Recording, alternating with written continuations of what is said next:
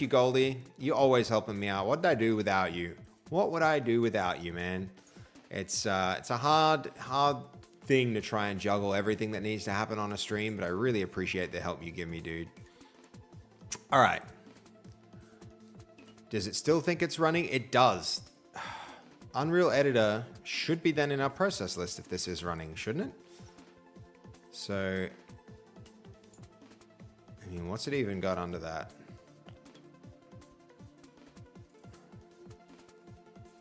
Did you guys know this trick? You know how this like rearranges itself every frame? If you hold control, it freezes it at the time that you're looking at it so that you can actually go have a look at the processes without it like jumping around and rearranging. Where is Unreal Editor?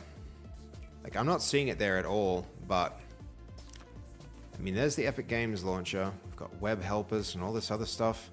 Why isn't UEFN running? Let's let it keep doing its thing. Surely if it was running, it would be somewhere higher up on this list. But I don't see it. So I'm not sure what the deal is. I need that control in my life. Yeah, life can get a bit out of control, that's for sure.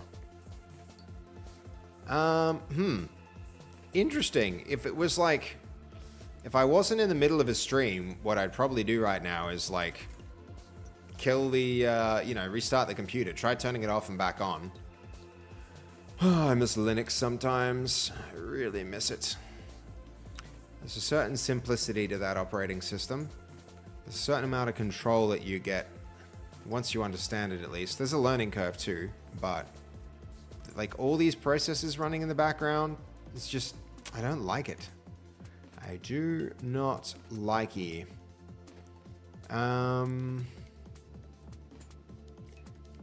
I mean, could it be UEFN? Is that its name? UEFN? Unreal? Neither of them are running.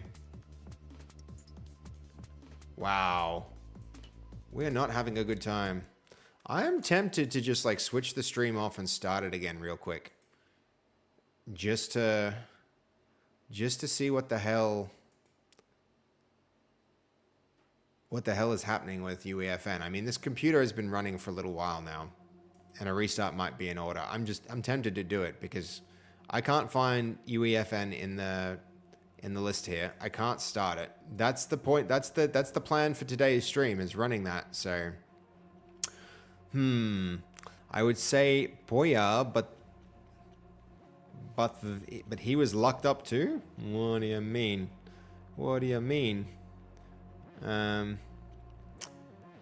Okay, we need to keep Aussie in work, looking for me at the bottom of the well. What are you? Lassie, hold it, Lassie, not Aussie. What am I reading? Oh, well, what do we do here? UEFN needs to run. It is not presently running. It's not in the process list. And there could be something here. Unreal. We've got some like verse language stuff. Might be related to that.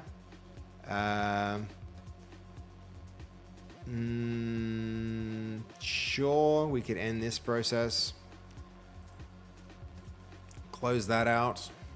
See what's going on there. Unreal Editor. There's really no Unreal. I'm sure of it.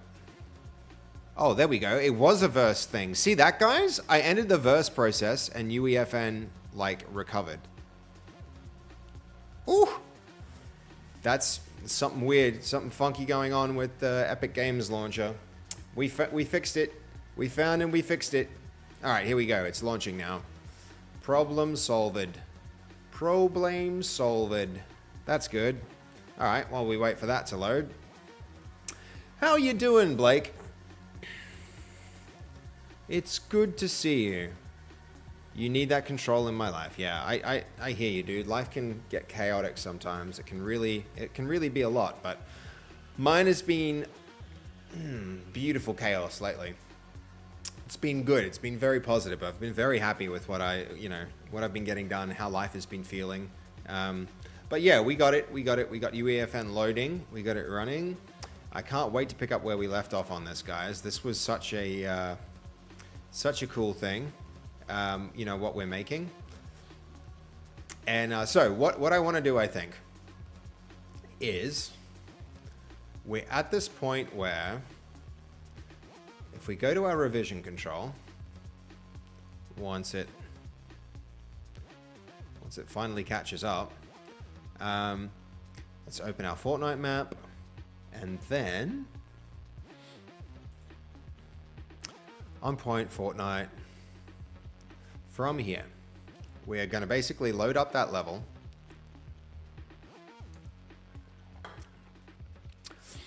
I don't know why this is taking so long. I guess it's just, okay, there's something wrong. First build errors found opening the level. Continue. What's happened is I've renamed some scripts.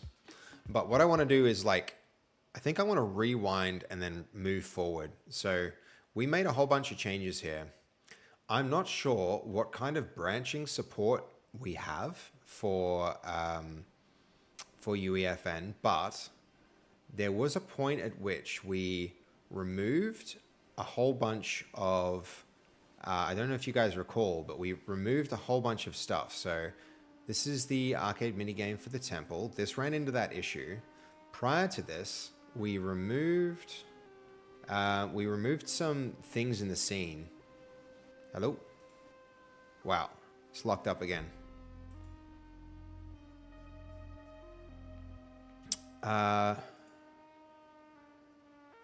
So where were they? We did a lot of organizing, but prior to that, we removed this one thing for the light gun. We should be able to roll back to previous state with a bunch of things. So if I check in my changes, let's see where we're at. So this is some, let's discard all that for a start, revert that.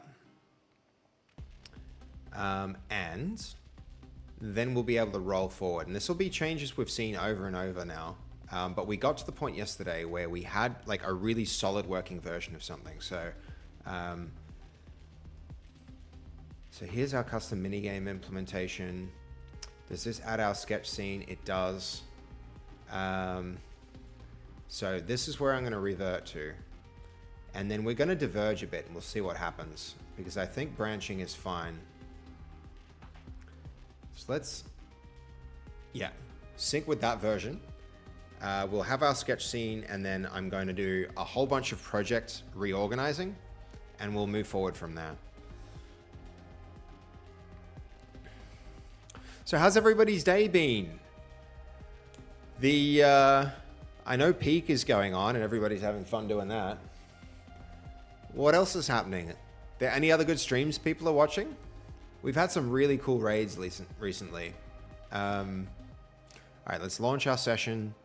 We'll jump into that as well and just see what the state of it is at that commit. There's a lot of reordering and improving I think I'd love to do here.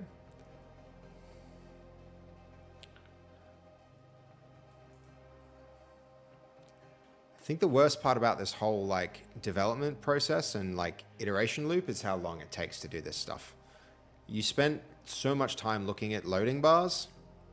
Sir, I did not expect you to show me nude butts. Are you talking about this dude's butt right here? Is this the butt you're referring to there, Binge? If so, I apologize, but I'm sure there are worse nude butts that you could be looking at. There seems to be a rather toned nude butt, if I do say so. So could be worse. Could be worse. Yep. He's that man goes to the gym. He squats. All right, it's loading. Binge is talking about the weird placeholder characters, but we're not gonna pay too close attention to that. But I'm pretty sure that's what he's saying. He's looking at mannequin butt. All right, so here we go. We've still got these systems in there on that commit, and I think I want to roll forward one step just to make sure that these things still exist. The point at which those get removed, I made a mistake that I want to undo. but he has underwear on. We good. I mean, I don't know if holograms can wear underwear, if I'm being honest, Binge. It's, holograms they're more like, holograms are particles of light, which are massless, and so they may have the appearance of butts and underwear, but do they really? Can a hologram wear underwear?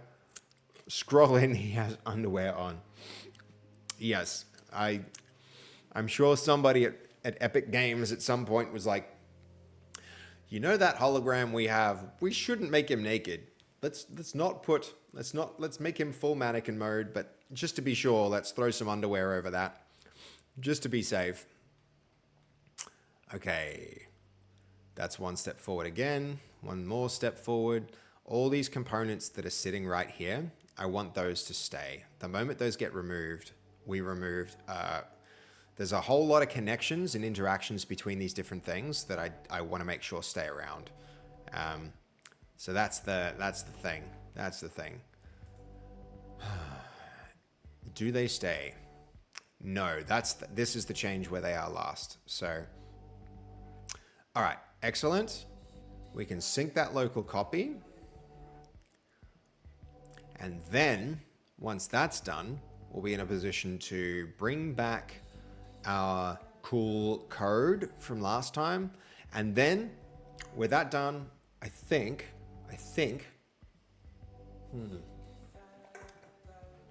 from there we might be able to fix up a bunch of stuff with our teleporters.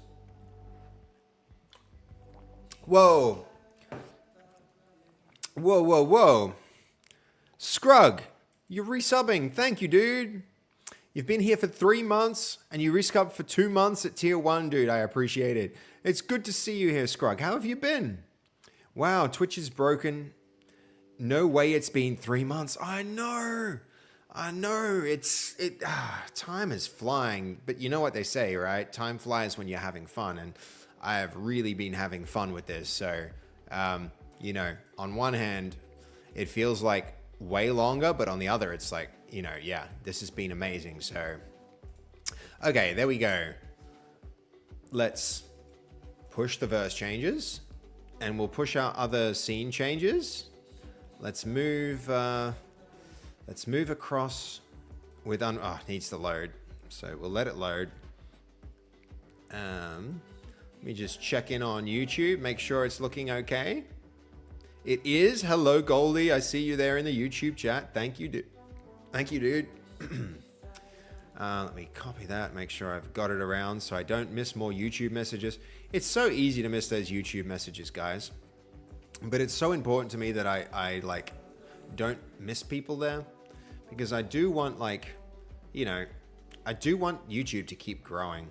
Sam, welcome, man.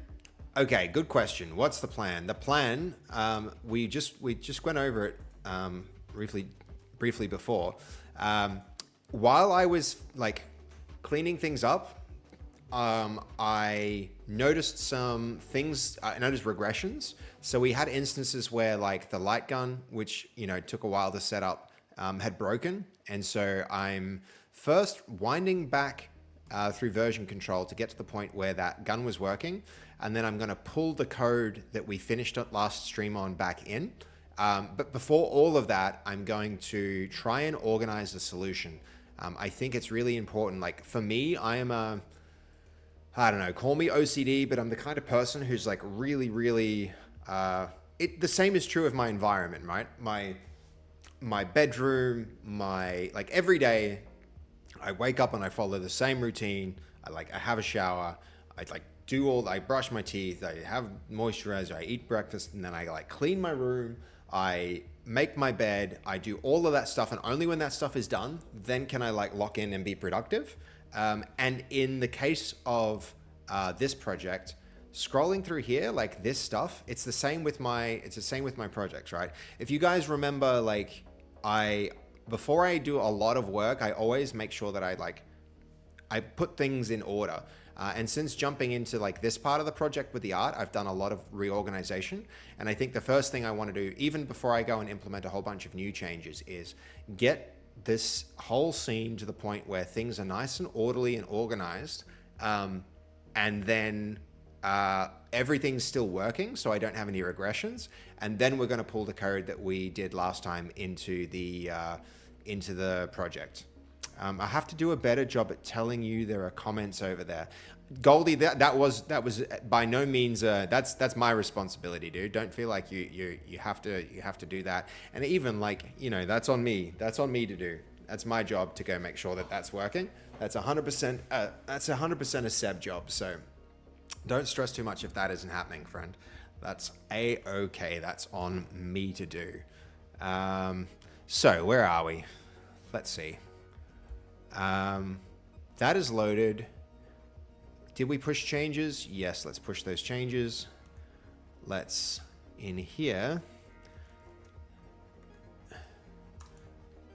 There we go. Let's take this onto the right monitor. Done. We can now full screen it. All right, cool. I changed my Fortnite character, by the way. This dude looks way more like me, and he's kind of casual, which I think is interesting. I think that's kind of funny. If people come up and go like, oh, he's playing Fortnite. We don't have some crazy some crazy dude we just got like some programmer guy walking around with his phone. He's got his watch on. This is very much like, he's just like, casual shoes. He's styling very casual like. That's what we're doing. We're not playing Fortnite, we're making Fortnite. So I thought it would be fun to do that. If I had a stripy blue and white jumper, I'd be doing that too. Let's see the face. Hold on. I think I can return to lobby. This is where you'll see the face for that if you like. So the plan, Sam, is to clean up the scene and then re-implement the code that we had last time, including the teleporters instead of our manual teleport too. So those, there we go. That's the closest I can get. To tell you the truth, he doesn't really look much like me, does he? We can quickly spend a moment to see if there's somebody better that we can use, since we're going to be in Fortnite for the next, for a while. But let's see. I think there's, maybe. At least this guy's got the stubble going on and the big eyebrows. I don't know. It's the closest one. And then he's in casual mode, which I thought was pretty cool. He's got his torn jeans going on. Yeah. So, yeah, let's see. So now we're back in this scene. So let's deploy the session.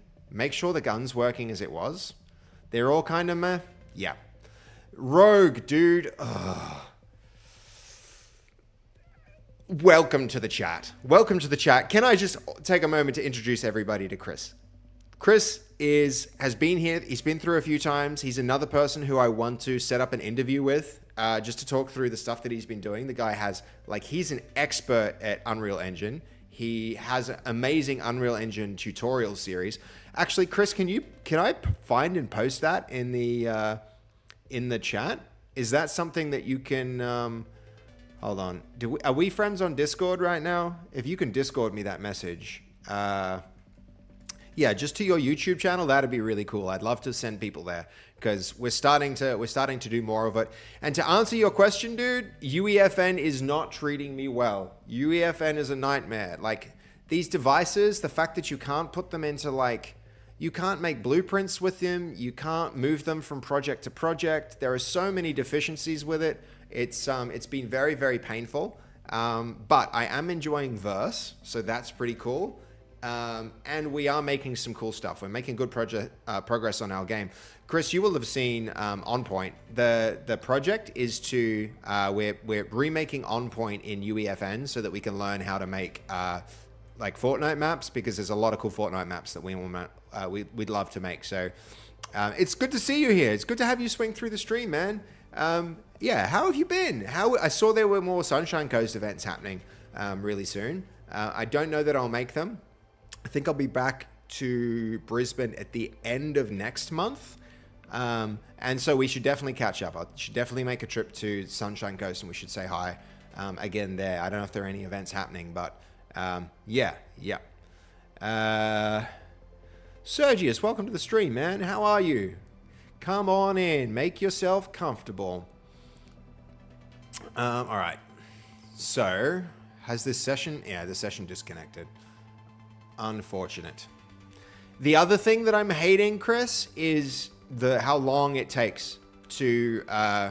it takes freaking forever, man. It takes forever for changes to get tested, you know? If you're in the editor, if you're in Unity, if you're in like... Already I'm annoyed by how long it takes to do that in those, you know, in those editors compared to like how quick it used to be once upon a time, or how quick it is to just like write C# or whatever. But the it's just really, really, really annoying to me. I'm finding it incredibly annoying to develop with, but on the other hand, I can see the potential of it. I can see how good it's going to be if it gets enough time to mature. But at the moment, I am having a very negative experience with it on the whole. But I really can't wait to get better at it. I can't wait to like learn how to optimize and improve the systems we're working on and stuff like that. So, all right, session connected. Is it actually connected? Let's see. I mean, it's also running really slowly today. Slower than usual, unfortunately. But it's fine. I mean, yeah, it is a little rough if I'm telling you the truth. Okay, so here we were. Let's now just test. If I go here, do I get... Yep. But look, guys, it still doesn't have our light gun. So we have to go even further back. Even further back to here. Though I'm not sure why. I mean, it's a fair question. Let's just see if it was a glitch, if it's a bug, if it'll do it this time. One more time. Yeah, no, it's not doing it. So, even further back we go. And more waiting, unfortunately. Have you tried much UEFN before, Chris? Or, like, have you stayed on, like, you know, on the nicer, more polished side of Unreal Engine without having to deal with all these, like, you know... I don't even know that devices are a device, a concept that exists in Unreal Engine? Or is it a UEFN only thing? I'm imagining it's a UEFN, all this device stuff is UEFN, but, like, yeah, they're a nightmare. They're really hard to work with if you've avoided it, yeah. Well, look, there's always a little bit of friction involved with like learning new stuff, and you know, I might be just on the you know, if you recall, like learning curves are always a bit like that. You know, I might just be on the steep part of the learning curve with this, but the thing that's making it a little bit less enjoyable is the time that it takes to iterate, right? Iteration is really, really slow. I feel like I spend half my time waiting for the engine to do things, right? I'm waiting on this loading screen. I'm waiting here on here. And then every time I make a change, it's like 5 minutes between the change being made and the being able to view it. All right, still no gun. This definitely worked. And now the gun's there. Okay. What the hell?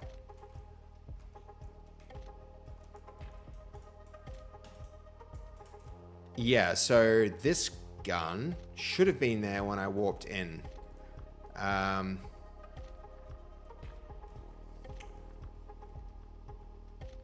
Let me just go back. I'll go forward one more time to see if we're not removing more work than we need to. Though I don't think so. I don't think so. I think this is the place that we're going to just import all our own systems into it from here. That'll be the way we go. I mean, the gun does some weird things in our hand when we jump. Have you guys noticed that? Maybe we can disable jumping. It's when we do our leap jump. No?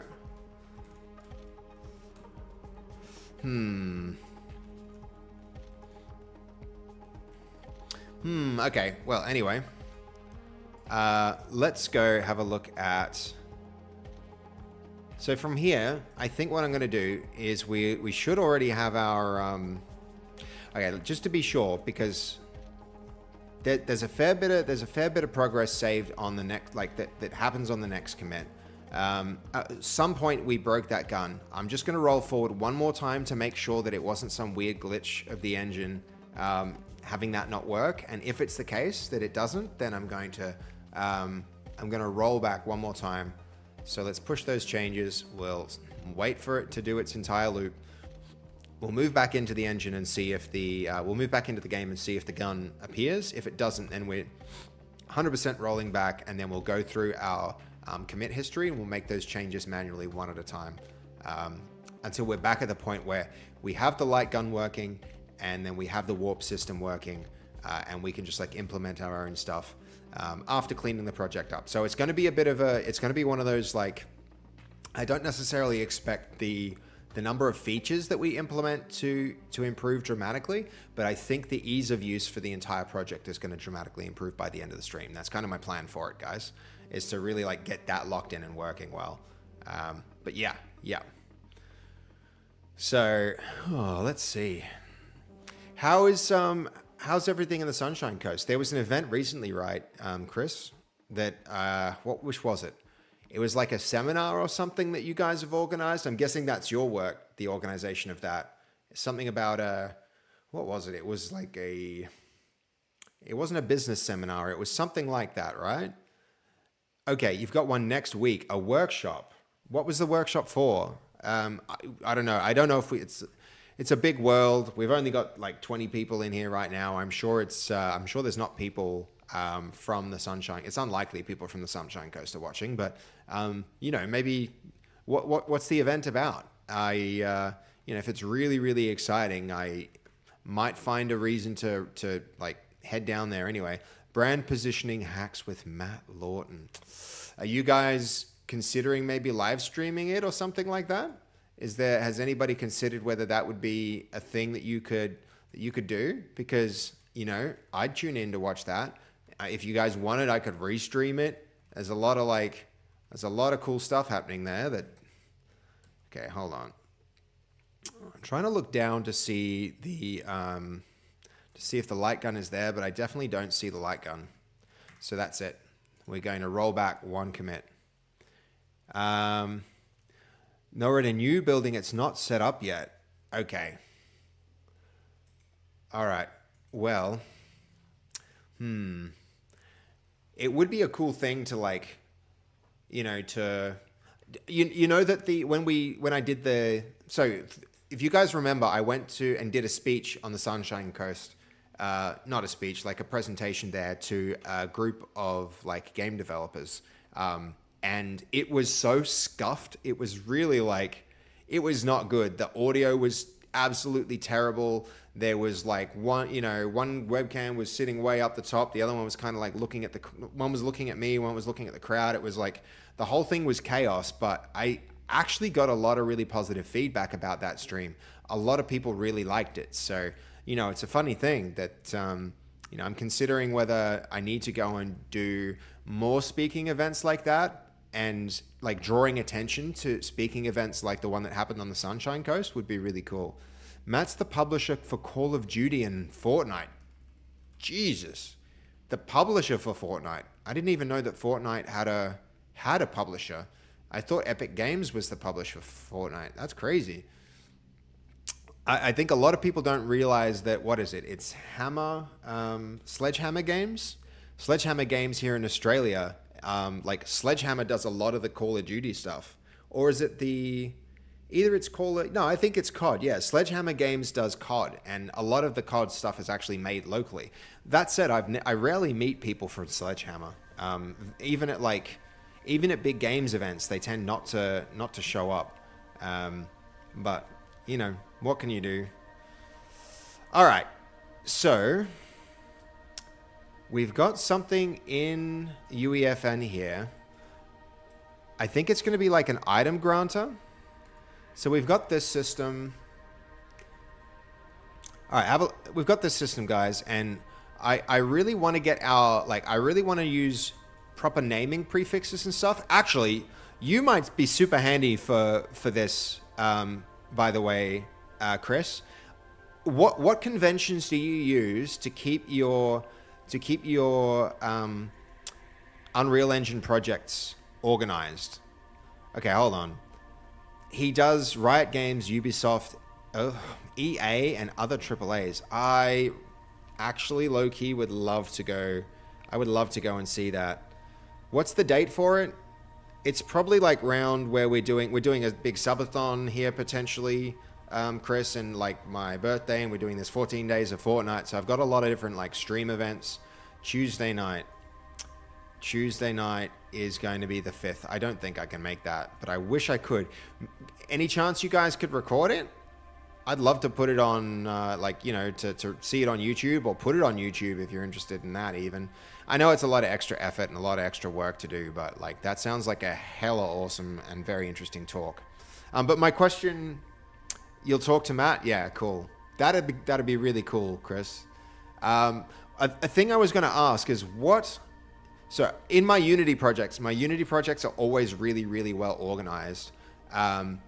There seems to be like some of the really basic things that you expect to see coming from a Unity background or even from Unreal, like seem to be completely missing from, they're completely missing from Unreal Engine and UEFN, right? So some things I miss is the ability to take an object and just be like, okay, you are getting like disabled, right? Like, don't delete it, but like disable it, for instance. That's completely missing. You kind of have to like go here and then hope that the object happens to have like some like setting to be like, do this thing, which is nuts that it doesn't.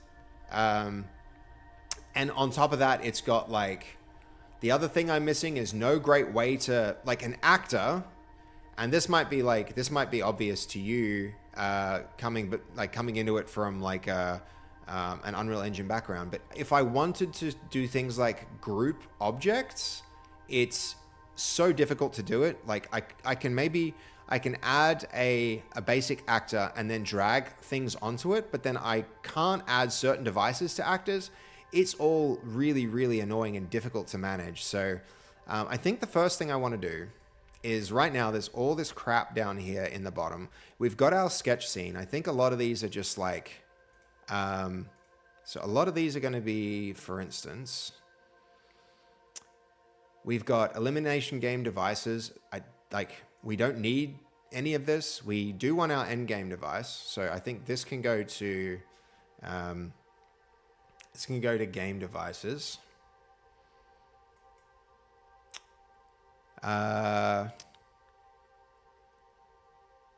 If you choose to bring your changes forward to the next sync to the latest, to minimize conflicts, sync to the latest changes before making changes. Absolutely fine. We're going to diverge. I think we're just like, we'll let our, this will actually be interesting to see. Does it create a fork like you would expect to see in Git?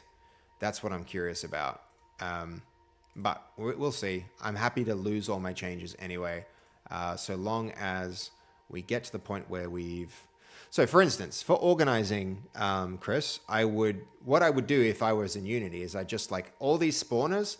That's a lot of chaos in my scene. What I would like to do is organize them. So I can put these into a group, but then, for instance, if I delete the group, it doesn't delete the objects. If I want to move the objects around, if I can't move the group, it doesn't have a transform. So it seems to me the best thing to do is to go like this, right? To create an actor, we'll put this at a sensible location, like 0, 0, 0. We'll call this spawners, and then we'll move that spawner to our game systems, move to game devices, and then under game devices, if I go, elimination game devices, I get all these player spawners and I would put them under spawners. And now I have something that I can move more consistently around, right? So now I can go, that stuff goes here. If I want to delete them all, I just delete this top level object. If I want to move them all at once, I can move them from this one object. Is there a better way to do that? The closest thing I can think of is a level instance. Right, so you're saying there's levels and levels. And so I have one level instance for a group of things like gameplay mechanics. I have one level instance for all of my mini game logic and stuff like that. That's cool, Chris. That's cool. How do I do that? How do I do that? That might actually be the way to go with this. So here, new, is it a level? Not a level sequence. It might be a level. Can you load, like, is this like additive loading? Can you add one level to another level? Select all the actors. Like select everything here like this. Yep. Convert selectors to blue. No, you can't. Not in UEFN. Anything like all these devices will be like these devices, for instance. Look. So if I went and got a trigger. So here's a trigger, for instance. If I select this thing, right? And I try and make this a blueprint, convert this actor into a reusable blueprint, I'm pretty sure it's going to tell me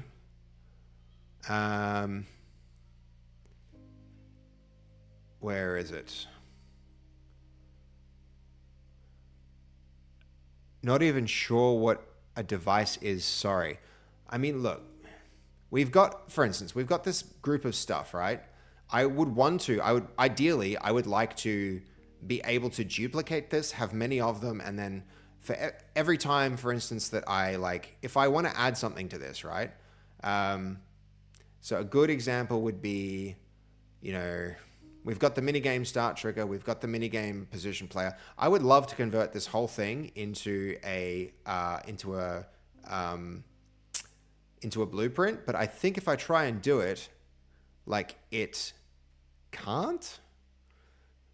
Jess, dude, thank you so much. So many of you are resubbing so often, and I really appreciate it. Like, this community keeps growing and growing and growing, and you are a big part of it all the time. 4 months. I know, right? How it's gone in the blink of an eye, but let's be real. Like, you were one of the very original people who subbed the moment it was possible to do so. And so, like, there was a whole month between the season of the Dev Game Jam and now, and like that month doesn't even count. So really it's been like 3 months, but you have been there from the start. So thank you so much. I really appreciate that resub, Jess. That's awesome of you to do that. Yeah, thanks so much.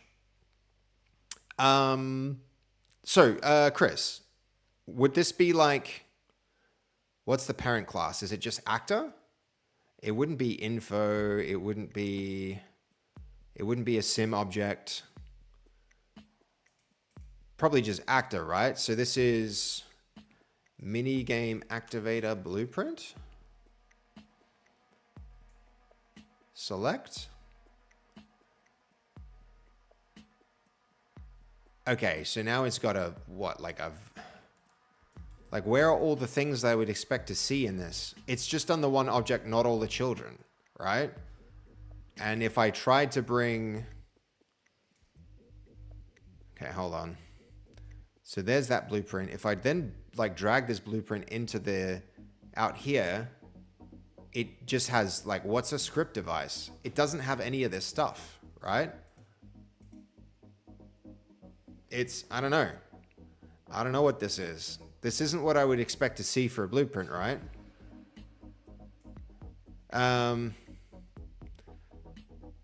Yeah. That was like, that's the origin story of this whole thing, Jess, was that game jam. So like, that was the first stream we ever did.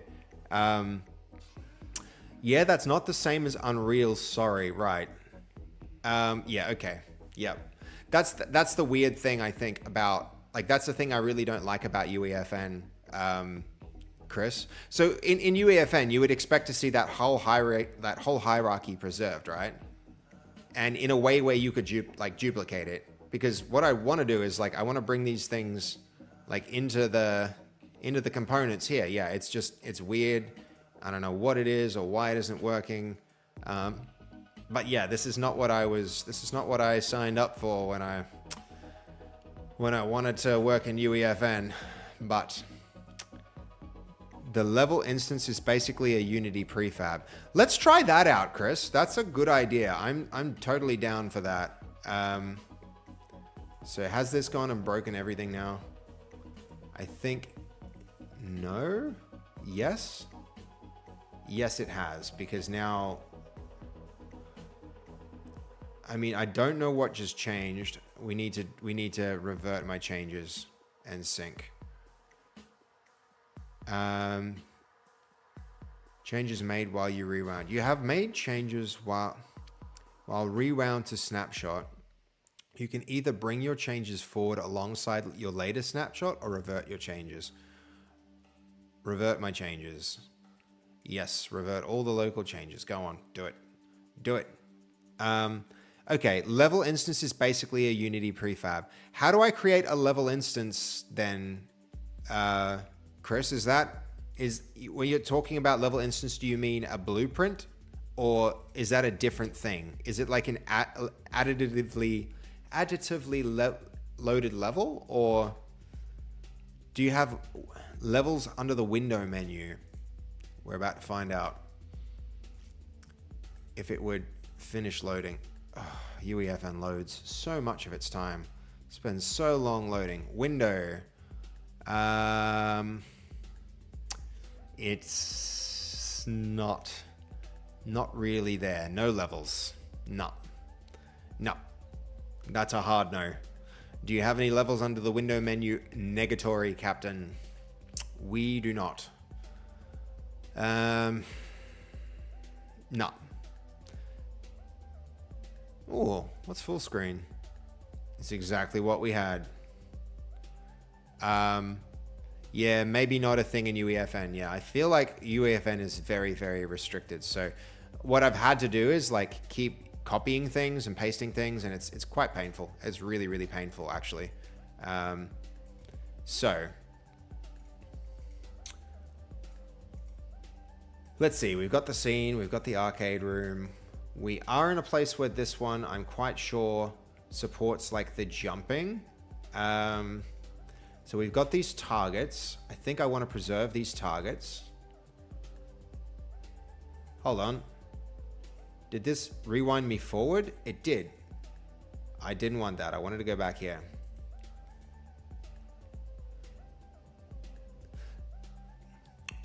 I don't know if you guys, like, is this revision control something that's present in Unreal Engine as well, Chris? Because I don't know. I wonder if it supports branching. I feel like all the changes after here I don't care about.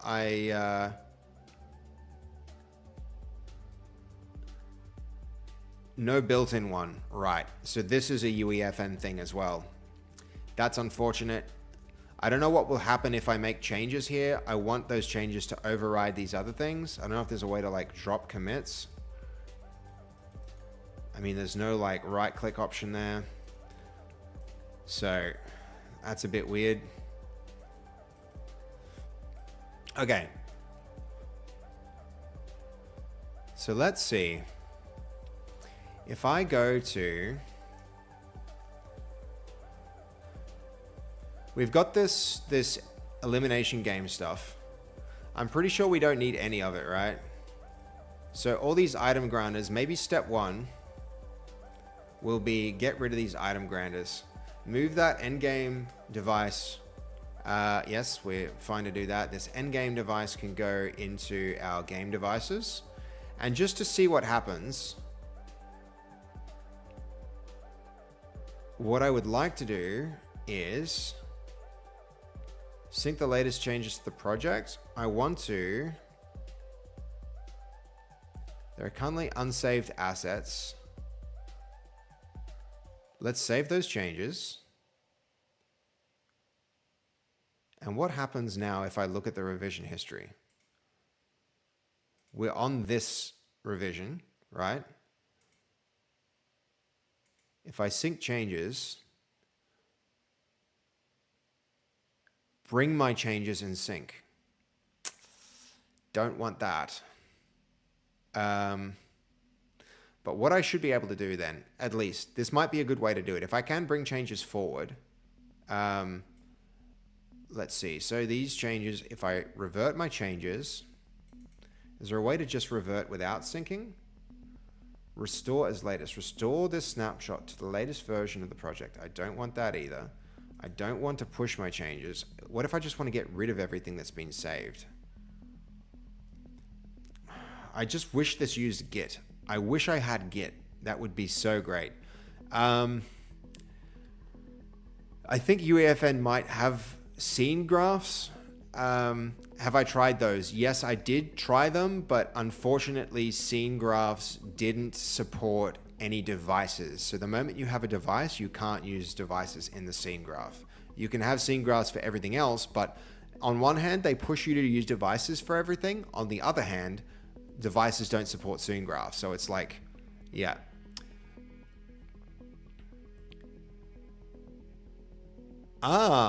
The recommended approach is, yeah, creating different sections of the game to build with them one level and use the teleporter to navigate between them. Just when we're talking about moving things between, transferring things between, like projects, I mean, like I have one whole, like, you know, I have what here, for instance, if I open this up,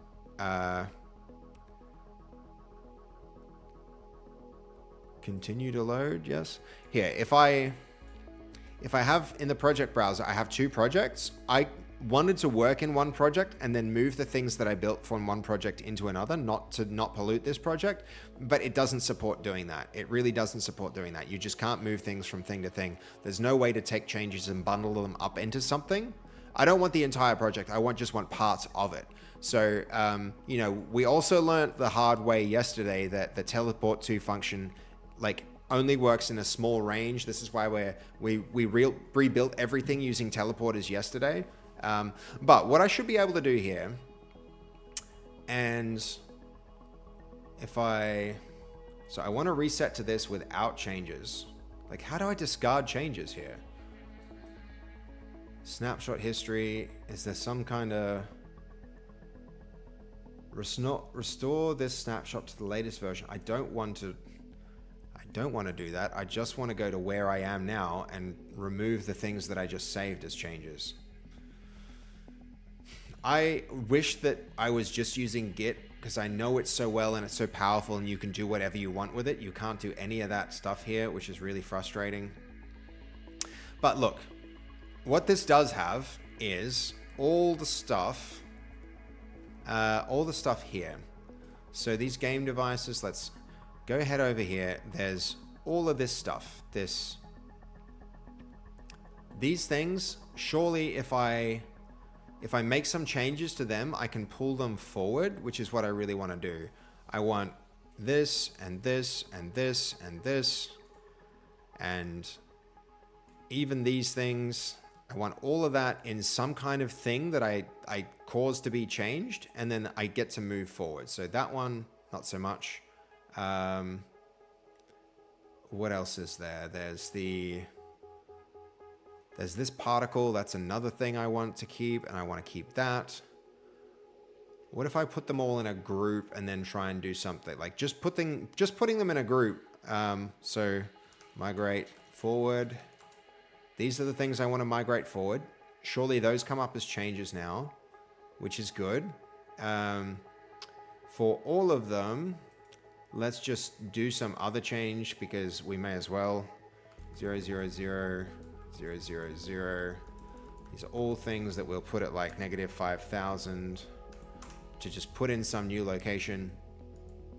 All the stuff here, this is the stuff I want to pull forward into future changes. So let's have a shot at that.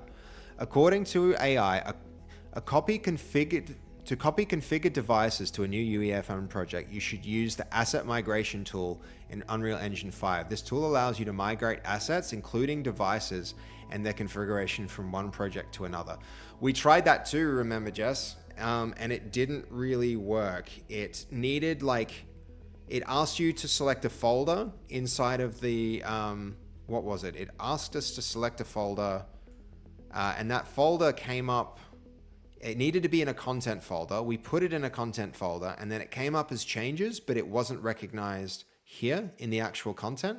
It's they need to be assets in the Content Explorer, that not the world instances to migrate. Yeah, so exactly what Rogue is saying is like they need to be things that you can select here. Like I could migrate this stuff, but I can't migrate this stuff.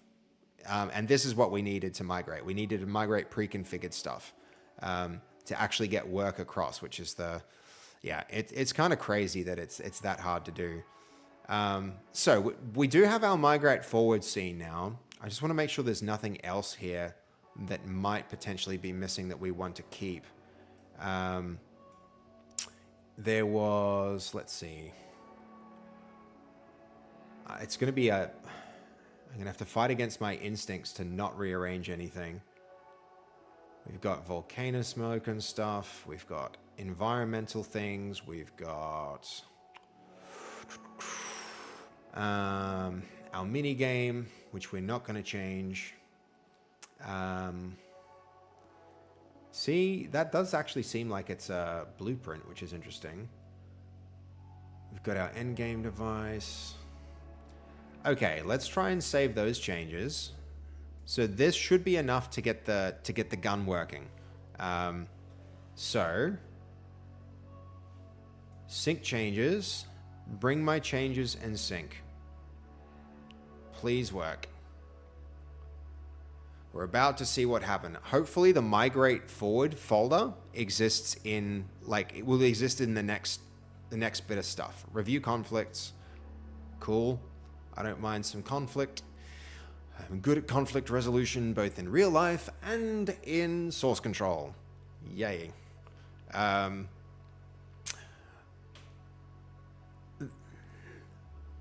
Where's the conflicts? Show me the conflicts to resolve. Is this one? Ah, okay. Your changes will overwrite your teammates' change. Yes, that's fine. All of these, all mine. Resolve conflicts, go. What do we got? No way to scroll right to see this. Conditional buttons. Okay. This is restore. So you need a new commit to bring things forward. Oh, but you can't undo them. That's going to be so annoying. That's going to be so annoying. That means every time you make a change, what's the point of version control if every change can't be persistently rewound? Oh, I miss Git. I really miss Git. Restore weapon model functions. So light gun. Hey, Clary, you're a pretty popular YouTuber. Oh, damn. I don't know if you can...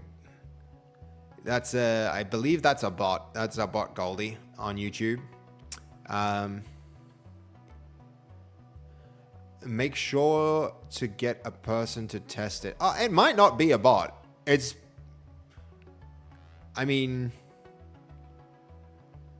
don't know. In either case. Hello, Cleary, if you're a real... No, he's not a bot. He's a real person. That's cool. That's cool, man. The place to do this kind of stuff, Cleary, is probably through reach out through the Discord or via my email for sponsorship stuff. I'd be open to stuff if it's a good tool, but in general though, that's not something I discuss on stream. That's something that you want to reach out via email to do. Seb's bots can talk like that. Yeah, we make a lot of software and a lot of AI things, and it's getting harder and harder to tell AI from people these days. But yeah, please clarify, reach out in the Discord if you're interested in that kind of sponsorship stuff. Or hit me up on the email. The basecodetv@gmail.com email is the place for those kind of things. But yeah, it's cool to see that you're not a bot. And I'm sorry for accusing you of being a robot, though that's getting more and more a compliment as time goes on, and the path of AI and humans converge at some point. At some point, y'all will be passing the Turing test, robot overlords, It's the day is not far, I'm sure, but yeah. How you doing, Stray? Good to see you. Welcome to the stream. How you going? Hey, Stray, I was talking to an AI. Yeah, okay, hold on. You've never used the Epic version control? You don't want to? Dude, you should be developing with some kind of version control. If you don't have version control, like, it's very hard to undo things when they go wrong, right? Once it's working, you want to lock it in, so have some kind of version control. I think, Goldie, it's definitely not. I think it's not. I think it's actually a person here looking to pay people to promote some things. But very cool, Clarify, of you to swing by.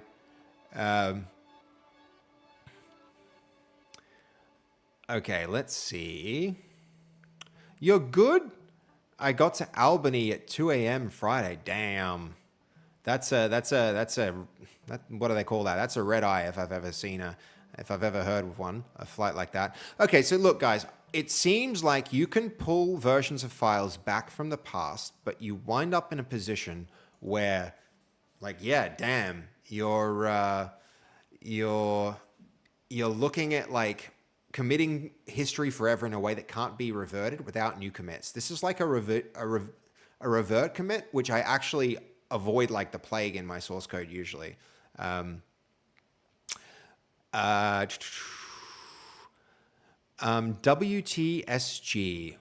What? I don't know what that acronym means.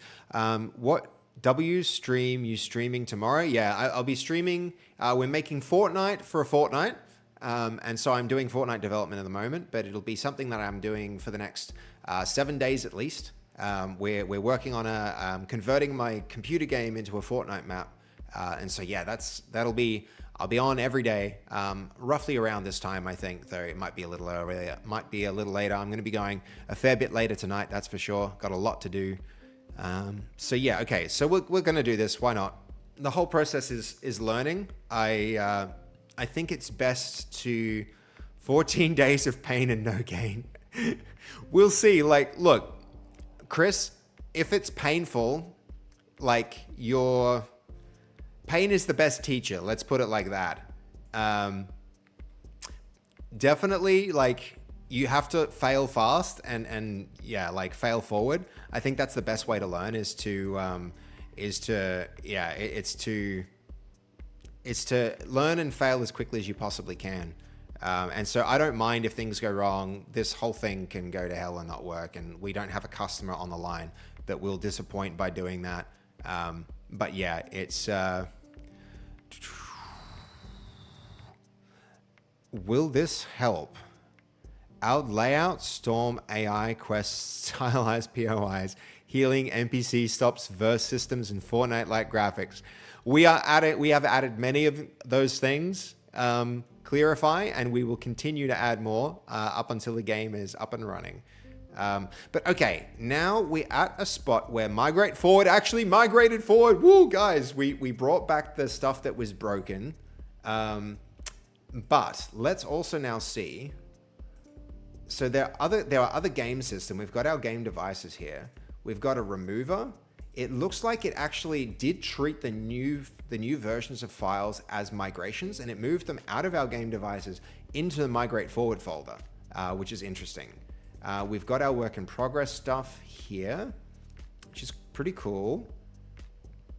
I mean, let me think about this. Migrate forward has got all those things. Are they all configured and connected in the way that they should be? If so, that's awesome.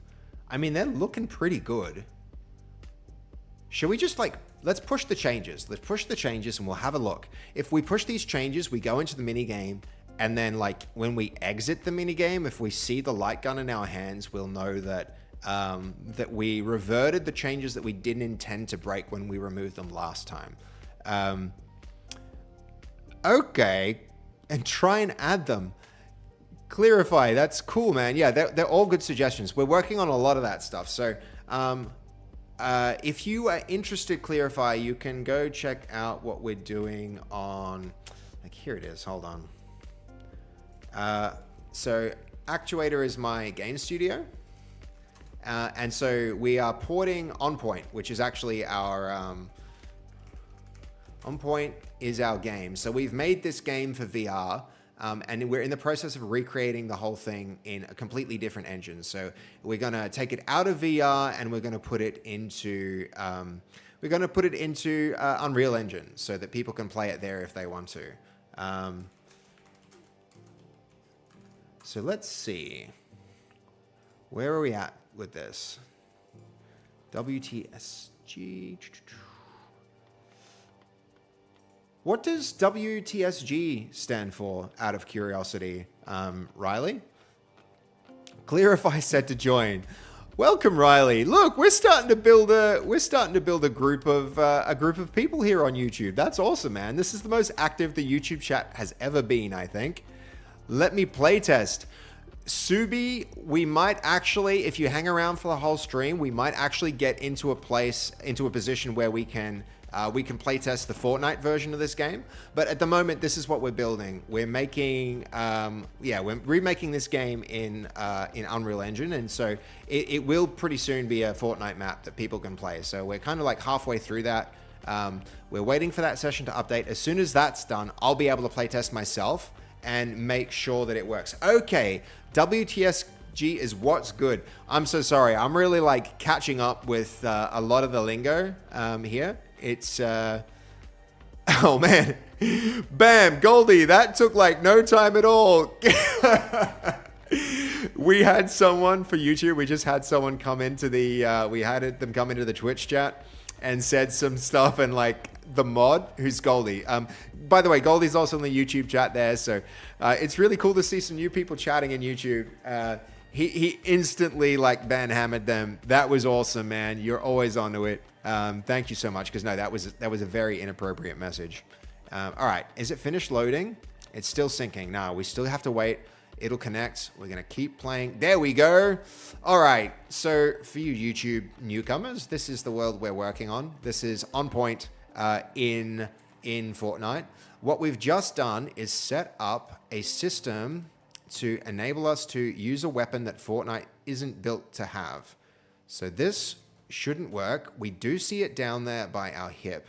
When we teleport back after 10 seconds, what I want to see is a light gun in my hand, but I don't see it.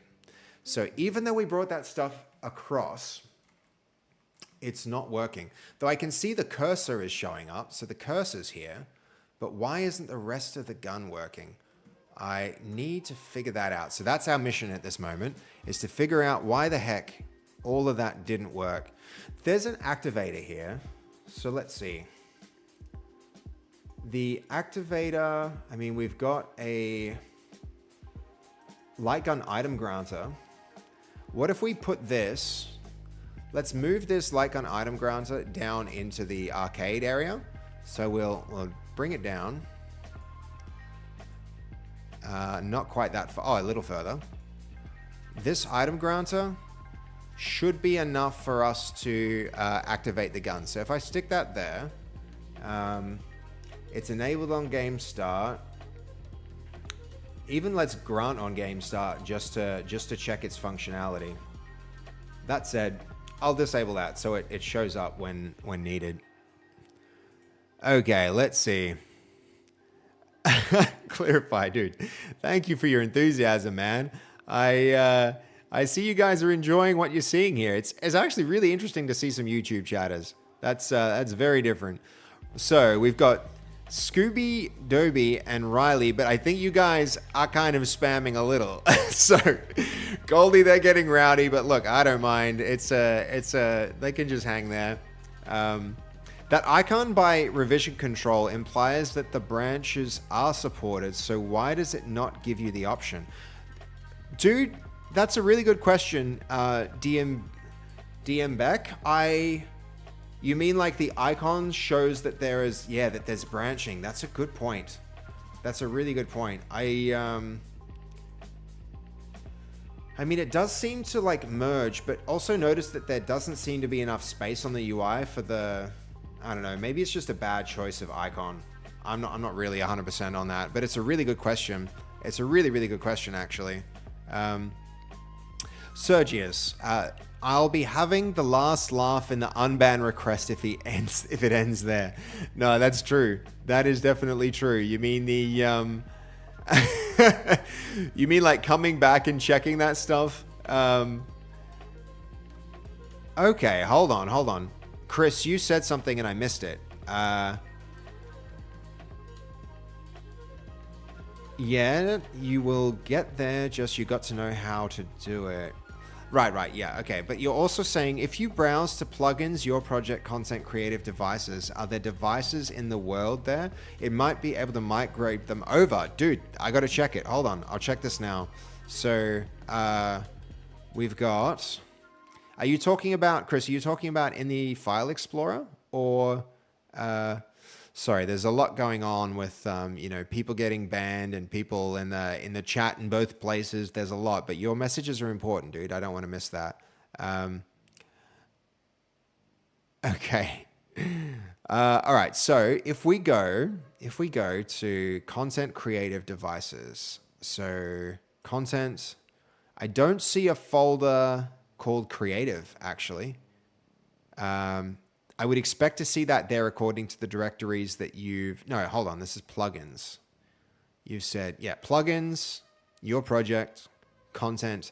There is no creative folder. And there's also no devices folder at this level. So that kind of answers your question, Chris, if you're in the game browser. Okay. In the game browser, I would expect to see...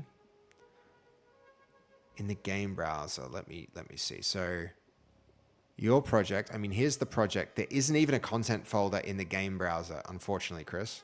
But yeah, I mean, if I can figure out how to do this, it would be really, really helpful. But I think it's just, the truth of it is it's not really, I don't think it's really something is designed to support. That's the weird thing. So let's see, I've moved that. I need to make sure that the visibility is on for this. Enable the game start.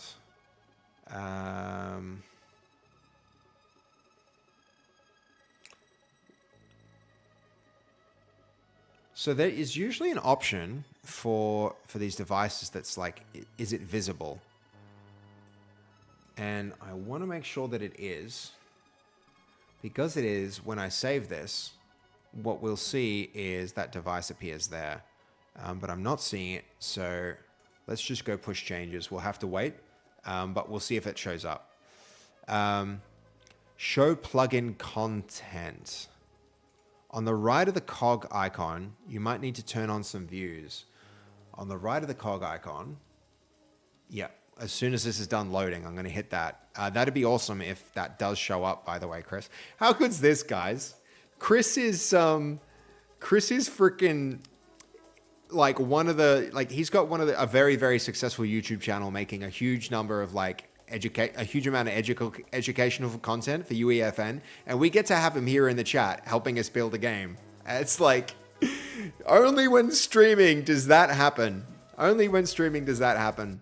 Clarify, have a good night. Thank you for swinging by the chat. I'm sure like Riley will Riley, I don't know if he'll hang around either. It seems like the two of you are you know, you guys are hanging out together. So it was cool having you through here. We don't often get a lot of people swing through YouTube. So thanks so much for coming by and being active in the chat. I'll catch you next time if you decide to swing around. And you're always welcome to join us on Twitch. So let's see. On the right of the content browser, yep. Here are our high-level instance content. Is a checkbox. That's pretty interesting. It does seem to support multiple worlds, Chris. So this suggests it should be possible to have multiple worlds at the same time, but that would be so handy. Oh my God, I really want this to work if that works. What do we do now, Chris? How do we make this happen? I want it. I want it. That would be so much better than everything being like chaotically like in this one place. Delays painful? Yeah. Look up. This is as high as it goes. This is the whole menu that doesn't scroll, but I mean, like I'm looking. It's just the ceiling. It's just the ceiling up there, Chris. There's nothing else in the chat. Okay, hold on. On the right side of the cog icon, you might need to turn on some views. On the right, the cog icon might need to turn on some views. Which ones though? Views, options.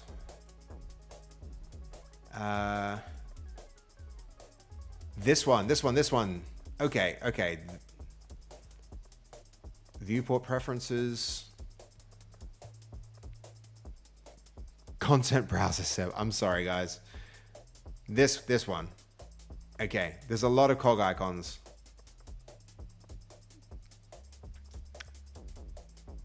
Oh, sorry. On the cog on the right of the content browser. I'm sorry I didn't read it more carefully. Here it is. And after all that, the option isn't there. No, I really appreciate you trying. I'm sorry if that was frustrating, Chris. It can be hard, like reading multiple chats and trying to keep up with that all at once. I really appreciate you trying to help, man. It's super appreciated. Okay, let's see. So, if this does activate, we should see a gun here, but we don't see the gun. What would it be? The light gun item grounds that we're not seeing this appear in the world. It could be there's a setting that like lets you to hide this in the world. Where would I be? Where would I find that? The triggering player. We want to equip the granted item. We do want to do that. I mean, back here, it should be in this spot, even if it's not visible. I'm skeptical as to whether the changes actually got pushed when I went push changes. We waited for something to happen, but so let's see, in game, enabled on game start. So this is enabled, so we should expect to see this. If we're not seeing that, I'm guessing the push changes haven't worked. Yeah, no rendering tab in. So no UEFN experience. It's totally fine. You probably have more Unreal Engine experience than like the vast majority of people out there. So don't at all worry, dude. I really appreciate you trying to help out. All right, we're seeing the gun there. That's a good start. If we start game now, I would expect to be able to pick that up, and we'll be able to see from. Oh, where'd it go? Where did it? Oh, it's reloading. Under where you filtered the world game is there. There is rendered filter. Whoa, it's running on its own. I'm not. No hands, guys. What is it doing? There should be a gun here. All right, hold on. We'll go back to the engine. Under rendered filter.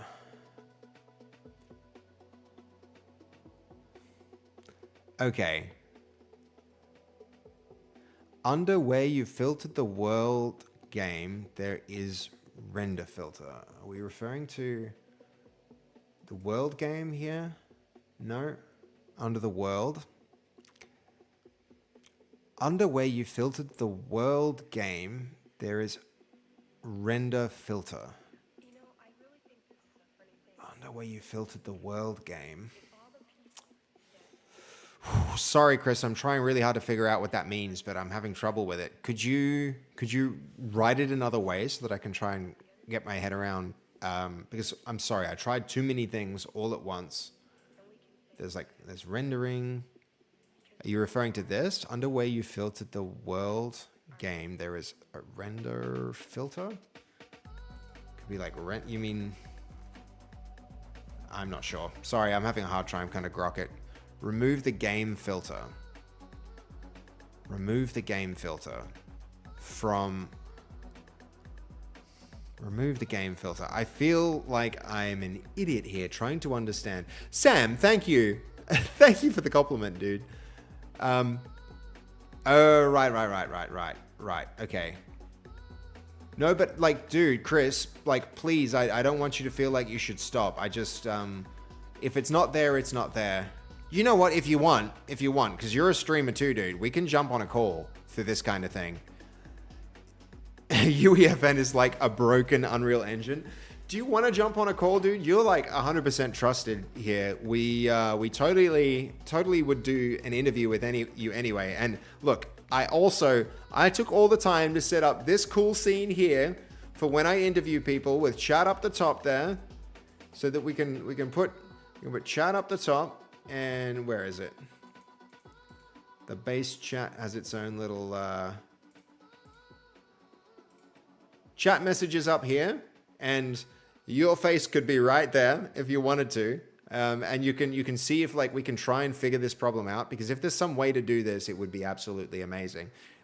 But you know, at the moment, it does feel like UEFN is a very, very stripped down version of Unreal Engine. That is for sure. So why the hell, if this object is there in the scene and it's there when we end game, why is it not there when the actual game goes? That's my question. Because we definitely saw this right here. It's there for sure. This thing exists. I mean, cool that I didn't even realize you could configure like this. Enabled on game start. Cool that you can do this. Interesting. I've never actually walked up with something and interacted with it.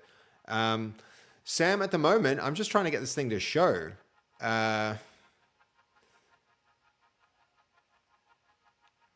When we start the game, this thing goes. And if you activate that gun, it's supposed to add a model to the gun. We had it working previously, but it seems like it stopped working, which is a little bit annoying. We wound back. Like another thing, I don't know if you can tell me how to do this one, Sam. So Rogue, by the way, Rogue, this is Sam. Rogue meet Sam, Sam meet Rogue. Rogue is actually Chris. He's an Unreal Engine game developer, a really experienced one who has an amazing series on YouTube. Chris, you should totally link that in the chat or like send it through on Discord so that I can share it with everyone. But yeah, and Sam is an experienced, or more experienced than all of us. Nearly, I'd say more experienced than anyone in the chat, as far as I can tell. Really experienced UEFM developer. So what I'm trying to do at the moment is basically just get this gun to show up, because it's definitely here. It's enabled on game start. It's not like hidden or anything like that. It has, I mean, all the settings that we have are there. What I should be seeing is if we start the game now, that should exist there. But it's not there.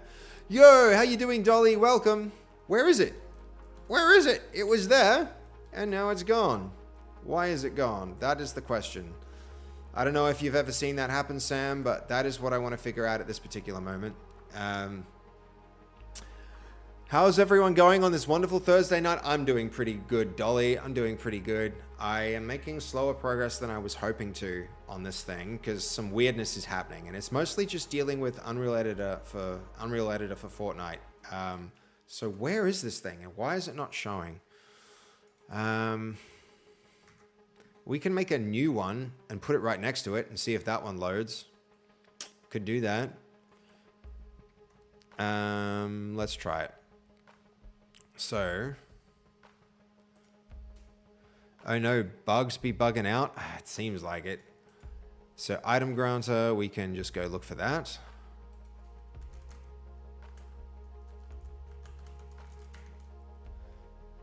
So we'll put a new one here. If anything, if it works, we can just try copying every one of its settings across one at a time.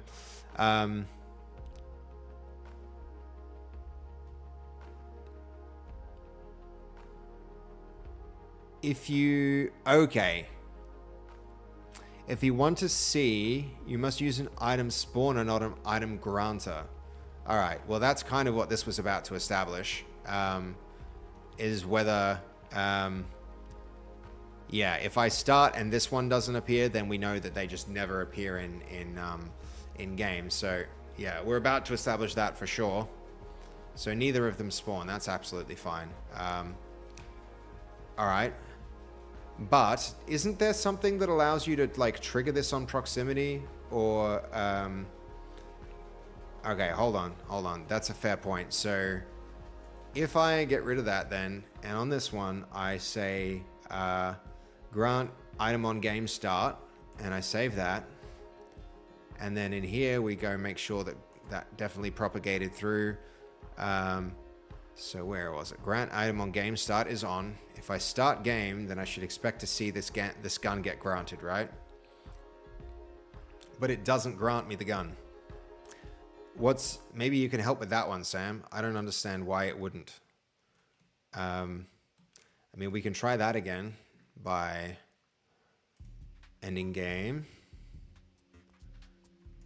Did I delete the wrong one?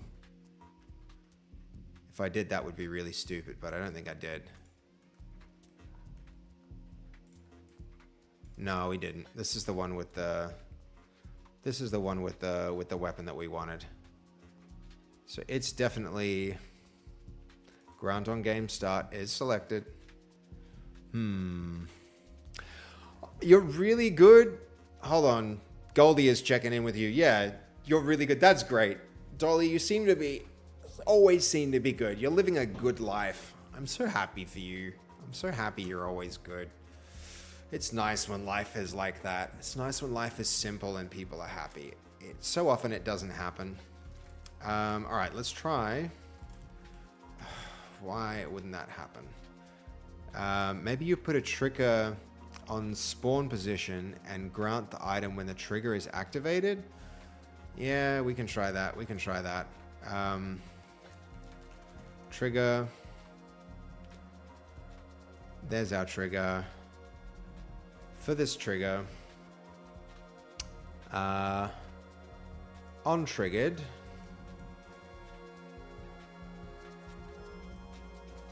where was it? So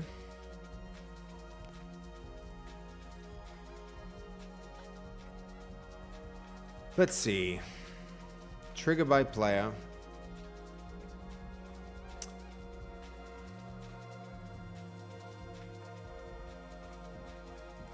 On trigger, 0 array elements. We could do that one. Let's see, then. Could it be something like it's clearing the inventory when it grants it? It wouldn't be that.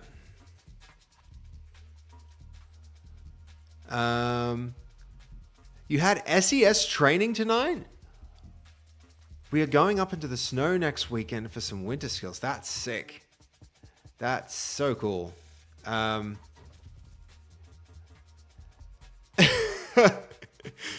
Is that a pun, Goldie? Because winter skills, pretty chill. Winter skills are always chill.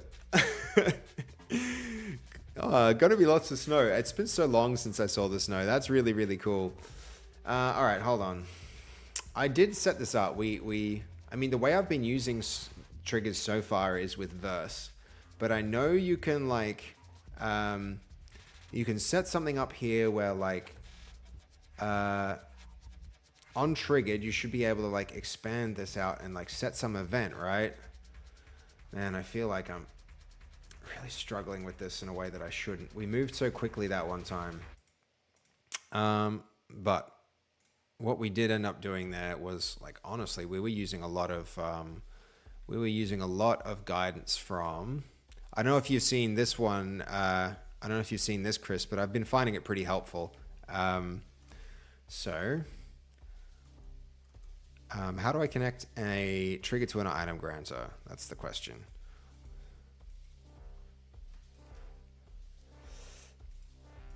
How do I connect a trigger to an item granter?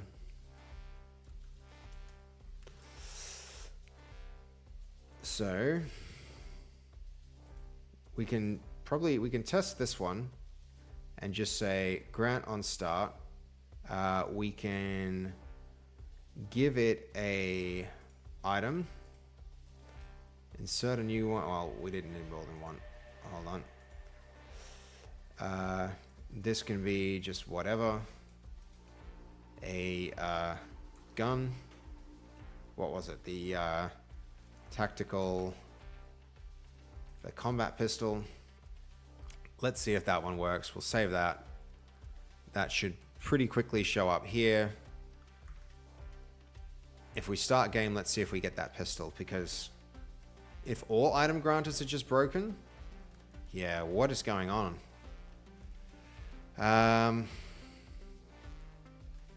If this activates, we get our gun. So if we trigger the item granter from code, it works. That's good to know. But and then where is our gun?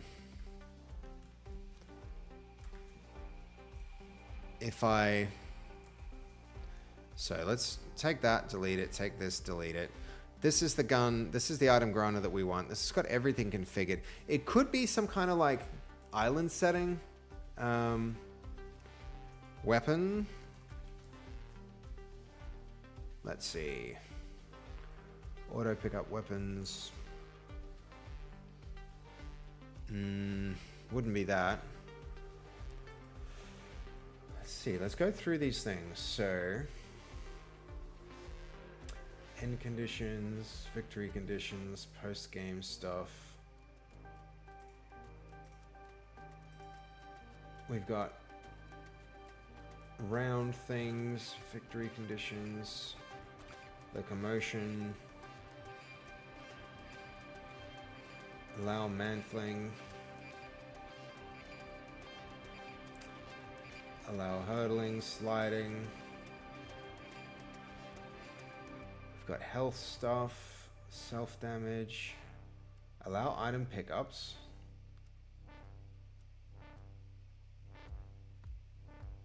No auto pickup anything, alright.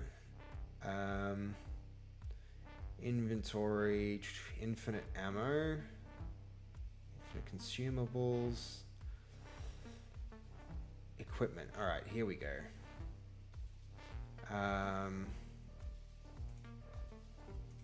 We don't want any damage from that. Let's see, enable fire, impulse hit. I'm not really seeing anything that would make me think like that would disable picking up items by default. I mean, could there be something overriding it? I don't really understand. Oh,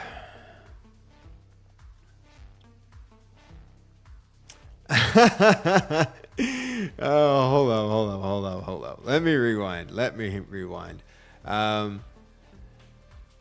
Rogue, yeah. So Rogue actually, Chris is ex-military.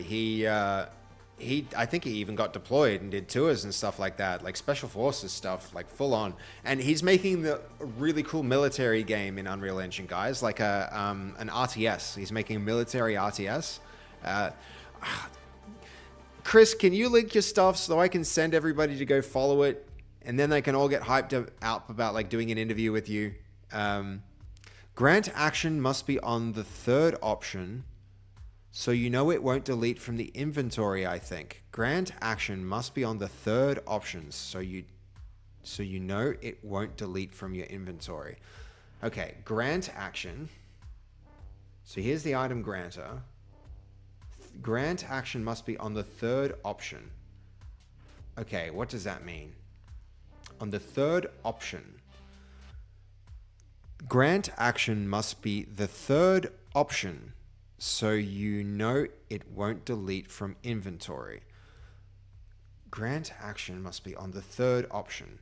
Are you talking about options for a trigger, Sam? Maybe? I'm trying to understand.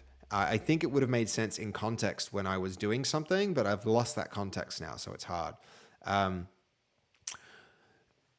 Your snow's a bit hit and miss. Like, yeah, and there's also...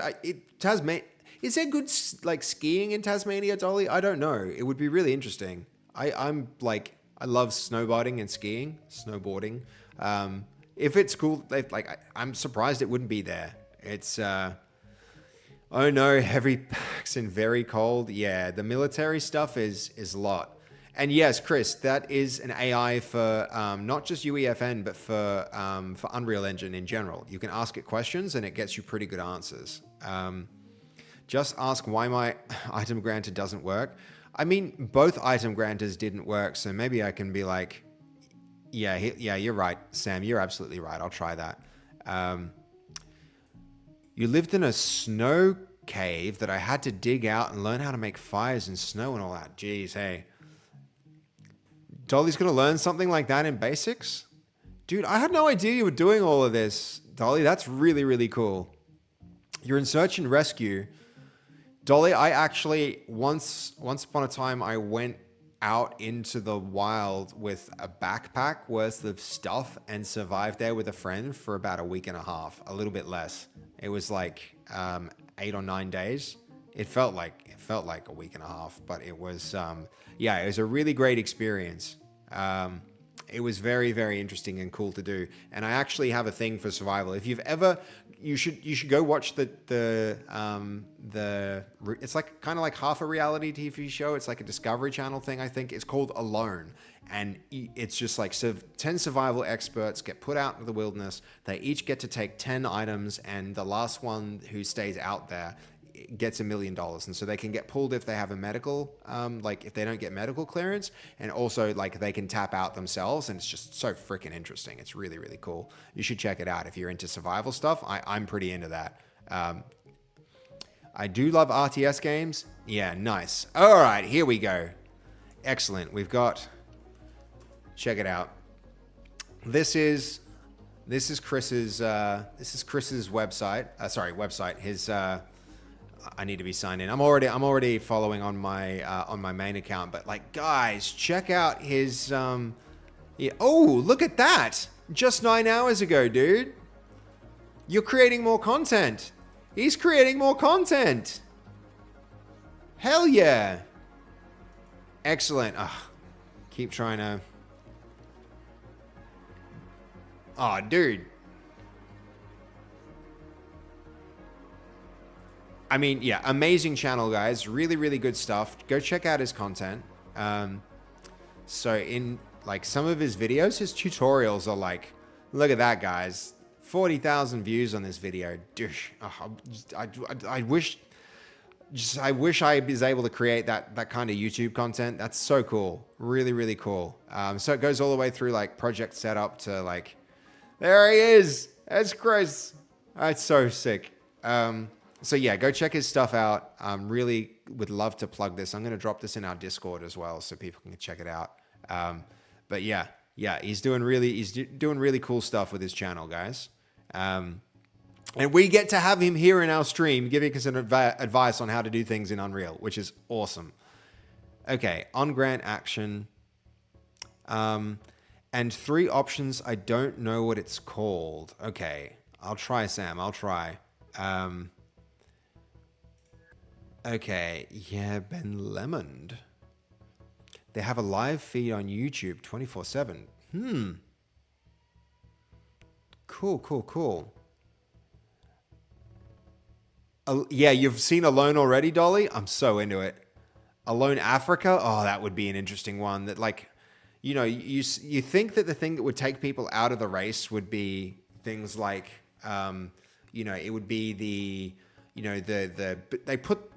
One season they put them in like the highest density of like wolves anywhere on the face of the planet, and another episode, like another season, they did it with the highest density of bears. And you would think that would be the animals that take people out, but usually it's like starvation, but more often than anything else, it's just loneliness, which is such a strange thing. You know, you've got these like really hardcore people, like these survival, like some of them are like ex-military survival experts. Some of them are like doing the kind of stuff that Dolly's doing, where they learning all these like, you know, they're learning to be like search and rescue. Some of them are just like have been doing survival stuff their entire lives. And rather than, you know, it's not actually all of that stuff that takes them out. It's the thing that takes them out at the end of the day is loneliness more often than anything else.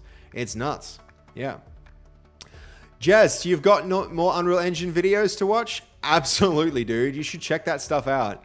The one video with your face and you found it. Dude, you need to get that handsome face on screen more often. It's like, it's a face that makes you think like, all right, this guy knows what he's on about, right? It's like you shouldn't be hiding behind the camera. Get in front of that camera, dude. You should 100% do that. I see. How you doing? Yeah, what's up? We're struggling through some of the basic stuff that broke, some stuff which was working has stopped working. And now for some reason, like basics like item granters aren't working anymore. I don't know why. I really don't know why, but we've got the trigger device, we've got the item granter. Like, I mean, we shouldn't need a trigger device, honestly. What we've got here is an item granter. We've got grant item on start turned on.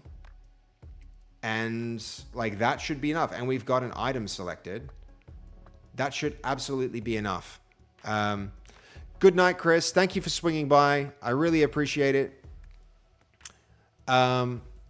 No, we're not even trying to use Verse at this point, Icy. We're just trying to make it work. We're just trying to get it to connect, to function without any, there's no, you know, right now, I don't want to use Verse. I've just literally, like, here, item granter. Granter. I'll just put here, I'll go through it one step at a time. There's a new item granter. There's a list of items. We're going to add a new item. We're going to, well, sorry. We don't need to insert this. This one can go. Sorry. Add one. There we go. We can say this is a pistol. Combat pistol. We're telling it to grant on game start.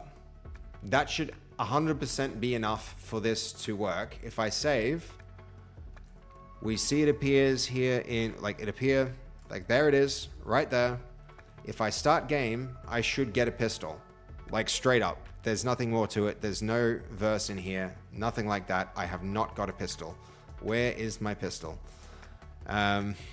So yeah, I don't know, Icy. That should work. 769 followers. That's right. 769. Nearly 780. Okay, Icy. Check the player functions or you create a team setting in inventory device.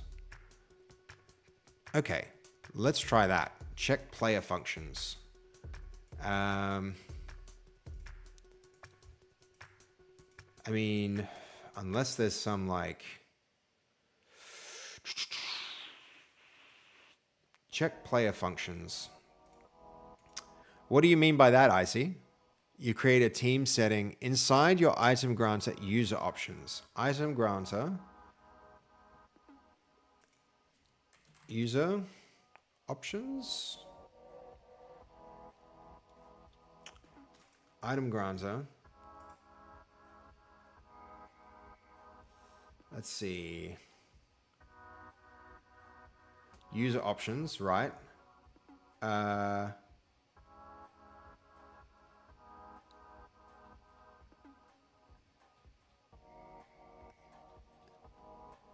Inside the anagram user options, or easier way would be the team settings and inventory device. So spawner on player spawned. Right.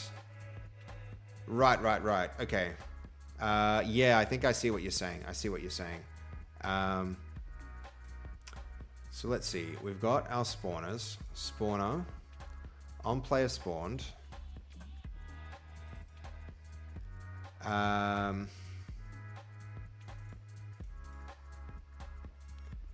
Is this something you can do without Verse? User options functions. We can then go, this is our granter.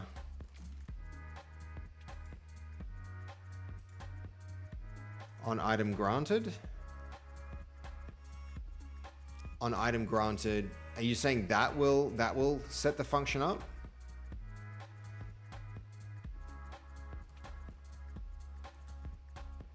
I mean, the thing is, we don't even want to necessarily do that. But we do want to test it. We 100% want to test it.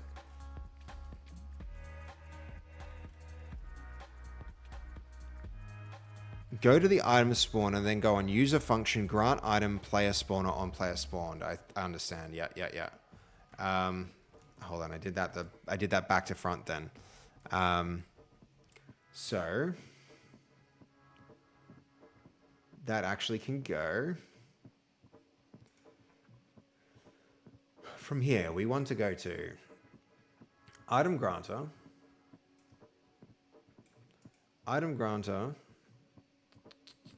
user options, grant item,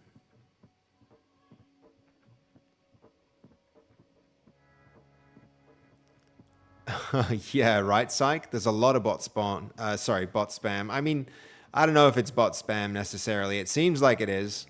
So, item spawner, then go on user functions, grant item, player spawner. Grant item, then this goes spawn.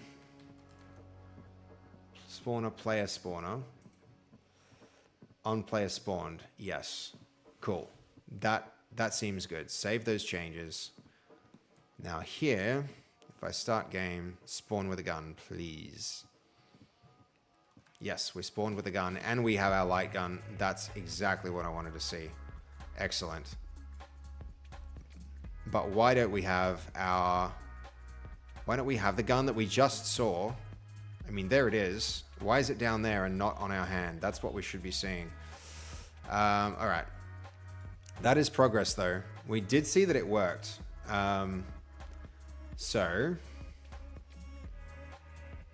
that one worked. Why didn't this one? Is there something broke about one of the systems that we had there? So we don't want that one. It's in part of what we tried to migrate. Let's see. It might be something to do with these VFX. The VFX power-up had some like important purpose. Like,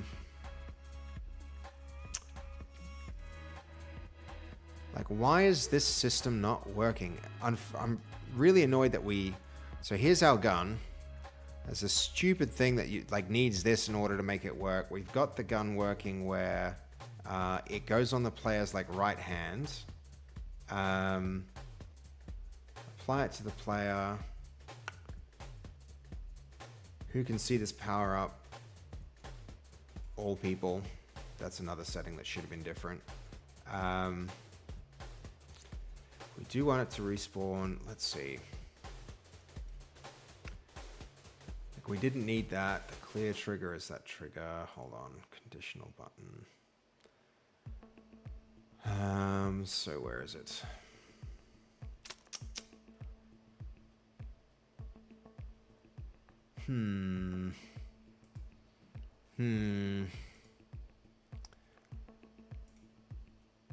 Custom weapon manager. I don't know what would be causing that gun to go to the wrong place. That was very helpful, by the way, Icy Veins. Just for the purposes of testing, I really did want to test that. So it was great that worked. There's some kind of interplay between... maybe I just, take that and roll with it, right? What if we've just seen that spawning works with the gun? What if this one gets deleted? So let's see. Can we delete that from here? I guess we can. Interesting. What if we start game now?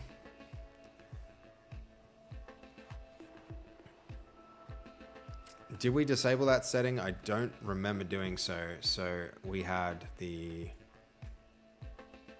that migrated. Well, it wasn't the migrated one. It was the other one, the item spawner that's way down here. Sorry, the item granter. This one we said player spawner on player spawned. Then player spawner on player spawned would grant the item. Player spawner on player spawn would grant the item. Here's our spawner. In that game, maybe we need to push our changes. I guess we need to push our changes. I need to build my map. I see. Are you is this your escapism?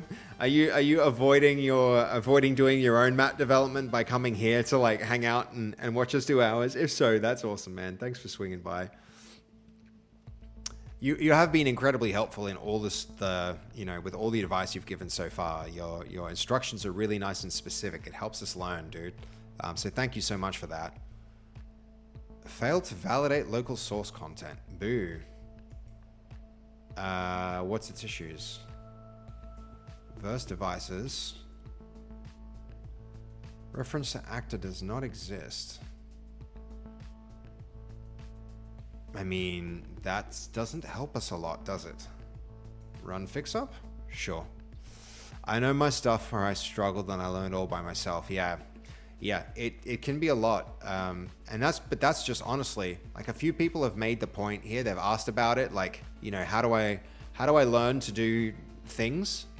Just click fix up. It helps 99% of the time. Cool. Honestly, it's just like doing it over and over and over. If you keep repeatedly, like, you know, doing things, you just have to put the time in and keep trying to do something, and eventually you'll get there.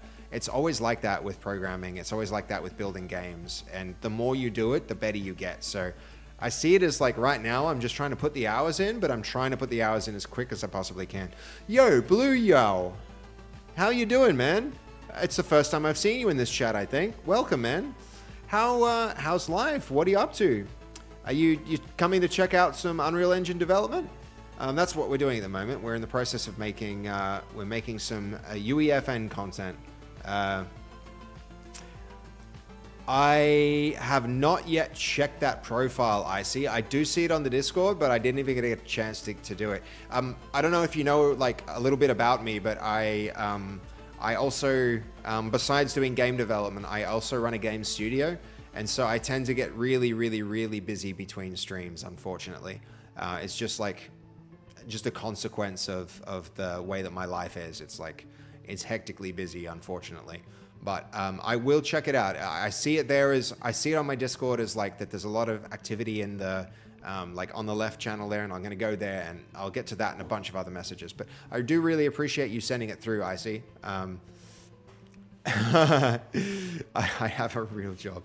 I have many real jobs. You should see the number of responsibilities that sometimes fall to me. But I do feel lately that I have had more help than ever before, which is a really amazing feeling. It's really nice when you have people to help you out. That's for sure. So, come on. This session updating thing, so slow. It's so sad when this interrupts the flow of work. So, what could be causing this to fail? The fact that it was working in the first place, that's a good thing, but it's a bit painful when it isn't working now, or it was working inconsistently. And this iteration loop is so hard. This is one of the biggest problems, I think, with doing UEFN development, is like you can't make changes fast. Like, I see some of the feedback you gave me already helped a lot with don't deploy the changes until you have that orange arrow, and then learning to work more in less like a game developer, more like a player, and leaning more on, whoa, what the hell? Why is it running forward? I didn't ask it to run forward. Where's my gun? Did I miss that? Did I mess that up? I don't think I did. Item granter, player spawner, on player spawned. It could be, look. I don't know what happens if I delete all these other player spawners and then we try and do multiplayer. I don't know if we need like 12 spawners for 12 players. But I'm also assuming that player 1 always uses spawner 1. But what if we just delete these for now? And then have one spawner. Let's make it more complicated. Let's add more complexity as needed, not before. Item granter. Let's see. On player spawner. Yep. On player spawned. Should grant item. Grant item, player spawner, on player spawned. Let's see. What's up, Blue Yo? Are you just checking out the stream? Are you interested in Fortnite? Are you interested in game development? Are you you can check on the spawner which player index you are. And I have ads again. Can't hear the stream. I'm sorry, Icy. Sorry about, hold on.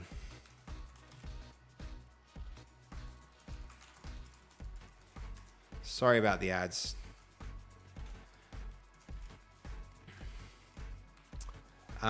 So you can check on the spawner which player index you are.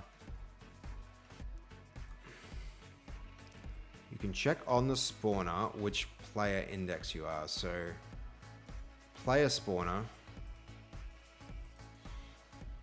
That's connected there. Yep. You can see which index you are. Team player index 1.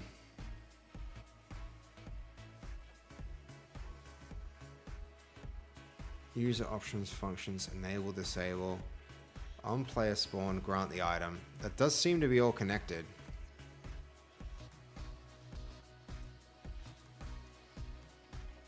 So save those changes. See if this reloads it.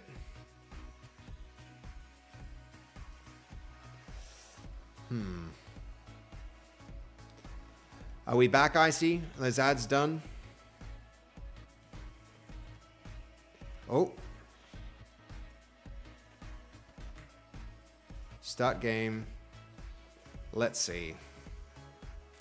Yay, we get the gun. And, excellent, we have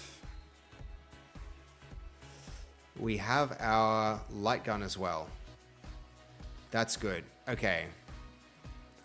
That's good. This is what I wanted to see. Let's just make sure that this works consistently. Let's end the game. So that must have been the problem, is all the player spawners were just complicating it. You're back. Dude, I'm so sorry about the ads, man. You're here helping out, and I don't even have like a credit card connected to this thing. I'd give you a sub just so you didn't need to do it. Deleting all the other spawners seems to have worked. Now we're spawning with our gun, which is good. It means we're back in the right place.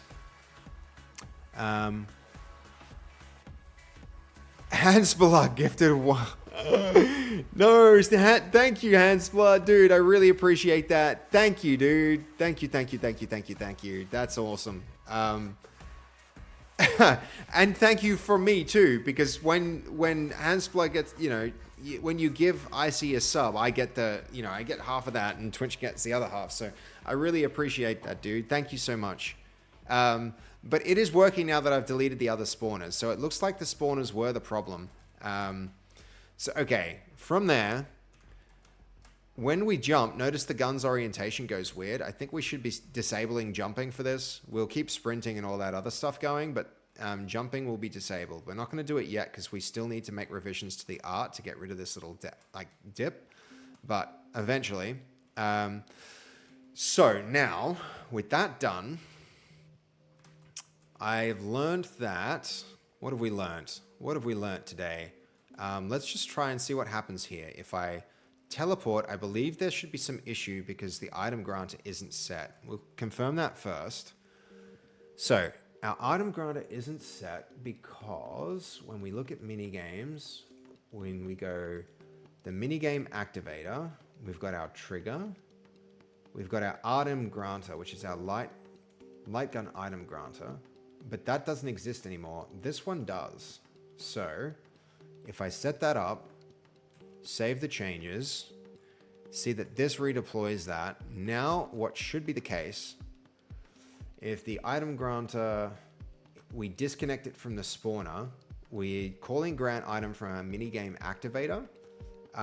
Let's go to our player spawner. We'll get rid of this this method that we don't want to call anymore. Was it no, it went from the item granter first. This item granter gets switched off. So, man, slow going. We had a lot of progress at one point, and then it's been very slow going since then. UEFN has been a pretty painful thing to work in. Okay, if you get any problems in the future, please make a team settings device. This would be the right choice. And place a barrier on the floor around the spawn to not fall in the hole. Yeah, I mean, fair point, actually. Fair point. So the team spawner, like... instead of an individual spawner, a player spawner, right? I don't think that, like, a team spawner, like, that works for team games, right? But this won't be a team game, will it?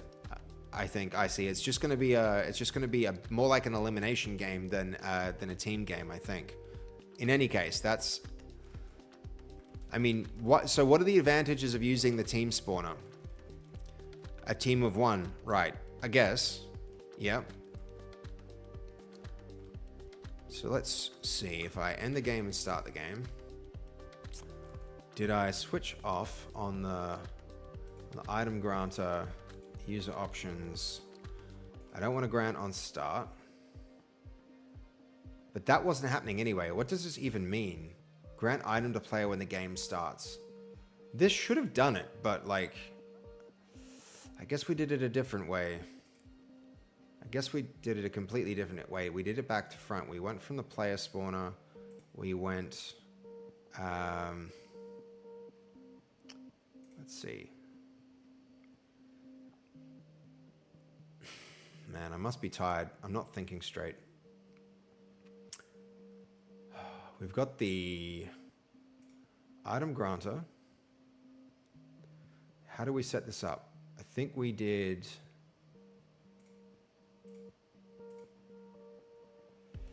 Where was that option?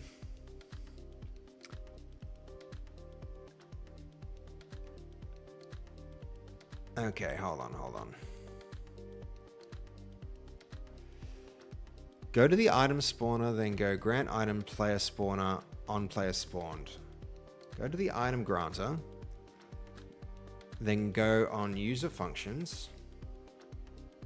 User functions, it's, all right, it was disabled. I must have done that myself at some point. But then why are we seeing the, all right, good. Now here, when this triggers, we get our gun. But why is the model not where it should be? This is supposed to be over the gun. We just saw it do that. The minigame ended. Why did the model not go over the gun? That's the question. Why would the model not be over the gun?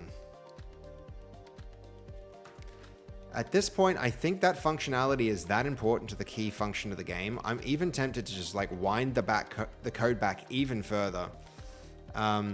It's a team setting and inventory device. You have a spawner team index 1 and the team settings and inventory device. You can change everything for index 1, health, shield, start weapon, right? Including start weapon. You want to use a custom model over the real gun, like a skim with VFX device. That's what we've been doing, Icy. That's actually how the custom model is currently working. So yeah, like here, if I start game, you can see. I'm not going to spawn with the gun, but we were spawning with the gun before. I'll reset it up so that you can see it in action. So user options. Grant item, this is going to be spawner, the player spawner, and this is going to go on player spawned. If we save that, start the game, you'll see what actually happens if we spawn with the gun is this gun is the blue, it's like a blue light gun, right? It's not a typical gun, it's using a VFX to like spawn the gun with a skin. But what seems to be going wrong now is that's exactly what we want. When we go into this mode, it takes us into first person mode, but see how the gun is now like at the hip instead of over the gun like it's supposed to be? This was working previously in a previous commit. So now I have to like, I really need to get that going. I really need to get that working. It's a core part of the aesthetic of the game. If you want to use a custom model over a real gun like the, yeah, I'm rereading the same message, but yes, that is exactly what we've just done. We've just got that all set up, but for some reason it's broken. So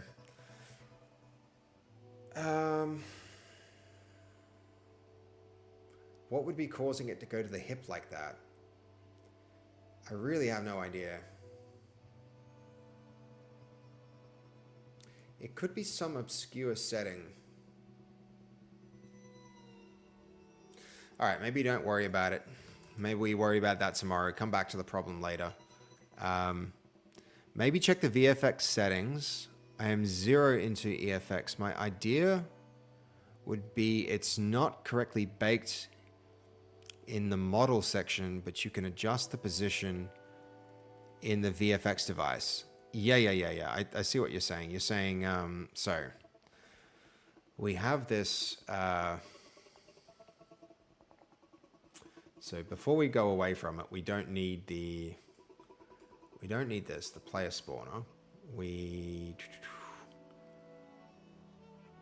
This was a function of the item granter. Item granter had that. That can go.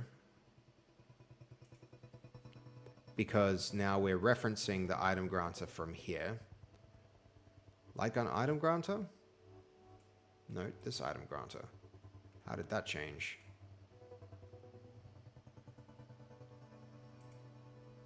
If I save this, let's see, maybe this will make a difference. Remember when I rejected when Base rejected your friend request? Binge, was this a friend request in UEFN? Like, sorry, in Unreal? I didn't know you then, in my defense. I would never reject a friend request now. Now we're actually friends. Now we're actually friends, Binge. Okay, let's see. Gun here. Bring the gun up. Why is it at my hip? It should be over the gun.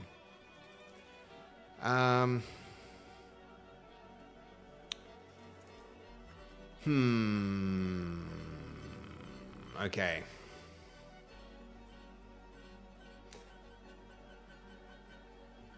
Yeah, I don't know why that's happening now. Yeah, we can definitely do that. Friend invites. Find, add friends. Searching for users. Excellent. And I also, that's while we're here. Bingewood.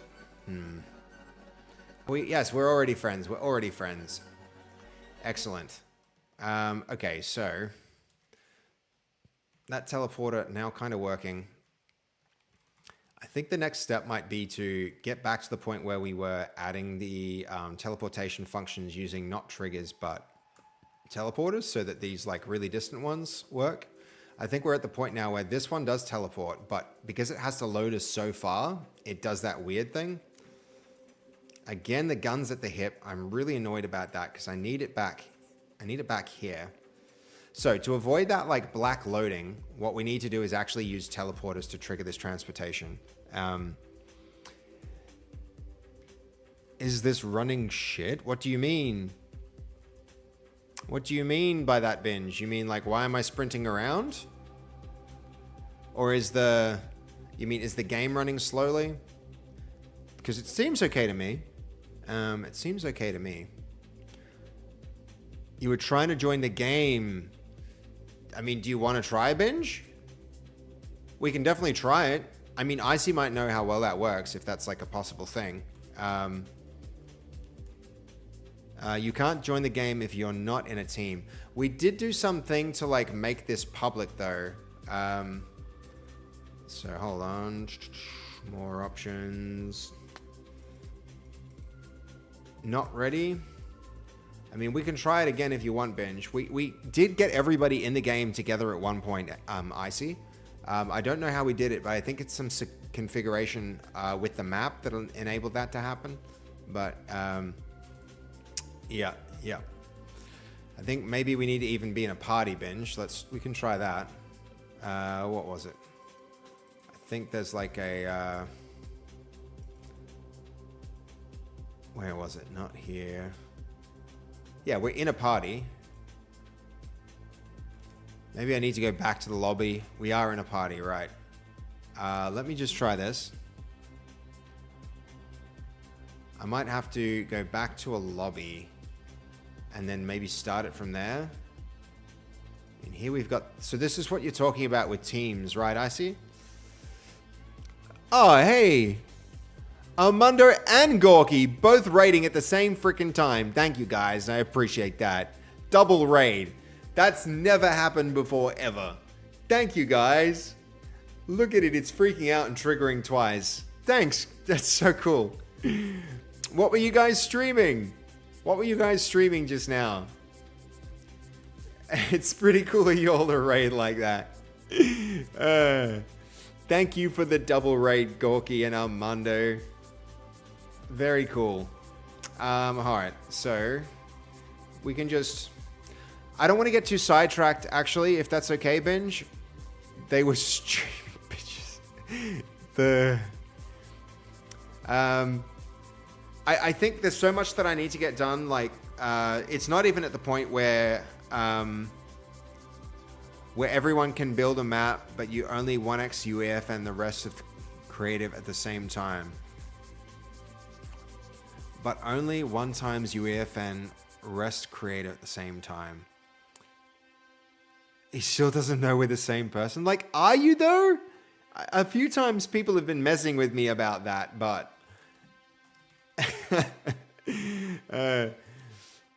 Okay.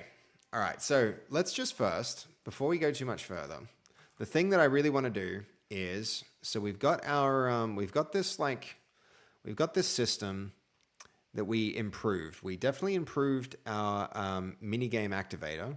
Let's just jump to that for a minute and take it from there. So we want to open VS Code.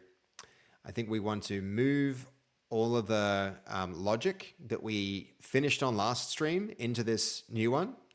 I'm steering my map build on your Discord and I'm streaming my map build on your Discord in voice chat right now. That's sick, dude. Like, if people want to see a real expert doing this, you all should hop over there and check it out. I'm going to try and stay locked in and make more progress on this still, just because I have a lot to do on making this map work and a lot of learning that I need to do as well. So from here, all of that, this minigame activator, we ended up improving this and actually getting rid of a lot of code that we didn't need. So with that done, here we are, minigame activator. See if that can now reload. We need to then build those verse changes. That should mean that a lot of this stuff now will break. So these need to be gone. So this start trigger, we need to definitely we need to copy this.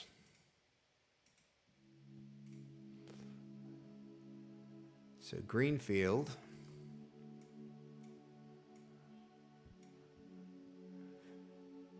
Now, where is this portal? Yeah, we're going to move that to our, move to the mini games. This isn't going to be market. We're going to first be doing, which one? Market, yes. So in market, we've got our, so PA, let's consult our naming conventions. PA. PM is physics material. Where is PA? I don't see anything for that. That does not seem to be Actually, this is a really good question, I see. If you want to, you can check for a few seconds and tell me your opinion on my map. Will be prop hunt Squid Game. I see. I really would love to do that. But I'm really trying to stay focused on building this map at this point in time. I am really interested to check out what you're doing. I really appreciate the help you're giving me. I really do. At the moment though, I'm trying to make as much progress as I can tonight. I've got a meeting tomorrow with the artists for this map, and I have to try and implement a few features so that we can start moving on to implementing other steps. So I've got like people at work that are relying on me finishing some stuff tonight. So as much as I would like to go and check those maps out today, I am kind of like mixing my work and my streaming together. So a little bit, I'm trying to stay focused as much as I really want to do that.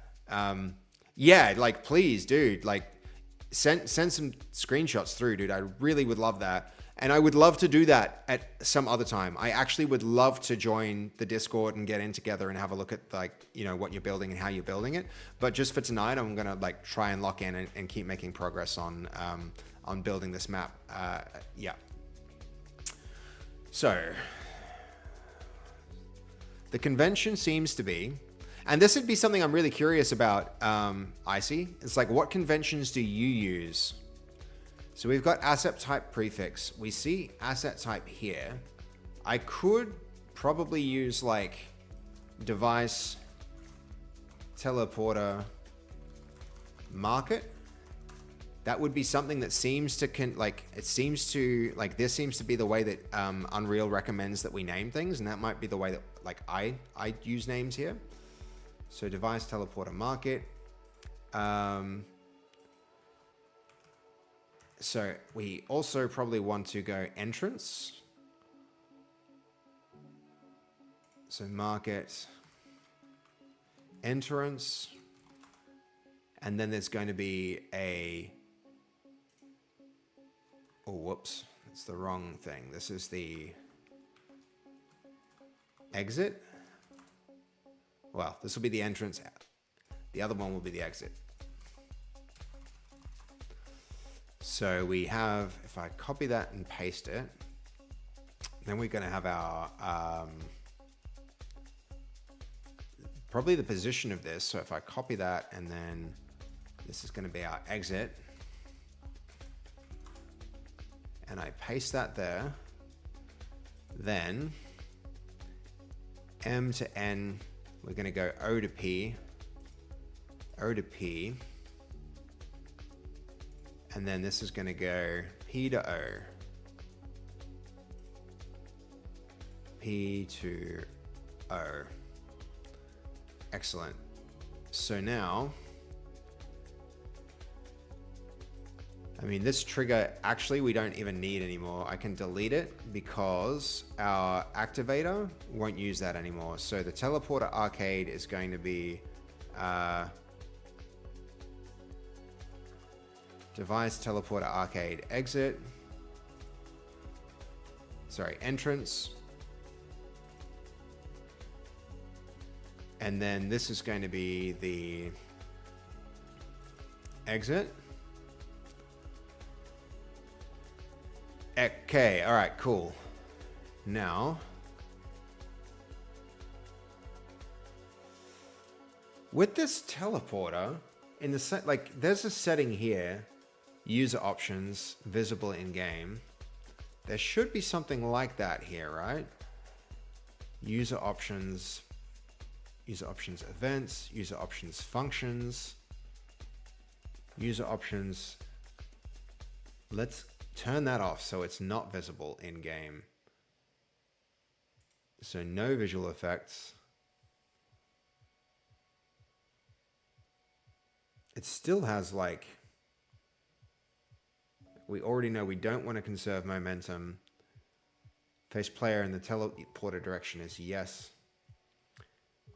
We don't want to, okay, when yes, causes the player teleporter to appear at the target teleporter in exactly the same position / facing relative to the source teleporter.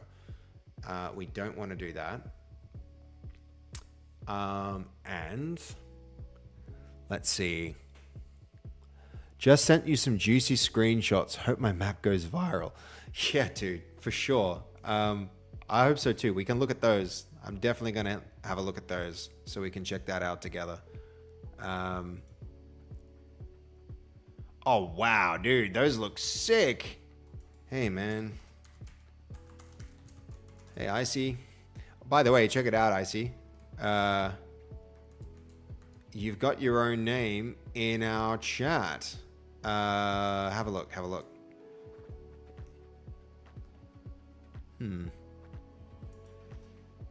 You're Icy. I can't code. I'm only using the Epic Assistant tool or finished codes. I never understood programming. Dude, you teach me UEFN, I will teach you Verse. How about that deal? How about that deal? On this stream, I'm going to be doing a lot more verse coding. Hence why... Right. What type of map are we building? Zestify, dude, welcome. We are building this map. My game studio actuator has made a VR game called On Point. Oh, whoops. There we go. That's for you, Zesty. That link to On Point is like it's a VR light gun shooter. So if you've ever played like Time Crisis, or if you ever played games like Point Blank, we're trying to create the feeling of playing those games in virtual reality, and that's what we're also making now. We're recreating that in Unreal Engine, and so yeah, the game that we're... Oh, what's going on? Hold on. My Stream Deck is not responding. Well, that's fine. We set up auto scene switches, so we don't need it. I got my Quest 3 next to me, but I only played Pavlov VR and table tennis. Dude, try On Point out. It's so much better than Pavlov as a shooter. Pavlov was so janky. I wanted it to be good. I wanted it to be good so badly, but it really just wasn't. It really wasn't a good game. So yeah, that's what we're making. We're recreating that game, On Point. You know, I've been trying to lock in and not make too much progress. Usually I never miss a chance to show off On Point and encourage people to try it in VR. But I'll do it once quickly. So yeah, On Point is you can kind of recognize the arcade and the different environments, I hope, if you've been watching along. Like, you just have to imagine like what this is like to play these games in VR. And so step one for us is to, I want to test how this game would go as a multiplayer game, and how well it would do as an aim trainer. And so I'm using Unreal Engine to do that, because I have a lot of friends that make great Fortnite content, and I want to use their creator codes and try and find if it's possible to monetize. And so the game studio actuator, my game studio, we have the IP for On Point, and so I figure we'll just use On Point in UEFN. So yeah, and by the way, it's been out in early access for 1 year now. We're coming up very quickly to the anniversary of that. But yeah, so that's what game we're creating. We're recreating that in Unreal Engine. So thank you so much for the question there, Zestify. It's great to have you here in the chat, and like, welcome to the community, man. On Point is the same game, but with bouncy bullets, right? On Pong, right? Exactly, Hansblatt. Exactly.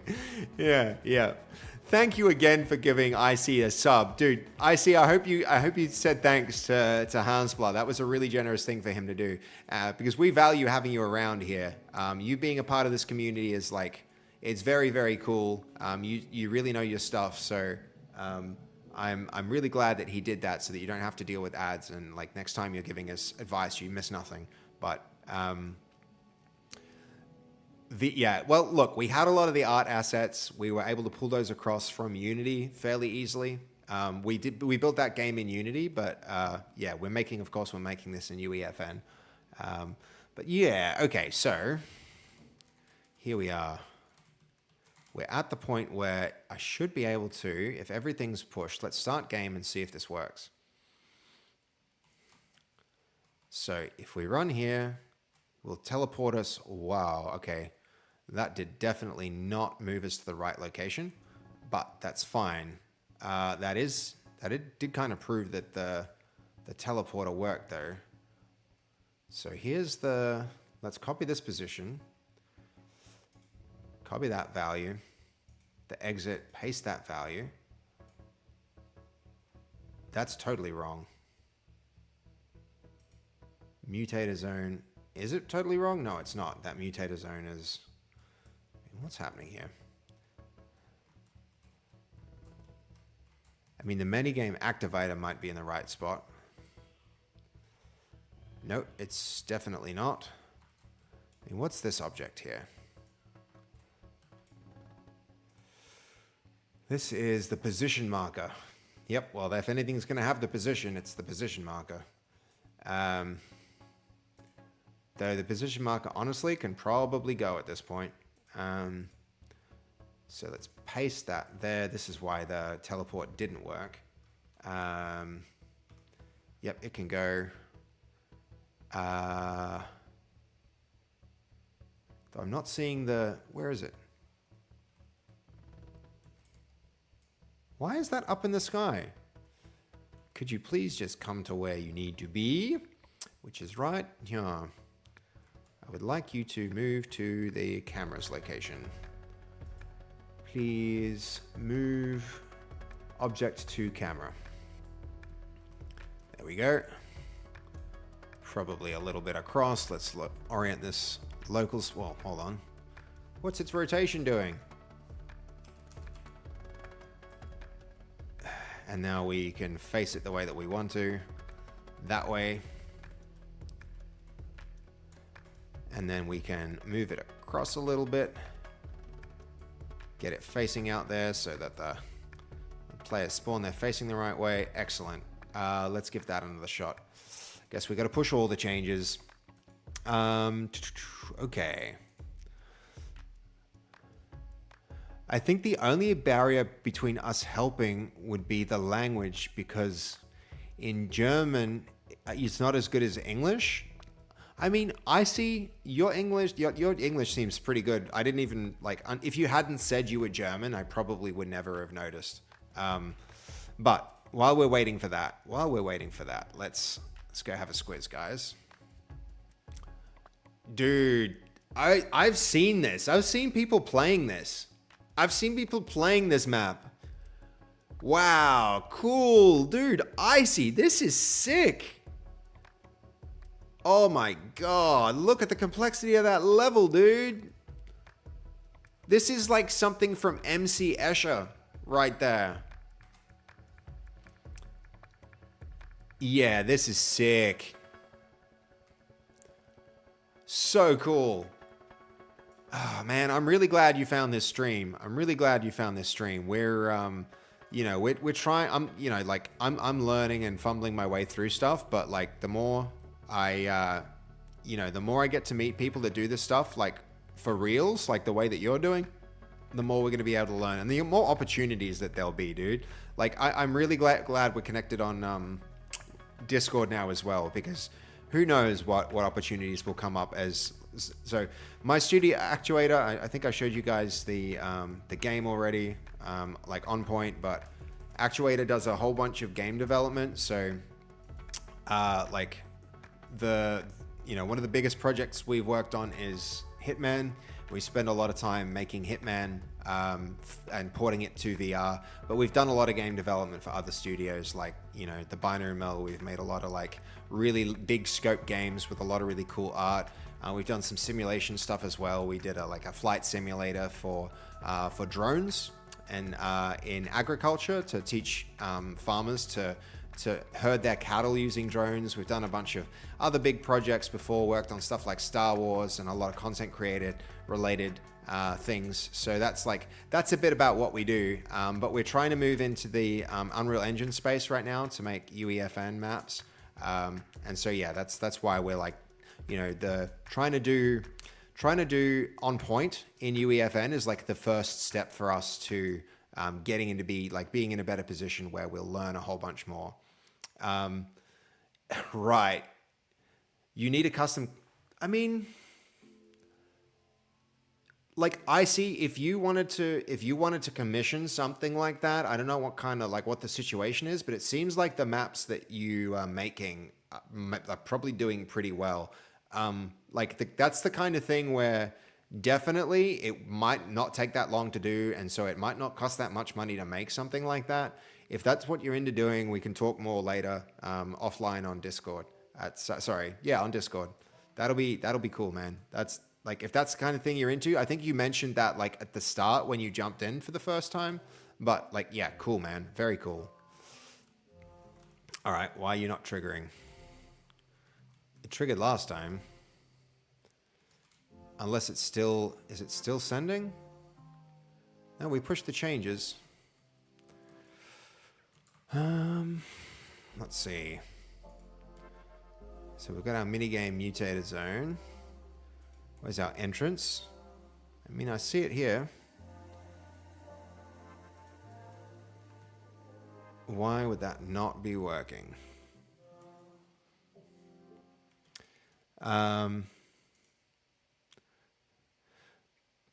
Okay. Literally, when you type it into Verse AI, you will get the full code of this. Yeah, Sam, I don't know what your experience has been, but like that AI still is hallucinating a lot. You kind of need to learn the language, and you need to be able to like, it can give you a good direction. It's like working with any AI. We do a lot of work with AI assistants. They're not a like a, you know, they're not a one size fits all thing that just like, some people make them out to be like complete solutions that just solve every problem, but you kind of still need to be able to code yourself. And even when they do the best job, you need to be able to understand what they're doing so that you guide them in the right direction.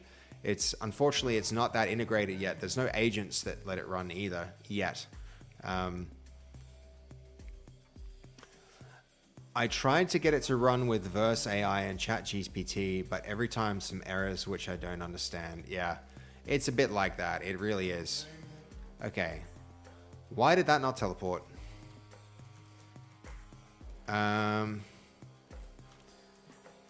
Could it be entrance? O to P. This goes P to O.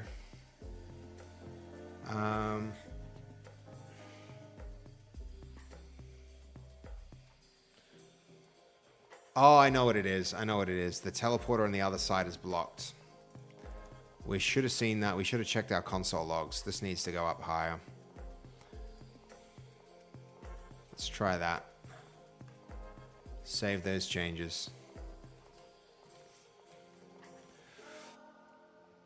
Is the device enabled on game start? Ah, Zesty. We've got another person who knows their way around UEFN. This is pretty cool. We're getting a good collection of people who know their stuff here. Yes, the game is it is enabled on game start. I think all that's happening is it's getting like, I think what's happening is there's like, we'll probably be able to check the logs here and see it. If I go check the log, am I even saying if it fails to? So here's my verse code. It will say failed to teleport. So actually, this is why I don't like having to print like that. Enable to get agent from character. Yep, we'll go with that. So where is it? This should have. Well, we're not actually manually activating the teleport ourselves anymore, are we? If the output is blocked, we're not using the teleport to event either anymore, but I'm guessing that this is going to probably have that issue.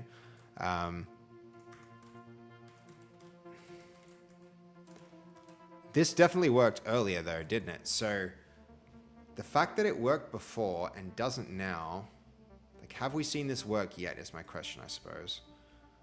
We saw it when it teleported up into the air. So I do really think it is an issue with being blocked. Maybe we just have to push and wait to make sure that the changes definitely made it through. That'll be the way to go. Zesty, the mutator zone is there because we are using that to remove momentum from the character. Well, not momentum. We're stopping the player moving. That's what that mutator zone does there. So this game is going to, if you did end up having a look at on point, like, it's an aim trainer. Push changes to refresh. Let's see. Yeah, it's an aim trainer, and so the idea is the game's going to turn into a first-person shooter, and so not even a first-person shooter, just an aim trainer. So we want the person to stay still and not move, and that's what the mutator zone does. For this code, you have to know maps for storing kills for each player, for loop and sleep 1 minute system, and maybe a granter for the beginning of the round to give each player example go canvas to make store. It's harder to do. I mean, there's we've put a little bit of time and effort into thinking about what's needed, and this is roughly the system that we're going to implement. We're working on this system here right now, but we'll also need like systems for arcade mini games. We're going to need like a leaderboard. We're going to need a score system. And actually, while we're here, the arcade mini game will communicate with the score system. We're going to need like, yeah, that's the basic game loop of it. So there are some systems that we already know we're going to build, Sam, but yeah. Right, I was wondering, because if you were only using it for the player entered event, volume devices are much less RAM. Absolutely, Sesti. Yep. A custom currently, like, yeah, yep. I mean, I see we've actually dealt, my company's actually built some rather large real financial systems. So like implementing something like that, we can do a very, accurate and,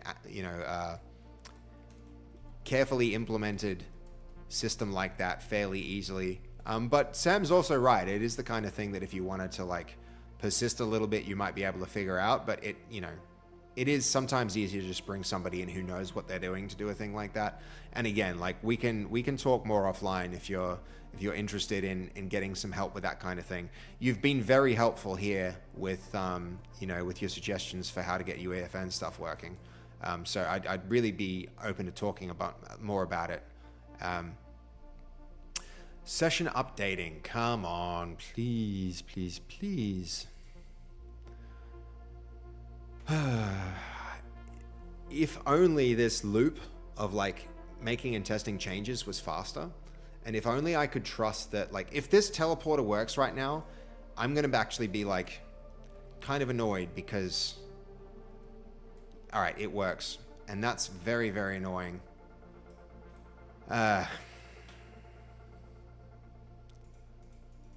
So, and then we're back.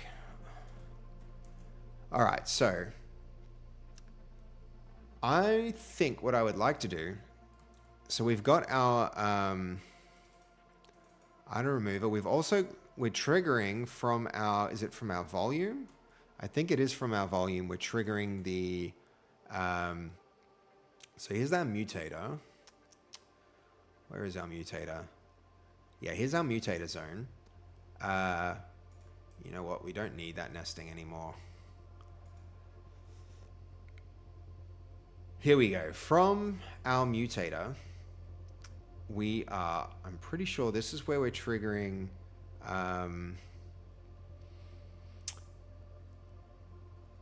we're adding and removing the first person camera here. So here's the first person camera. I think what I want to just test is if I remove this, I wish I could disable this. Like, there was some way to just like disable the whole behavior instead of having to delete them and reassign them. But we can't do that. But what we do want to do is let's delete this for now, add to player. I'll save those changes. Hopefully they propagate without needing to be rerun. End the game, we'll start the game again. Otherwise I might need to push the changes. With that, I can test if the gun moving to the hip is a result of the first person camera. I suspect that's actually what's causing that to stop working. Though I think I have to push like the changes every time. Hey David, how's it going? Good to see you, dude. Welcome to the chat. Welcome to the stream as well. Okay, so look, the gun is not at the hip now. He's holding the gun. Why, when I go to first person, would the gun stop working? That's my question now. So, all right, cool. We learned something very useful there. Add to player, minigame mutator. Minigame mutator zone. And then on player entering zone. On player entering zone, yeah. So, one more time, let's build this. So we'll save that, we'll end the game, we'll start the game again. Did you use first-person camera device or orbit camera? I see this is a first-person camera. Is the orbit camera a Does that get a similar effect as the first person device? All right, why didn't that work? I definitely made that change. I saved the changes. Do I need to push the changes? If I have to push the changes to wait, that's going to be very annoying.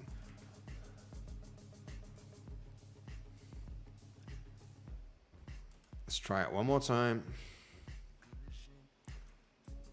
No, okay. We have to push the changes in order for that to work, which is annoying. Annoying to have to wait that long, but we need to do it like that. There's no other way. I think now from now on, unless you guys can teach me something I don't already know about this experience of like making a change, saving it, expecting it to work when I end and start the game again, and it not working, is going to teach me that I need to push changes in order to see any change work, or I'm going to have zero confidence that the change will actually work. Not really. You can adjust the field of view and position. Right. This was the way the first person was created before the first person device. Yeah, gotcha. Like maybe we do that. Maybe we do that, Icy, because if the first person device is like ruining the gun, like the work we did on the gun, then like what option do we have but to do something like that? I really like the key thing to this is the gun. The gun, literally, look at the brand. Look at the brand. OnPoint.game. Look at the brand. You know how much this is about those light guns? This 100% is about the light guns. If we don't have the light guns in the player's hand, it's not on point, right? So yeah, to me, getting this light gun thing right is a really, really key component of this minigame working well at all. If it doesn't do that, like it's, you know, there's no point. And like the first thing we tested when we were like, okay, can we make this in UEFN? Then like, you know, that it's a real, yeah, that kind of undermines the entire game, the whole point of doing this. Sam, this art is all done, it was done in-house at Actuator. And so the majority of that work is done by a guy called Jose. And yeah, it's just like we make a lot, because we do a lot of games and art for games, then yeah, that's just something that's in the skill set of us as a game studio. And that's what I think we're going to be able to bring to UEFN is like, there's a lot of really great UEFN stuff, but people tend to make the maps in the way that they're familiar with doing in, you know, in like making mods and stuff like that. But what Actuator as a studio can bring to the table is games that use like very complicated verse systems, and then also we'll be able to do things where we can make a lot of like custom art.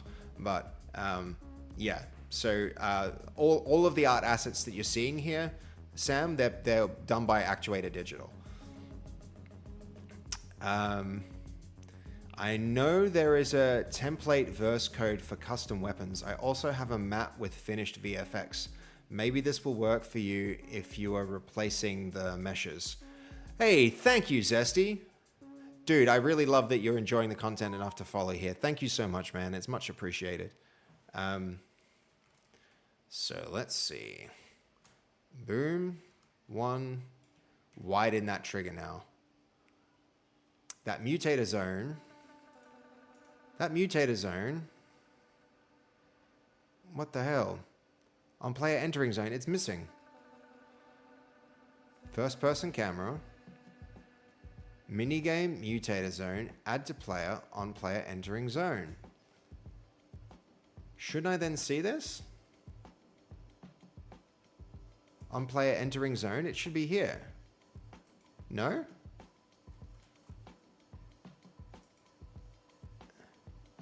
On player entering zone, add to player, the first person camera, the minigame mutator zone, on player entering zone, minigame mutator zone, on player entering zone, 0 elements. Why is this element not appearing there? What? Yeah, I'm confused now.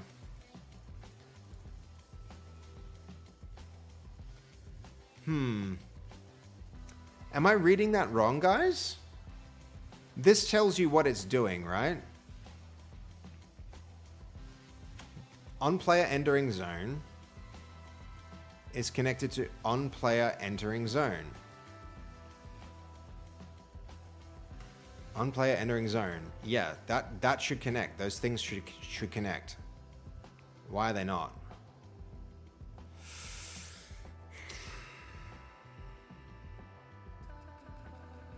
What if I remove it and do it again? Add to player, delete. Okay. Minigame mutator zone. Minigame mutator zone.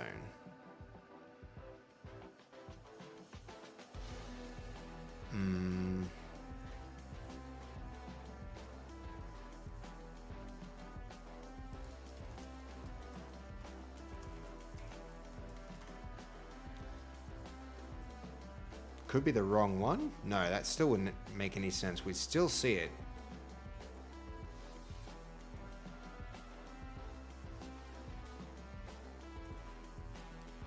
On player entering zone, not exiting, entering. There. Okay, now it's working. Did I have the wrong one selected? I don't understand. All right, should be fine. You see that it's frustrating me? You're not surprised? Like, the development experience here is like, I mean, to put this into context, Sam, I've dabbled with creating game engines from scratch, right? I've worked with Godot, I've worked with Unreal Engine, I've worked with a lot of Unity, like a lot of Unity. I've worked with Glacier, I've worked with like Frostbite, I've worked in a lot of engines, and the development experience for UEFN has been slower and less reliable than all of those engines. I think that's pretty safe to say so far. I've worked with Game Maker. I could keep listing different engines that I've worked with, but the experience here, it's not stellar. I'm really looking forward to it improving because I can see the potential of it, but things like why is the gun now on the hip? You know, it was working once and then it completely changed. I didn't change any code, but it stopped functioning. Little things like that creates, you know, that undermines my confidence that if I do things, that'll continue to work and not be broken, right? That was working and now it stopped working and I don't know why. And it's not communicating it particularly clearly. And that's going to be a frustrating experience for anybody doing this. I see, dude. Those maps you showed me, they are pretty sick, dude. I would say you could like keep working at it, man. Like you could make a good go of it. Just like you could go pro with that kind of thing. The point at which you're making any money too, you can consider yourself a professional. It's like, all right, the exit. I think for entrance, we don't want to show either of these as well.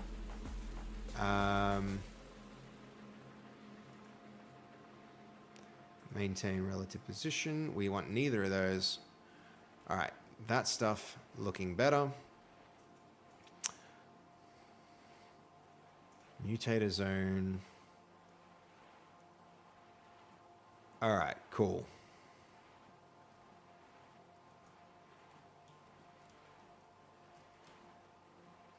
So with that done, let's restart the game. I'm not confident that pushing these changes, like that I don't know if I need to push those changes. That's one really like inconsistent thing.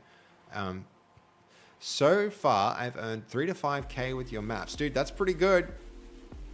Could be more, but in Germany, it's very annoying with taxes. Like 50% of the earnings are taxed. Dude, I feel you. I know how hard that is. It's not just Germany. It's like everywhere. And like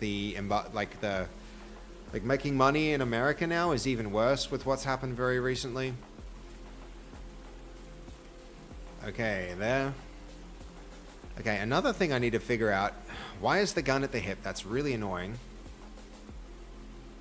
It absolutely has to do with the first person stuff. So could it be some setting here? What setting could it possibly be? Remove on elimination. We don't care about that. Use as an elimination camera, no. Interaction distance. I don't know what that means. Focus target override, field of view. It seems like we can change the field of view here, by the way, Icy. Sam, are you asking me about how long I've been making games? Because, yeah, I've probably been making games about that long. I now have finished code and the dot error is... Try... I mean, why are those symbols in quotes? Icy? Yeah, hold on. Do you want to message? Icy, want to quickly message me that code in Discord? I'll you know, we can figure that out pretty quickly.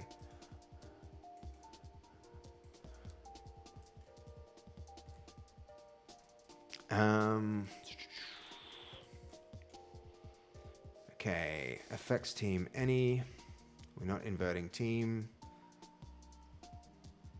Let's see.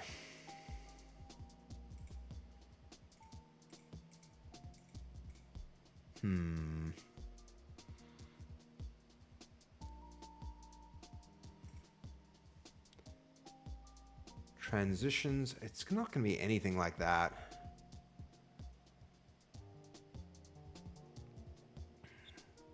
Users elimination, add to players on start. No, none of this.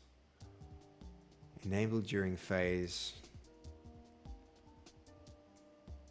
Maybe none, I don't know. What's priority? When multiple cameras are added to the player, the one with the highest priority is considered active. Okay.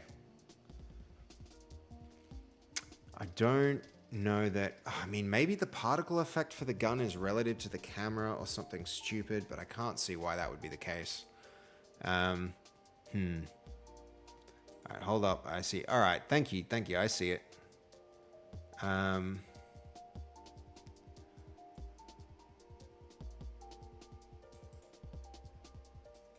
Let me just very quickly.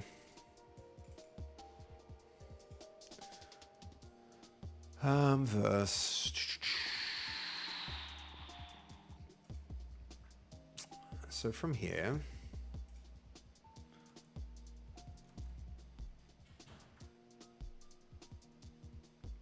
custom currency manager.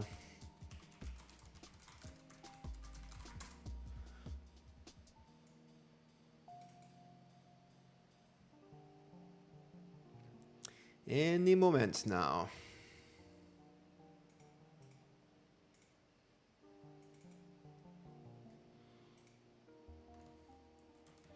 So,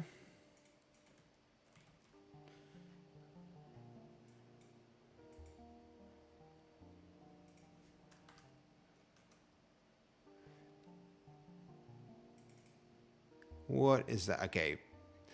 So one thing that you might want to do. Okay, so guys, we've got a little bit of Icy's code here. One thing you might want to do, Icy, and like I know that in Verse and also in UEFN, abbreviation tends to happen a lot. Like this might be over abbreviated in instances like this where. So where is P actually? P is. So for P, setup player, this uses P again, that passes it down. Where are we getting to with so I mean, for one thing, P isn't coming in as a variable for this method. So I see this needs like, so currency loop. See how P is here as a variable, right? And so because it's in scope here, this variable refers to that thing. When we go to currency loop tick, there's no variable here for this, right? So what we need to do is we need to give, like we see here, player needs to come in as a variable, and then we can refer to P properly. Otherwise, it needs to be in like an outer scope. And if I scroll to the top, I don't see any variables called P here. So that means P isn't actually referring to any particular thing, right? And so then the other thing here is P being a player currency. I mean, that kind of works, but let's see. Where's the, like, what is even player currency? Player currency, actually, this is something that exists at Player Manager. So that's up at the highest level. And so now that works, right? So we fixed that problem, right? So P is a player currency, and then we can add that currency. Now we have another exception down here. So if P is, so we're gonna right pad the currency string. So if P, then that, otherwise there, else this. So you just need to break those lines out. I don't think you could just put it on one line like that. I mean, there's actually a lot of errors hiding in here, like a huge number of errors. I see lots of little ones. So P is of type player. So for each P in player currency, hold on, let's work from the top to the bottom one at a time. There's just so many little errors that have come up in this. So we need to, so this is supposed to do it for each player. We need to do the same in here from the look of it for currency tick loop, if currency tick loop actually does need a player. Or we do, like if we need this for every player, and what's it supposed to be doing? Is it adding currency to every player?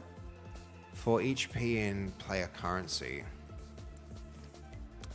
Where is that variable?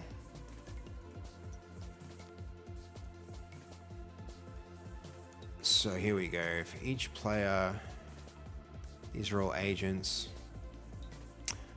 Every player should have their own currency amount. Yep. Okay.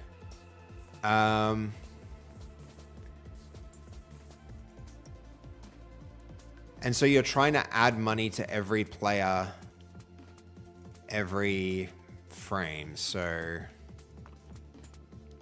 a lot of what's going wrong here, I see, is just like the formatting of the language. There's a certain syntax that it needs in order to do things. And also I can see that this is code that an AI has generated and it's just making mistakes.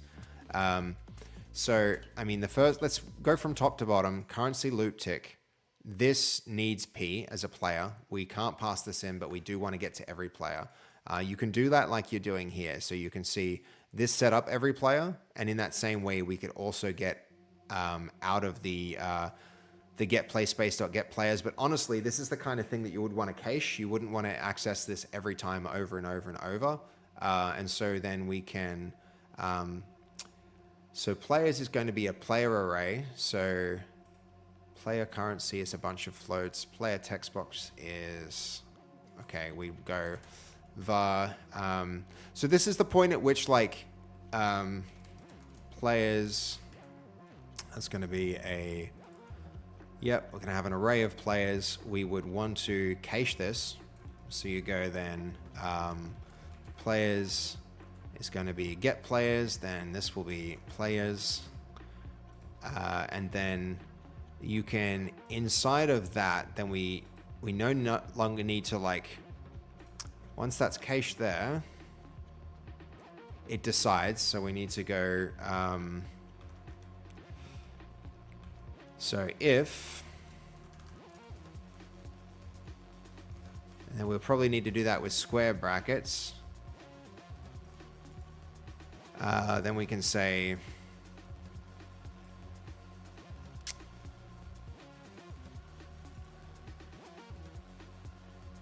then we'll do all this stuff. Otherwise we won't. We want to probably report that didn't work. So else failed to get players in the play space.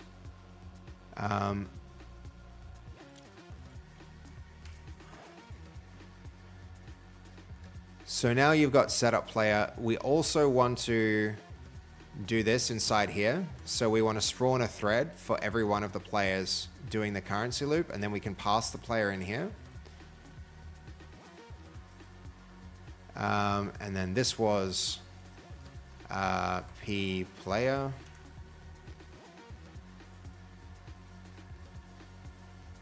So we don't need to enumerate there. We're not enumerating at the high level. So does that make sense what I'm saying, Icy? So are you following along? Like this kind of needs to be rewritten. This is why, unfortunately, the AI that's there in UEFN, just like not on UEFN, on the website isn't good enough. And my recommendation for you would be to break it up into smaller parts and not ask it to do the whole thing at once. You unfortunately, the only way to really do this is to design it and to think the problem through. You need to be like, all right, what does my system need to do? You know, for instance, like you could even map out and draw out what this thing does, right? But you need to think it through and you need to actually build it up step by step. And you could get the AI to help you with each new step, and it would be, but like what I would say is do it in small steps instead of just expecting it to make you a whole system. And then you want to work through it one piece at a time until you get the bigger system working. Because even then, I think I wouldn't, this is not how I would build this system, right? You know, I see what it's kind of trying to do, but I wouldn't build it like this. This is not a good way to build. This is not a good, this is probably not a good way to manage I can kind of see where it's going with it, but in order for this to work well, you have to give it a pretty complicated prompt. Like here, let's talk about this briefly.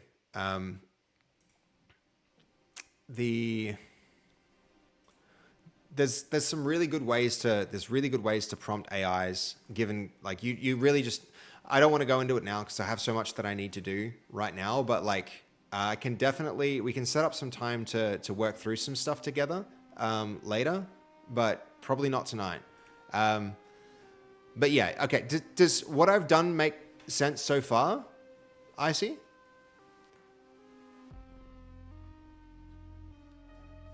So then if what you need as your first step is a text block inside your canvas with the currency that is raising, then just do that. And I would say try and separate, this is a really important principle, try and separate the systems you're building into different domains.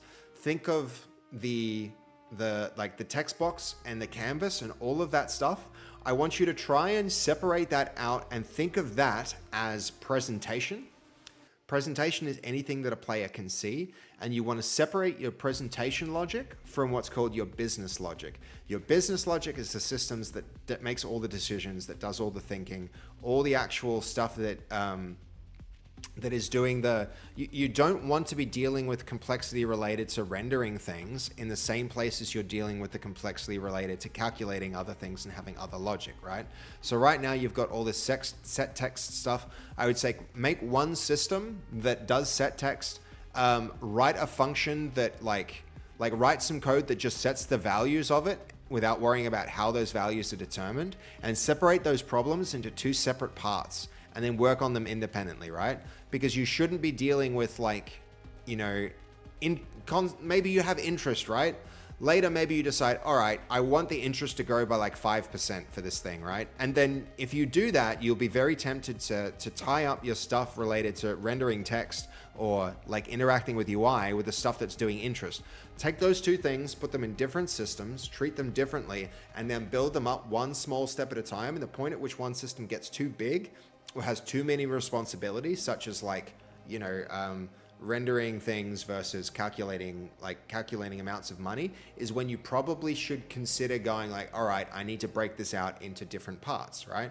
So start small, focus on one thing at a time, build it out, and keep adding complexity without adding a lot of complexity all at once. And like that's why, currency manager, this is too many responsibilities for this thing.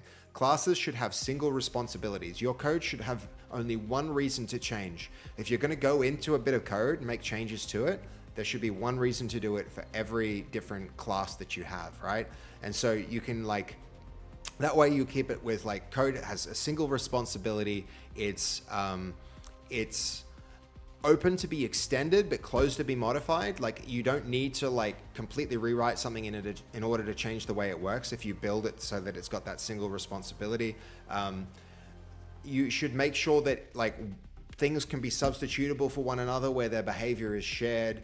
You should make sure that responsibility is like you want to try and aim for like inversion of control so that like you don't have too much like coupling between systems. So even when you separate systems, you have to make sure that they work cohesively with one another. There's just little things like that as you go, you'll learn more and more of.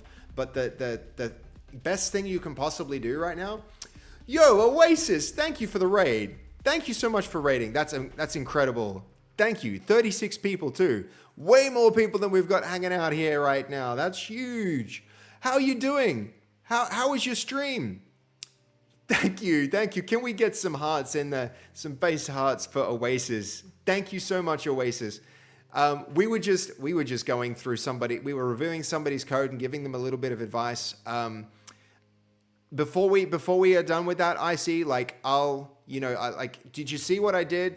Do these change? I'll send this back, but honestly, this will take about half an hour to go and fix the rest of the problems in the code that you've handed over. And I would love to do that, but I think I really need to stay focused on the stuff that I'm doing right now. So for now, I'll paste this back to you and we might circle back to that at a later time.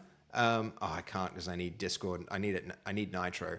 That's really annoying. Hold on. Maybe I can delete the file. The file should be enough for me to... But anyway, let me just focus on this raid for a moment. That's huge. That's amazing. I'm having a fun time, having a really fun time. Do you want to check out what we're building, Oasis? Let me just copy this, move it out so you can see what... I can show you what we're actually making. We're making the coolest Fortnite map ever, Oasis. Here. Hold on. Just one moment. I know you're probably tired and you're ready to go to bed, but check it out. Here we go. We need to send that verse code changes here. Then we'll open up Fortnite. You've never seen Fortnite like this before, Oasis. Trust me. Wait for it. So everybody's going to spawn into this really cool arcade that looks just like On Point. We need to wait for it to finish sending its code across.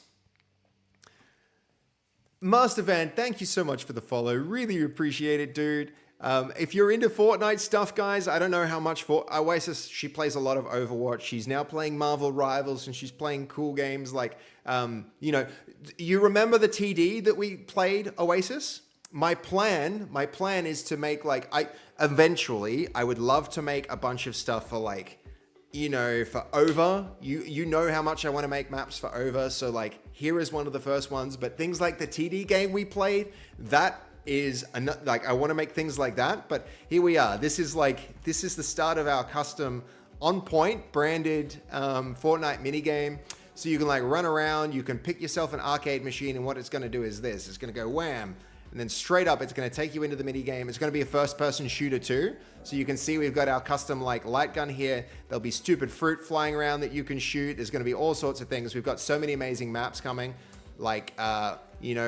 Here we'll be able to shoot little targets over there. We're going to have a map where there's we're going to have the little zombie level with the jumping skeletons from this one. We're going to have, hold up, even more. I'll give you the quick tour. This one's not ready. My bad. That one is, can this work? Yes, it can work. Not yet. We've got our carnival level with our big Ferris wheel. This is going to be pop-up targets in this one. We're going to have... This one's going to have a giant flying dragon that you shoot a bunch of stuff. Yeah, the crosshair needs to be shrunk. It's a little bit big right now. Just trust. It will be good. And definitely the first-person stuff is going to completely change the way that this Fortnite plays. This one, you have to shear the sheep. There's going to be these little sheepies jumping across the screen, and you'll have to shoot the fluff off them. So that's what this mini game is. There's going to be so many freaking mini games in this. Just wait. There's one of the sheepies. These are the targets that are going to be everywhere. There's going to be one where you have to shoot the can in the air, and every time you shoot it, it'll bounce up. There's going to be that one. What else we got? We've got Oh, this one, there's going to be this target block thing where there's lots of blocks all stacked on one another, and they'll each have a number, and you'll have to shoot them in order, so you won't be able to shoot the second block until you've shot the first. And so you have a bunch of block stacks, and they're all going to be like moving around, so that you have to shoot them in the right order. So that's going in here. But how cool's the freaking volcano level with our like all our on point art? Oh, spoilers. That one's a spoiler. That one's coming soon. Hold on. We'll show you that one. This one, we're in a bar. We've got our classical like piano here. I know you play your piano pretty well, and our cello. There's going to be a bunch of like drinks on the bar, and you're just going to be like blasting all the drinks, and they'll like pop into, they'll explode into like, this one. This one is going to be like a fruity level. It's going to be like shoot fruit. There's going to be so many like, it's going to be like fruit. It's like Fruit Ninja, but with a gun. That's what this one's going to be. This one, this is like the game over screen. It's like when somebody, so the basic game is it's musical chairs with all of these arcade cabinets. The arcade cabinets are going to get removed when a person finishes one. And so it's going to be like musical chairs where everybody has to scramble to an arcade machine. They get to go into the mini game. They go and shoot stuff. They get a score, and then it warps them back. And then the person with the worst score automatically dies, and then it repeats. So then it's just going to be like chaos until there's no more people or arcade mini games left. And then the winner gets to go here, and it'll be like and there'll be fireworks and stuff at this crazy castle. And that's the whole game. That's our on point game. What do you think? You think Over will like it? I really hope he will. I really want to prove to him how good I can do Fortnite stuff. I really want to show that Actuator can do amazing Fortnite stuff. Do you think we're on the right track? Would you want to play it? What do you think? Yeah, exactly. It's was over here. I'm already impressed, dude. I didn't even realize Over was here, but yeah, like I'm working on it, man. I'm working on it. It's here, and I'll even hold on. I'll see if I can get the like. We're even adding new guns to the game that didn't exist in guns that don't even exist in where is it? Hold on. So this is how you make it. You do it in an editor. So there's this is how I'm actually making changing the Fortnite content. But you just popped in. Well, good timing. Good timing, dude. Really good timing for you to swing by. Can you see the potential though? Can you see how cool the stuff is that we could make? We could make the coolest things. We could have the best maps. The best maps. Like I'm learning, right? I'm just still figuring this out as we go. We are only 7 days in, and I spent about 3, maybe 4 days learning documentation.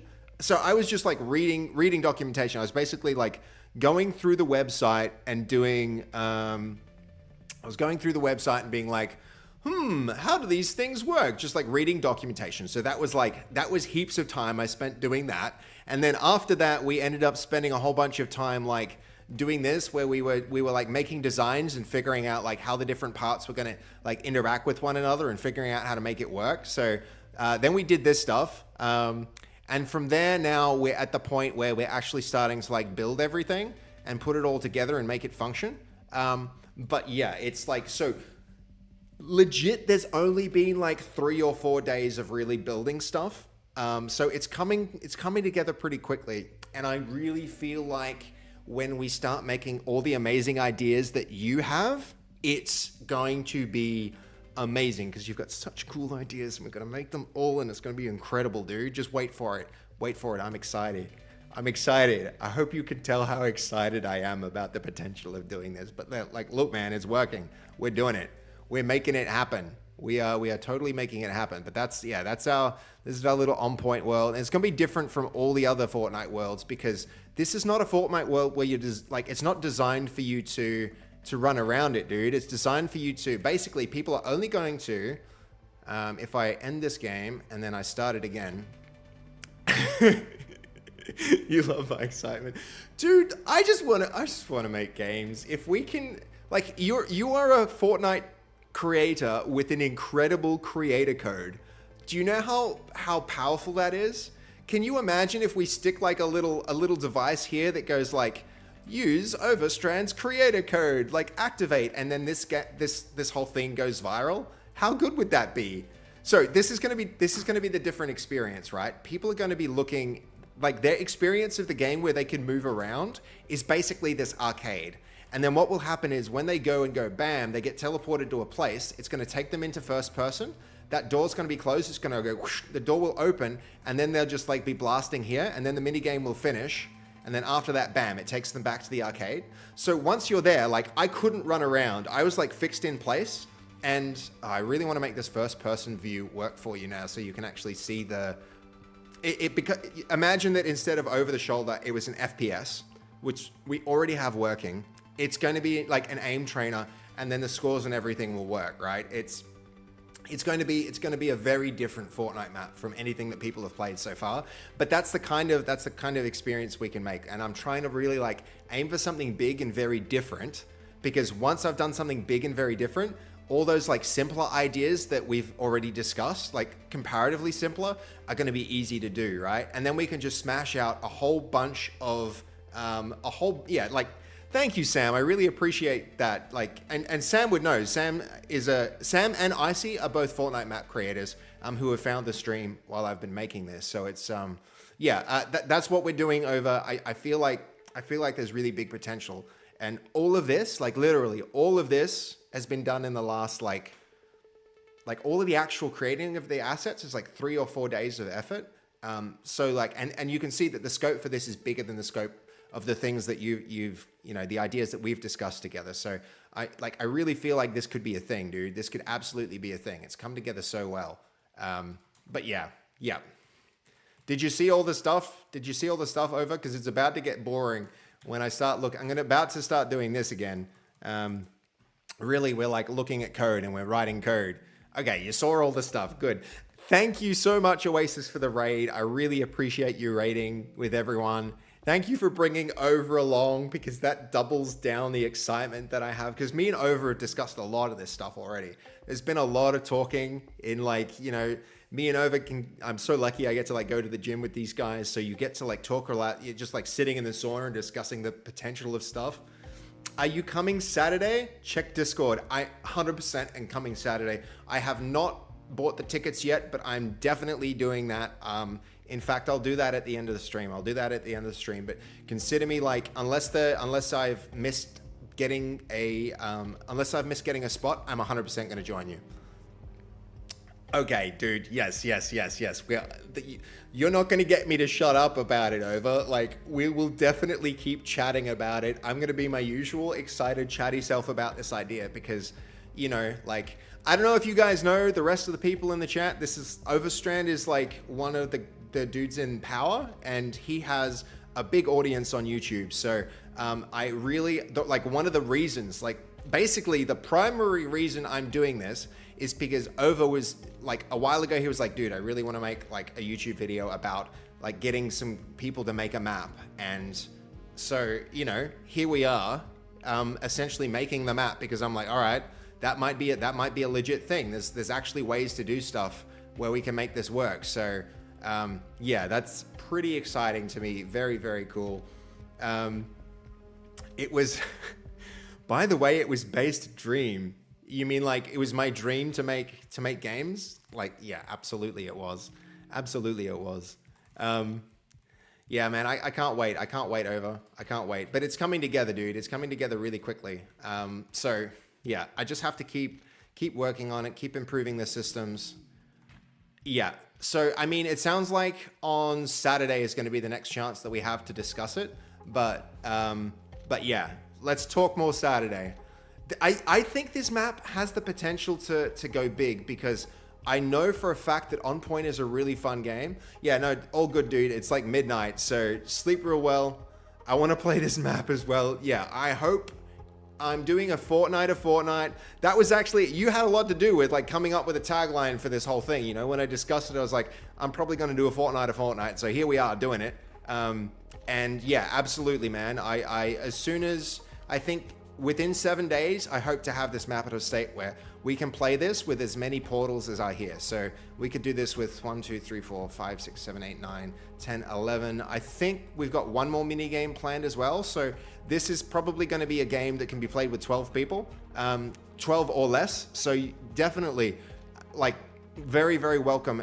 Like, I would love for you to jump in and try the playtest, because yeah, it's going to be, I think it's going to be really, really fun. The motivation jumped by 200% now. Yeah, I mean, hell yeah, it's jumped. So have a great night, dude. Thank you again, Oasis. I really appreciate the raid. Thank you so much. I hope you guys had fun playing tonight. And yeah, I'll be streaming for another couple of hours, but you guys should 100% head to bed like normal people and not stay up till 2 a.m. making Fortnite maps. But yeah, yo, Danish, how you doing? I know, Sam. Like, do you know who Over is, Sam? Like, hold on. We're gonna shout out Over right now. Shout out Overstrand. And also Power Content Creator. Exactly. Yes. There's a good reason for the energy to be that high. It's it's very exciting that he's swung through the stream and he's seen what we're working on. And it's a good thing that he happened to like appear here at a time when when it was actually working. It could be better. I had a lovely week in the countryside. Some pictures are in the Discord. I mean, could be better. That sounds pretty good. That sounds like a great way to spend a week, right? Hell yeah. Okay, so let's see. From here, I mean, the right thing might be to keep working on. I'm really sorry, by the way, I see that we couldn't keep working on your script. If it was a quick fix, I 100% would be like down to just like fix it. But it seemed to be like there's lots of things that need to change in that script. But hopefully what we talked about with, I mean, we don't need disable movement. Hopefully what we talked about gives you an idea of like what the right approach is to make that work. See above reasons. Pictures in the Discord? Is that the above reasons? Hold on. No. You must have dipped in with when I was excitedly being like, oh my God, Overstrand and Oasis are here. Okay, hello, back home. A day earlier than expected. My visit to my mum got cancelled as she was admitted to hospital this morning. Dude. Highly infectious number. Her brother's at the hospital. And it's a closed section of the hospital, so it would be worthless for me to go. It is what it is. I hope everything's okay, Danish. That sounds really serious, dude. That's too bad, man. Yeah, I hope it's okay. Keep us posted. I'm sure that these things, they seem really serious, but very often they come out for the best, and it's probably going to work out. Don't try not to worry yourself too much, is what I'm saying, I guess. Yeah. Sorry, you came in at a very high energy moment there. Yeah, nodders, dude. Yeah, these things they work out most of the time, and I hope that happens for you this time. And if not, like, life can be like that sometimes, can't it? But I don't think that that's going to be the case. That's not going to be the case. But I do know that there's more context. There's a broader context here around this situation that makes it a little bit more serious than just a normal hospital visit. So I understand, dude. Hope you're okay. I used to be one of those worrisome tucks that I got on meds. I mean, meds can help. They really can. They can from time to time. But like also just being able to, having a certain mental attitude helps more than anything. But yeah, all right. So here we are. We've got our item grounder, item remover. What happened with the first person camera? We decided to disable it, I think, because we want it to go, we were noticing that the gun disappeared when it was active. So let's just re-enable it. I'll try and give that to Jose as a task. There was something that functioned with it though. Like it did actually work in first person at some point. I don't know what broke. Spending more time on this is probably not a good use of time though. But we do know for a fact that, so let's see. We've got that mutator zone. Let's see. Device teleporter exit. Fast free! Raiding with 200 people? Jesus Christ, Fast. Semtex? Spiral? We've got Starship. Fastfee resubbing as well? Halfway through already? Damn! Yeah, you're not wrong. You want to see it? You want to see it in action, Fast? We just did this, but we're going to do it again. We're going to do it again just for you and your crowd. All right, look.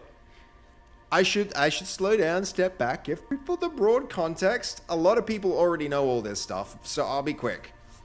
I'm Seb. Hi, nice to meet you all. I have a game studio. It's called Actuator. Actuator makes a bunch of games, including, well, Hitman. That one was fun. We've made a bunch of VR games. We make a bunch of drone simulations. We make some space games. We make some Star Wars things. You guys know Wanted. Wanted's pretty freaking cool. We helped make Wanted when it was early on in production. We do things to teach kids about like medicine and indigenous health issues. But the thing that I love more than anything from the things that we do is On Point. On Point's in VR. You can get this thing on... you can get this thing right now on MetaQuest and Steam. You can join our Discord if you're into it. There's a whole trailer about the game. We recently announced that 1.0 is coming out in a few months, in a few days. We're going to have the 1-year anniversary of On Point's early access release. And as a part of that, we're also, like you guys just saw, we had Overstrand come through. Overstrand is a massive Fortnite creator with a massive, he's got a massive following of people on YouTube especially. He's part of Power. And what we want to do is like figure out how to make games and make maps for people like Overstrand. So to do that, we have jumped into Fortnite and we've managed to recreate a large part of On Point in Fortnite. So no longer is this going to be a VR game. It's going to be an aim trainer. It's going to be a point and shoot aim trainer. And so you'll spawn with your Fortnite character among a bunch of other people with a fixed number of arcade machines, and everybody is going to have to run for their arcade machine to go and play an arcade minigame. And so you're used to Fortnite being like this, but as soon as you go into your environment, if it I'm going to have to restart that, it'll take you to all sorts of cool places like here, for instance, in these fields where there'll be targets that you need to shoot with your gun. We're also going to have different areas like here. There's going to be spooky skeletons and ghosts that you shoot, though it's not as spooky at daytime. We're going to have to fix something up for that. We've got... we need to do more with that one as well. That one needs to change. Ignore that one. We're going to have like carnival. So you'll have carnival mini games with targets. There's going to be other stuff like a giant dragon that flies around that you have to shoot here. But you all get the point. We're recreating the entire experience of On Point in UEFN, and we're doing it with Fastfee's creator code. So we're currently making a Fastfee Fortnite map with Fastfee's creator code, where if it goes viral as a custom map, it will help Fastfee out a huge amount. But the idea is we're going to kind of like prove that we can make these kind of computer games in Fortnite, so that hopefully we can work with one day, maybe we'll get to work with Power, or we'll get to work with like Loserfruit, or we'll get to work with, there are so many amazing people who we'd love to make Fortnite maps for. So I'm kind of in the process of learning how to do that, because we've already made an amazing game using Unity. And the next thing to do is to take that into Unreal Engine, into Fortnite, into something that, something amazing that anybody can play. So that's what we're in the process of doing. And so that means we're doing lots of stuff in Unreal Editor. This is how games are made usually these days. And especially games like Fortnite, that's used making tools like this. And writing lots of code. So we're in the process of writing some code too. This kind of thing. This is how the teleporter systems work, and how when we activate an arcade machine, it's going to take us to a mini game. All of that is just being driven by code. So it's, there's a lot going on here in the stream. Penny, you like the Indigenous learning part? Yeah, that was a really good project. We did that in conjunction with, I'll tell you a little bit more about that one if you're into it. So that was done with, here we go, Telethon Kids. So that's, it's teaching kids about Indigenous health essentially with like big interactive, like we programmed a giant table where like 10 kids could run around the table and they had touch interfaces and they'd like, basically we made like Angry Birds, but 10 people could play it at the same time. And it like had gravity towards the center of the table. And then you had to shoot these things to join different like concepts together. And then when they had enough things, kind of like Candy Crush, it would just like explode and then the thing would collapse and then you get information about the thing that you managed to group together. So it's like things like that. That's the kind of things that, you know, that we made for Telethon Kids. That was a good project because I think it had a lot of social value. You know, it taught a lot of people like good things, right? Yeah. I think also like it helped kids learn and it helped people learn about Indigenous health. So it was a really good project. But yeah, that's the kind of thing that we're up to at Actuator. And so now I get to combine things I love, which are like computer games, and I get to do things like help Fastfy grow with her creator code. And so there's lots of stuff going on here in this stream. It's lots of technology stuff with a focus on making games. But yeah, we've been making other things too. I think another example, I can't go to that demo, but we've done like, you know, we've done a bunch of tools like this. This is our swear jar for Fastfy string, which is kind of working, but I need to optimize so that it isn't running quite so far behind. But if I say a bad word during the stream, it's going to catch me and it'll put a coin in the swear jar. So lots of different stuff is being made here. So if you like this type of stuff, please follow along.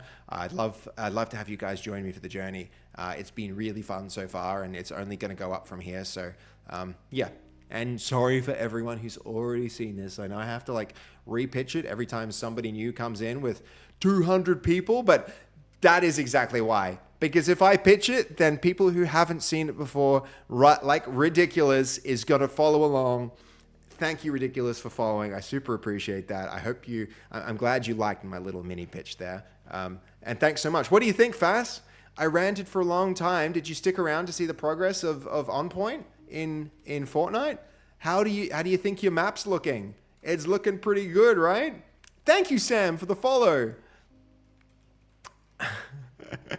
You've lost count of how many times you've heard it. Goldie, you've been here the whole time. Ridiculous, yo, dropping in late from Oasis's raid. Love the vibes, mate. Thank you, Ridiculous. I love your name. That name is Ridiculous. Thank you for the compliments on the vibe. Yeah, I'm very enthusiastic about what I'm doing here. I'm really, really excited about it. So, yeah, thank you, Fast, for the raid. I'm guessing Fast has just been like, she's done a raid and run because she's a busy girl. But, yep. I'm also Fastfy's bro beans. I'm her brother.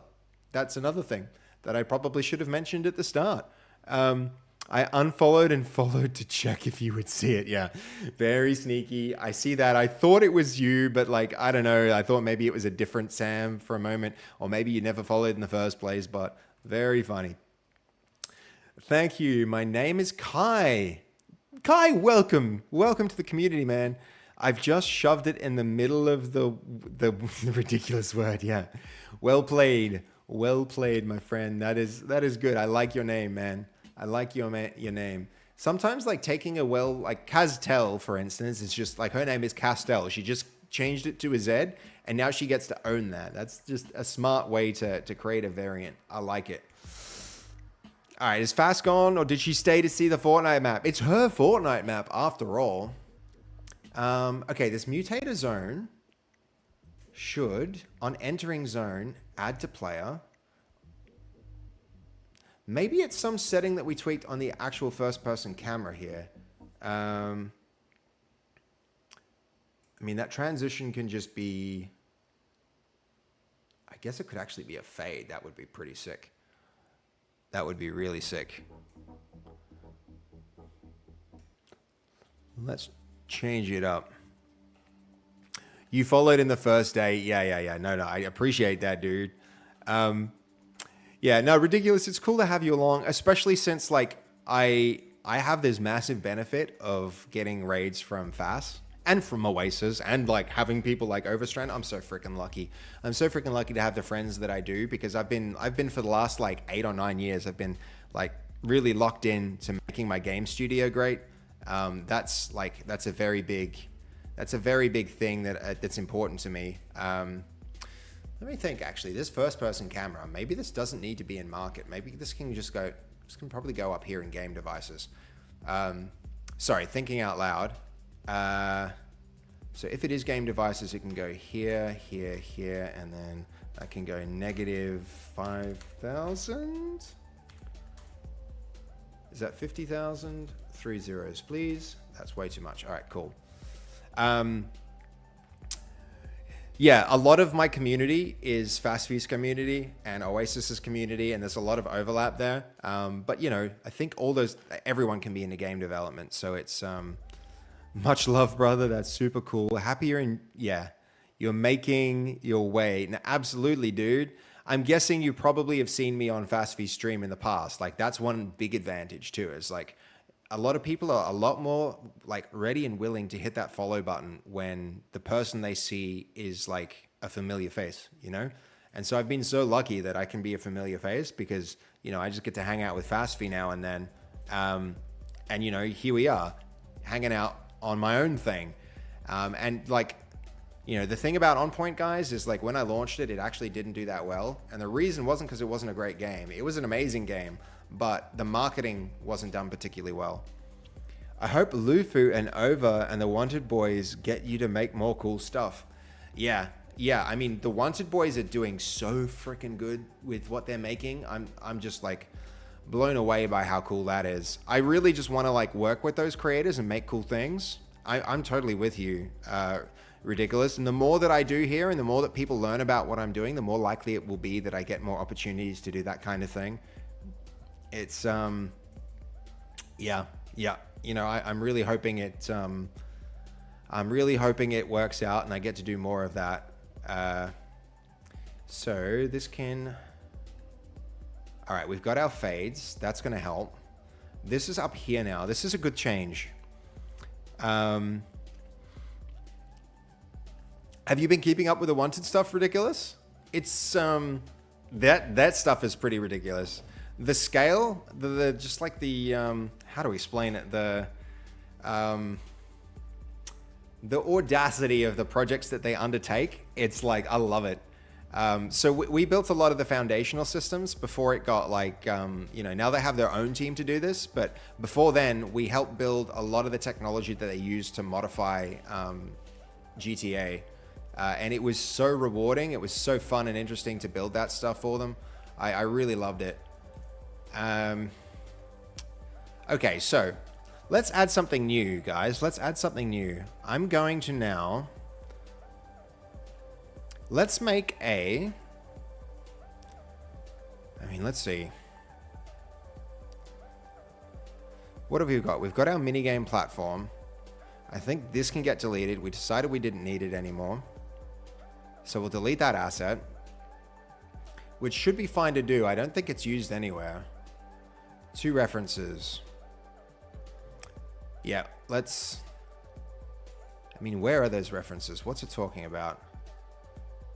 There are some non-playable, non-displayable references. Sketches. All right, it's in the sketch level. Let's get rid of that. So let's head over to sketches and delete it there. We're going to save everything we've done. And then from there, where is it? So here it is. That can get a nice big delete. Hold on. I mean, this stuff is kind of like duplicated now. We don't need this position marker. That can go. Yep, cool. And now, hopefully, this position marker can go. Where is it? It's disappeared. The minigame platform.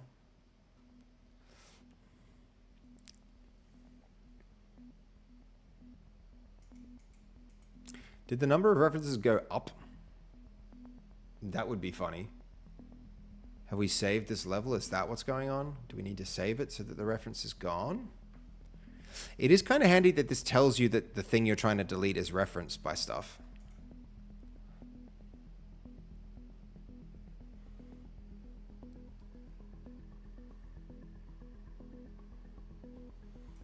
So let's see. There's less references now. That's good. So the Fortnite map, minigame mutator zone, minigame position marker, minigame first person camera. Those all relate to it. I mean, is there some way to select them? We don't need the scene anymore, but we do need this one.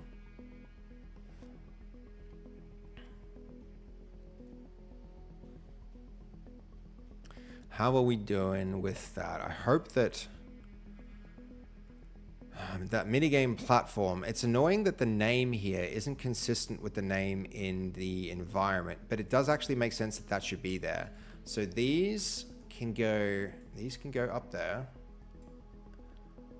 And now it should be the case that our position marker can go. We don't need that. We don't need that. In fact, we don't need any of these. And we don't need any of those. I want it all to be in this one place. We're going to have a whole bunch of different environmental things, right? Hold on, undo. Market we did want. Yeah, market stays because this is now the template for everything. So, yes, good. Now can we delete it? I think yes.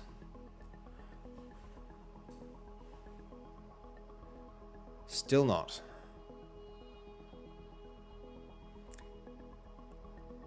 So why is it relating to the first person camera? There must be some instance where like things are a child of that thing. So first person camera, minigame first person camera. How does this relate to that thing? I think I need to read it carefully to understand what the relationship is. So there are some non-displayable references. I don't know what that means, but we're going to find out. Assets referencing the pending deleted assets.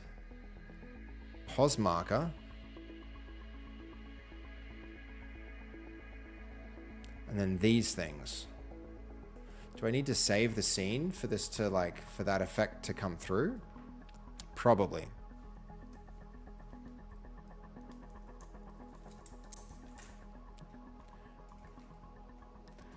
All right, delete.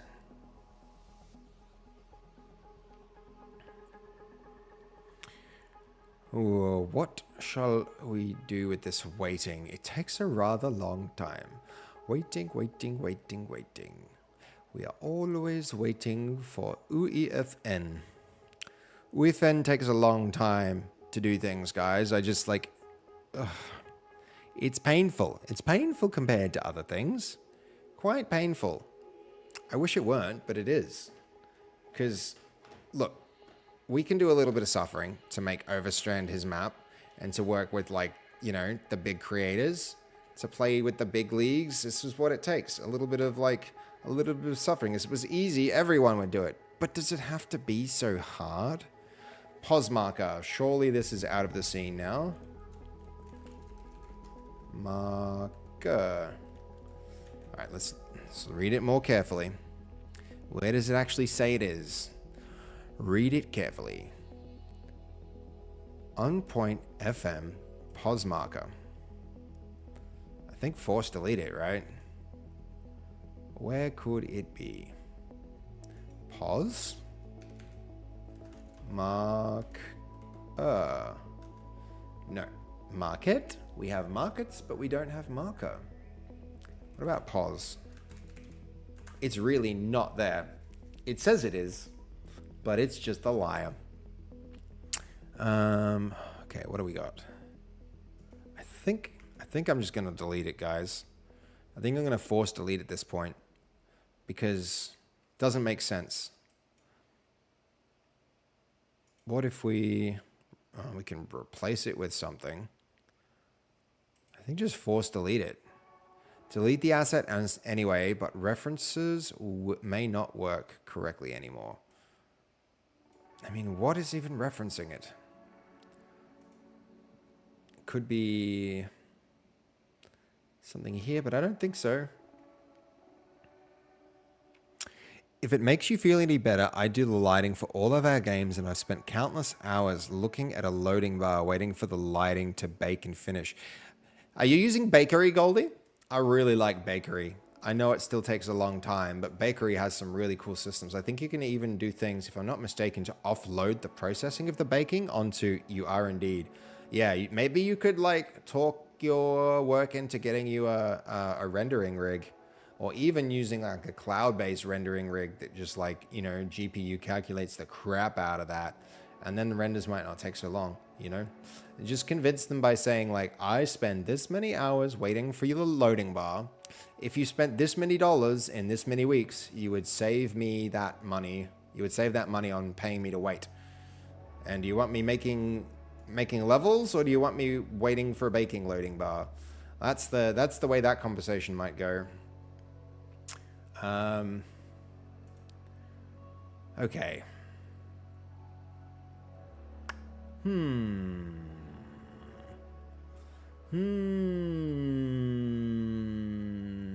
I'm just gonna delete it. I think we're at YOLO.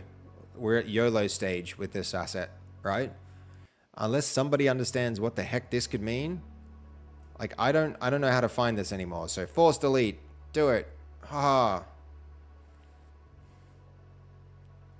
Choose chaos. Deleting assets. Did it break? It looks like it didn't break. That's good. All right. That is good. We like it when it doesn't break. All right, here's our entrance. So what I want to do is, maybe we just need to keep it simple for now. Like turn the teleporter device off when it doesn't get activated. Show it. I mean, for now, let's make the teleporter rift visible, or make the, yeah, we'll make the rift visible. That'll do for now. Later we can control other things with this, but for now that'll do fine. Is it transitioning the first person camera? Let's check that out. Minigame first person camera. I mean, we could, let's control it ourselves. Right now we're using the mutator zone to do it, but let's control it ourselves, because like the mutator zone is obviously unreliable. We'll give it one more chance, but I can see that the first person camera, there could be some setting on the first person camera that's causing it to wig out, but like I don't think so. All right, let's delete it. Add it again. So first person camera.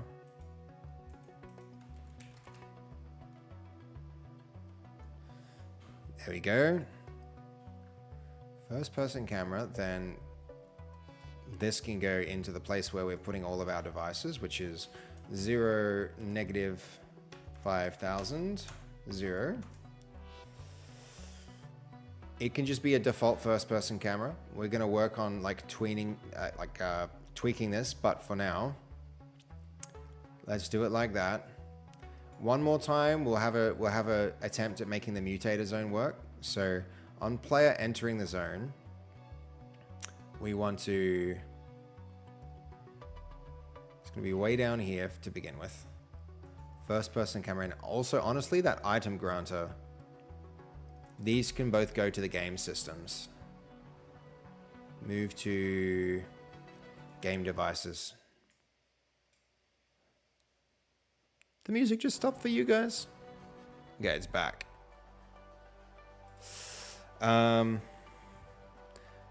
Zesty, I dropped a message in Discord about a problem I'm having. If anyone can look over it, I'd really appreciate it. Is this the... Ah, hell yeah, Zesty. I like that. I like that we're becoming a place where people can come together to look at, look at problems and solve them together. If it makes me feel any better, yeah, okay, hold on. We have several unused PCs that I can use. The main VR PC, which is a beast, isn't at my house, unfortunately. Yeah, I hear you. it's not too hard to like, well, I say that, but it might be hard to do the, hold on.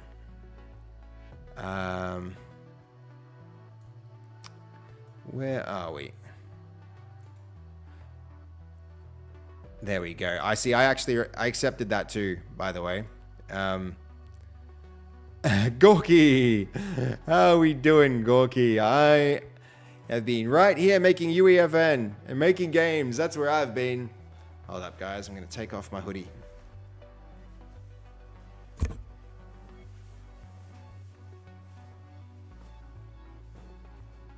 There we go.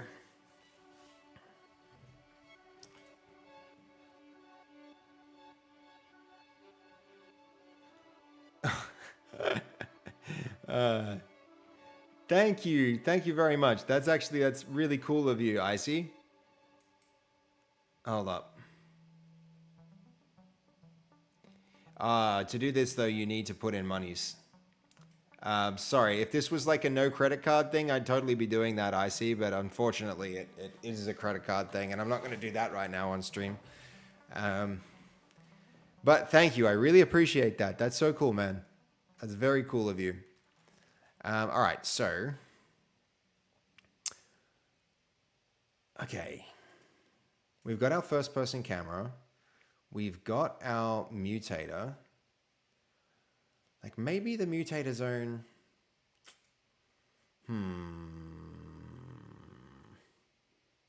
Will it be easier to configure this in the mutator zone or easy to, I think it's going to be easier to configure it all here in one object. So we're going to do it like that. We're going to make a new editable. It will be a first person camera. So FPS camera. And this will be our,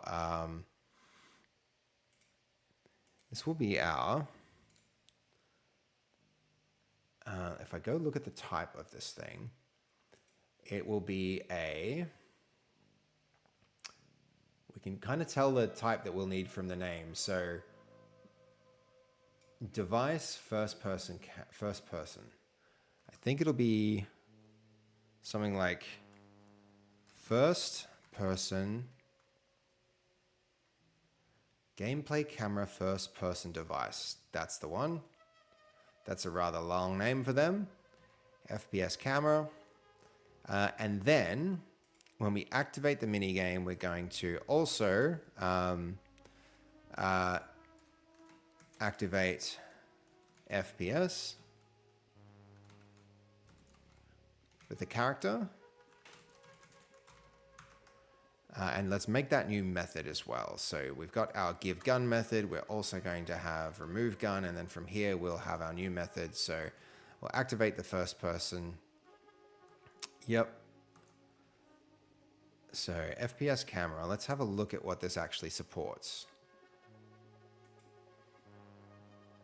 It is gameplay camera device. Let's go have a look at what happens in the editor. So let's see how we did this before. We did it with user options, add to player. So add to player is the name of this thing. I'm guessing it's going to be like gameplay camera has something like add to player. Okay, add to agent. So yes, we can then do that with add to agent.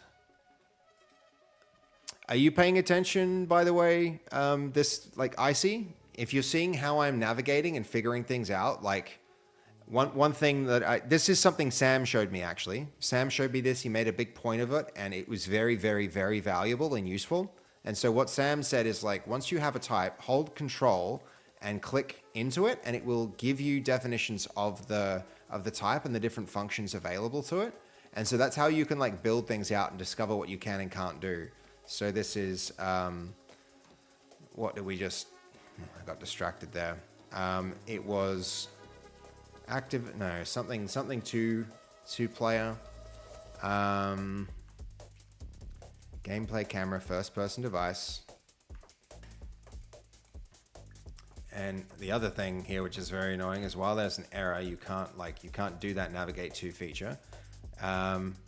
This is a gameplay camera.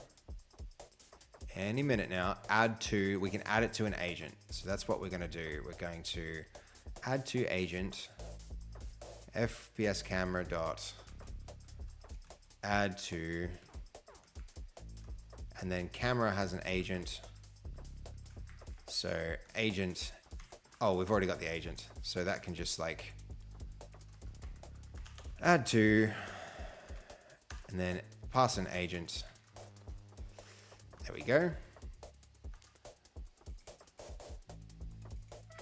And then also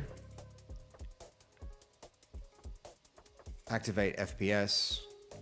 So maybe we do something like instead, so we don't have to repeat ourselves. We can go set FPS first person camera. And from there we can just say active, make that a boolean. Well, it's just bool. Unknown identifier bool. Yeah, we got to go back to the docs.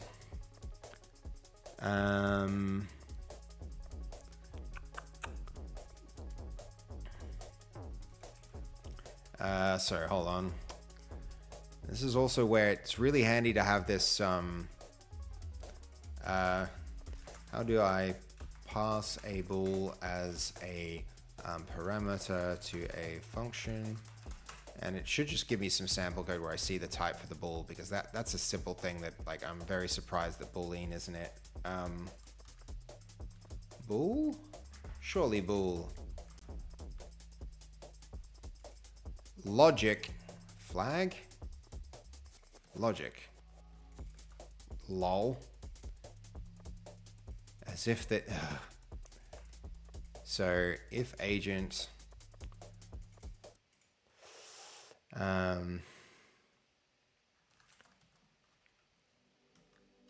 and then we can... actually, we don't need to do that. Yo! Mega Chubs, thank you for the follow, man. Really appreciate that. How you doing?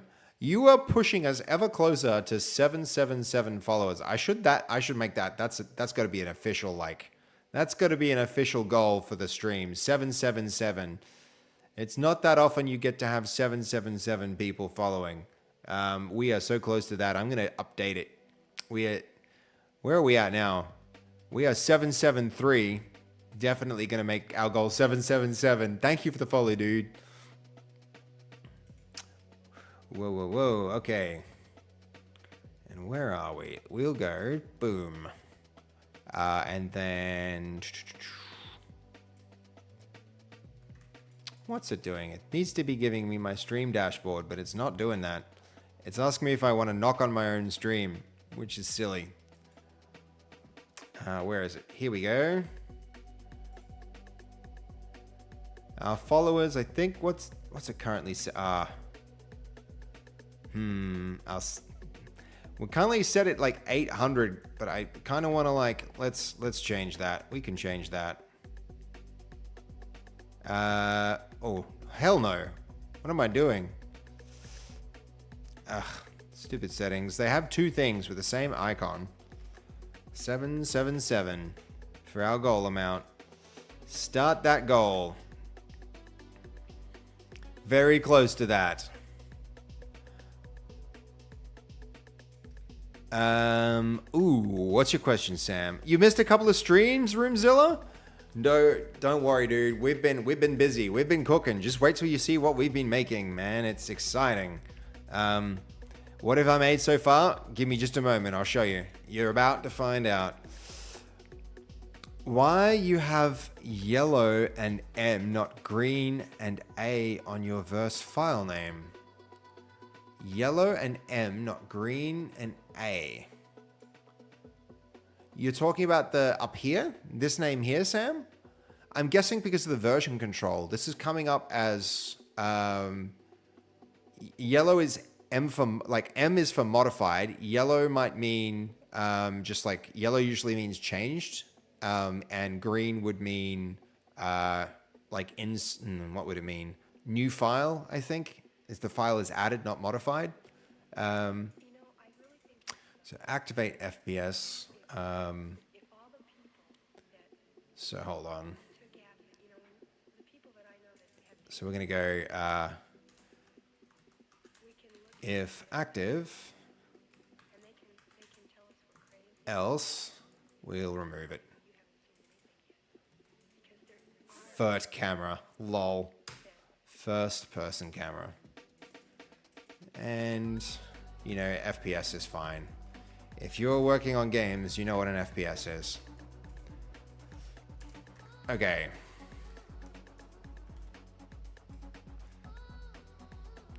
An expression that can fail.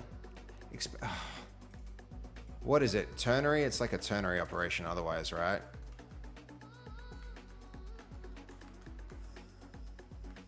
Like this.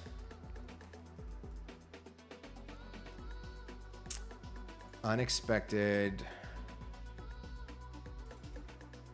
FPS camera is a thing. FPS camera, yeah. Unexpected. Okay, hold on. How do they do it? Hold on. I'm really surprised by this. Is it that? Yeah, it is. That's right. The question mark. All right. So from here we can go true, and then we can go set FPS, and then we can also go false. At some point though, when we pass this character around, I think we should just cache it instead of making it a parameter for every goddamn method. Yeah, we're gonna do that. We're gonna do that. And we'll also do this to false. False. Yep. Set it to true, set it to false.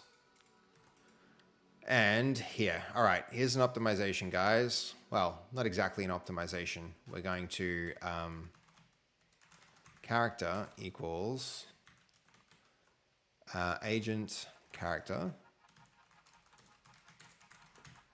And then we're going to make this a fort character for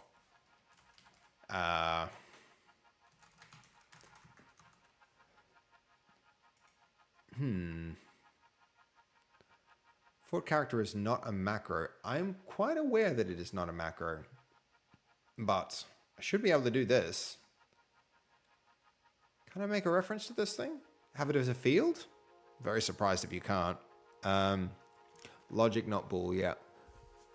If I'm right, you don't have to put fort characters or a parameter. You need only agent, so you don't need to make an agent from character. Yeah, absolutely. What I think I want to do, Sam, is if active equals true, yeah, if you don't have to put fort characters or parameter, you only need agent. Not only that, I don't think we even need fort character. I'm pretty sure we should be able to, like, I mean, we should be able to keep this as a field, and then if I do that, then everywhere I need it, like even I can like get agent, right? So actually even better, yeah, you're right.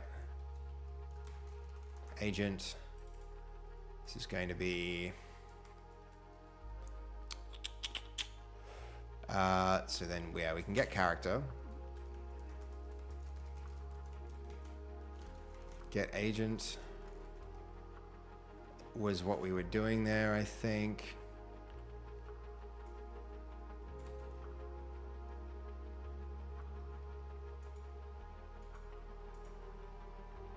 Where are we? Character equals, yeah, and agent equals character dot get agent.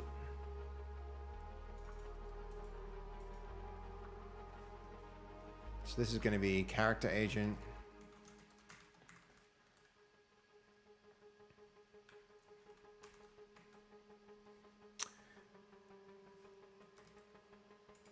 one thing at a time.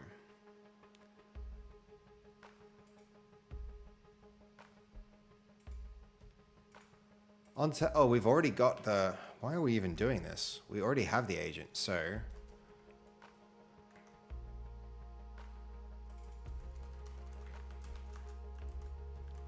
Fumbling around as I learn the types here.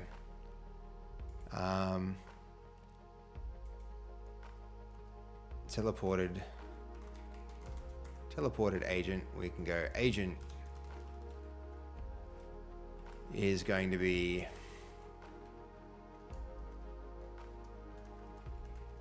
teleported agent.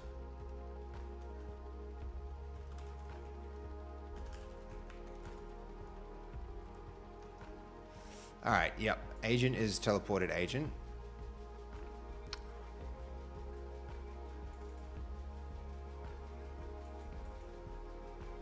And then agent is of type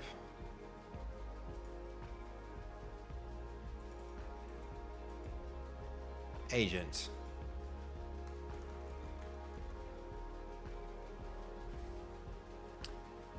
Invalid access of epic internal class constructor agent. I mean, how can I not initialize an instance of this thing and have an empty variable? Surely you can do it like that, right? Must have an initializer. Like this, agent nullable. The left-hand side of this definition is an expression that cannot be defined.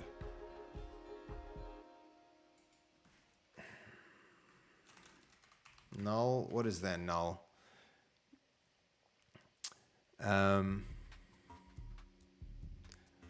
Your style of programming is not as bad as mine. You have experience, so you can, so I can help you only with some parts of my code. Like, no, I appreciate it, Sam. I really appreciate it. That's all good, man. That's all good. So what I'm trying to do is say, like, notice that we're passing the character around to every single method, right? And so sometimes we access the agent, but I think the only thing we actually, we don't even need the agent right here. There's a lot that we can optimize. This code's kind of changed a lot over time. Every time we access the character, we're accessing the agent. So what I want to do is at the very start, I want to create what's called a field. And a field is just like a variable that lives outside of the scope of a function. And so, I mean, where is it here? How do I create a field in Verse?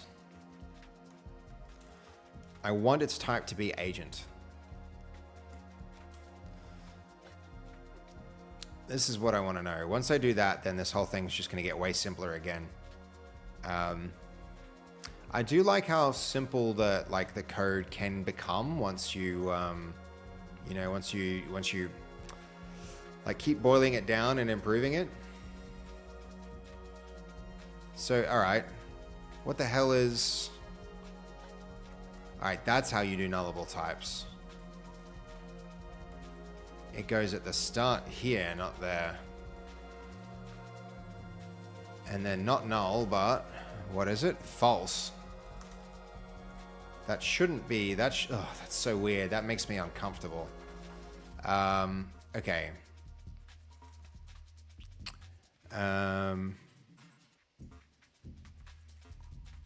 So let's see, where are we actually assigned, like, what are you talking about, required inverse? Non-optional agent field must be set in code. Okay, here we go, yeah.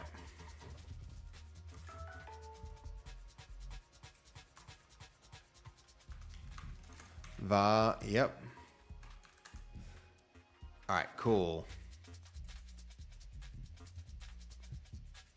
So now the agent should be able to get set in code.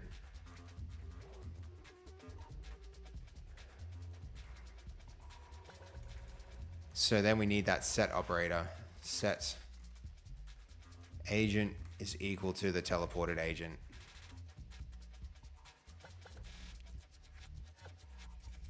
What's this with option?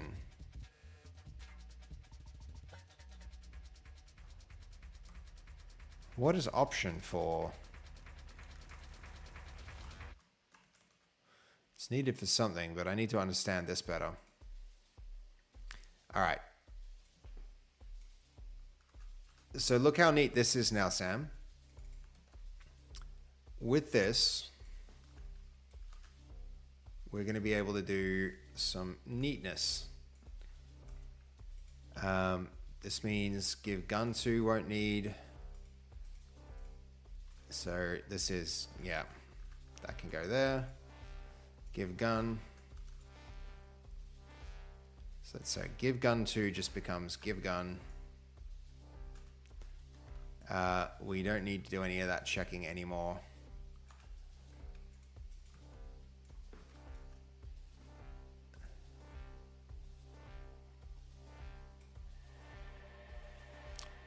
Interesting. All right, because it's type.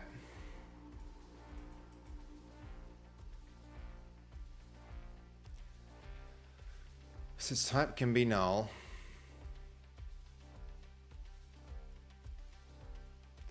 I mean, we're gonna have to check it. That's for sure. So, if agent.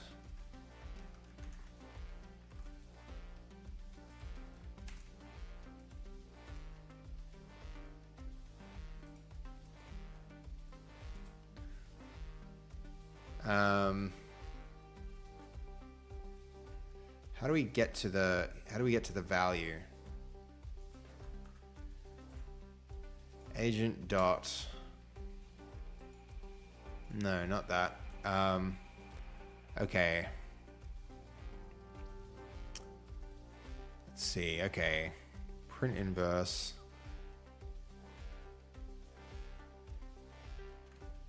Do we just do it with a... Do we do it with that? Square brackets? What was it? I don't know the syntax. So... Now that this agent is nullable, how do I access the actual underlying value?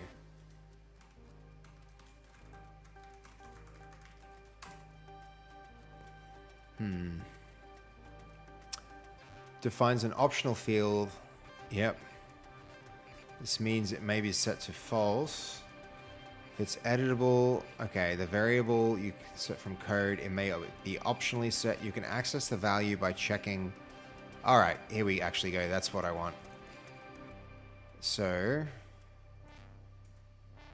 if agent,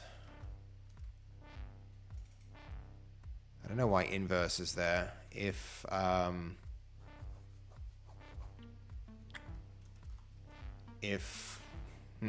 let's see, maybe we can use like, usually I don't know what the notation would usually be for this, but because it's a field, you prefix it with an underscore in like normal C# or normal like lots of different languages.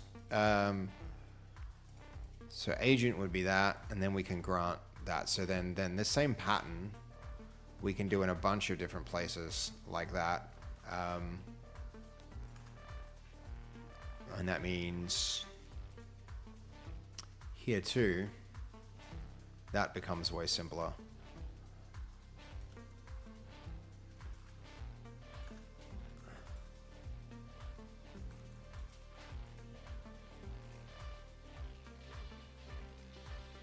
If agent, then yeah, hold on, this becomes our if active, hold on.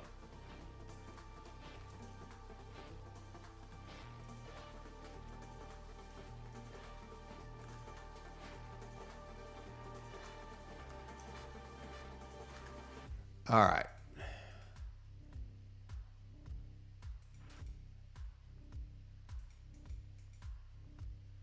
If active, and then we need to evaluate it, yeah. Oof. What do you think, Sam? We're getting pretty neat now.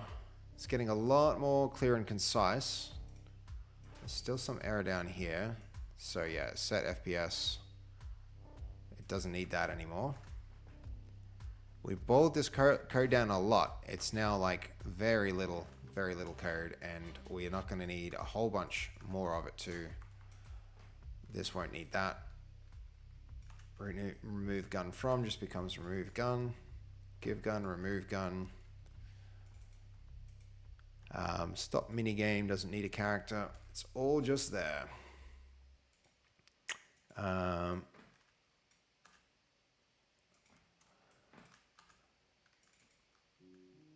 So agent will be underscore agent. So we need that too.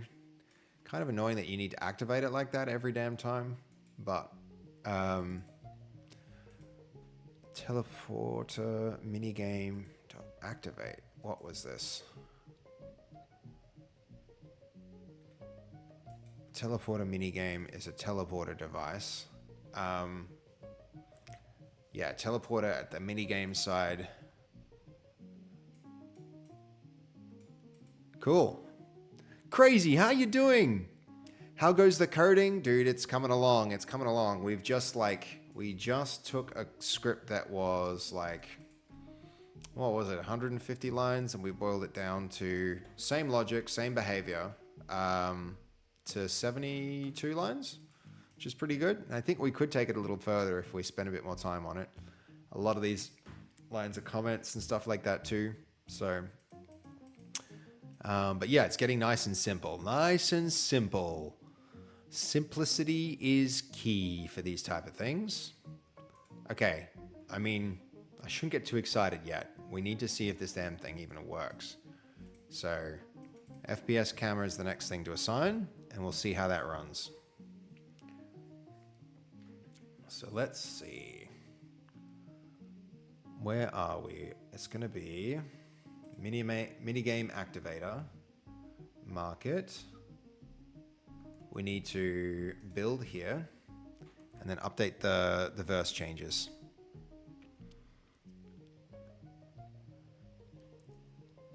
And then we'll push those. Probably push all the changes, but I don't want to block I don't want to block things. So here's our FPS camera now. There'll only be one of them. If this even just ran in the background, if like pushing the changes didn't lock up the editor, that would be another great change. Like another great thing they could do for this engine, right? It's quite annoying.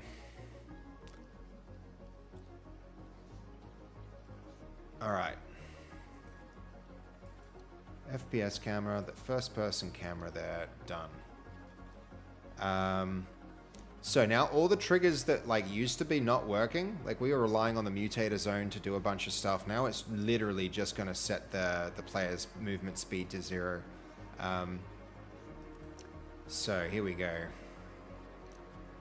Got the light gun item remover, we've got an FPS camera, we've got the item granter, we've got the teleporter minigame. Let's push the changes. We got lots to wait for with this stupid pushy thing, but then I think we'll be in a really good spot. I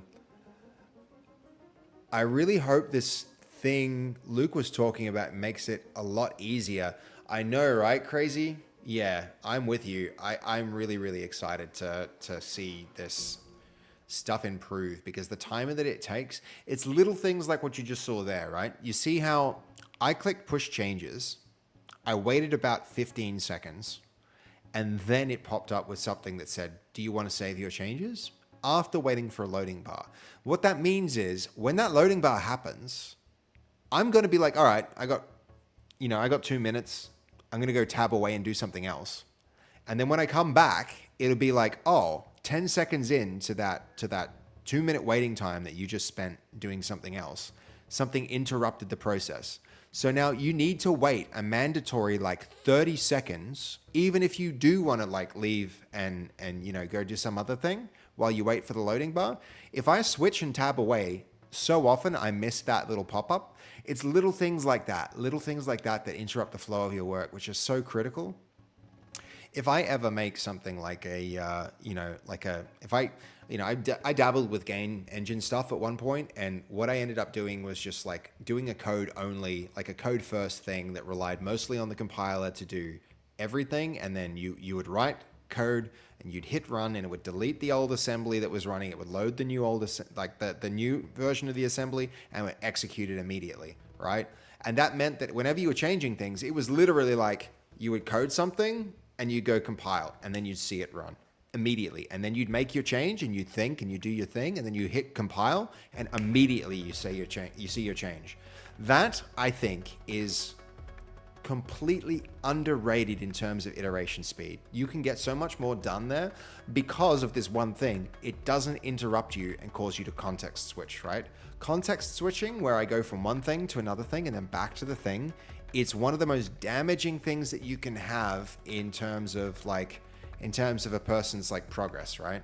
Because, you know, I can right now, I can stop and I can talk to you guys. I can stop and I can talk to chat, and that's going to be, you know, that's a thing that I can do. But all the things that I was thinking about what I was working on, it's like all I can do is talk to chat. Because if you look at it, like I'm still waiting on this. I'm still waiting on this up here. I can't move on from this. I can't do some other thing. I'm stuck waiting for this session to update.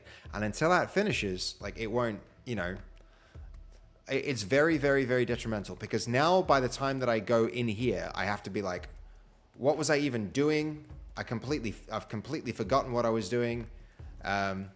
So I can see that I am in first person mode. I'm going to have to change the server will restart in 5 minutes. What are you talking about? Boom.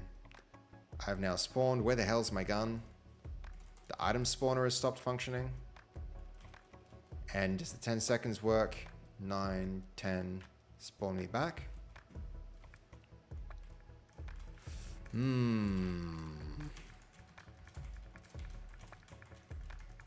No. Okay, it's broken. I broke it. Let's go have a look at the code. What did I break? Okay. Oh, that's what I did. That is an obvious thing to have broken. Activate minigame. Does not need that parameter anymore. And this will now go, what was it? Spawn. You know what? This doesn't need to be suspends. Maybe it does.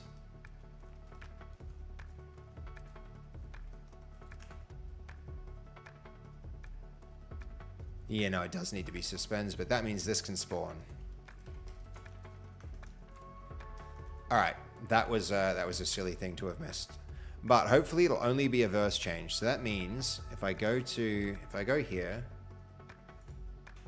that built successfully. If I only need to push the verse changes, that would be really good, because then we don't have to wait for the whole thing.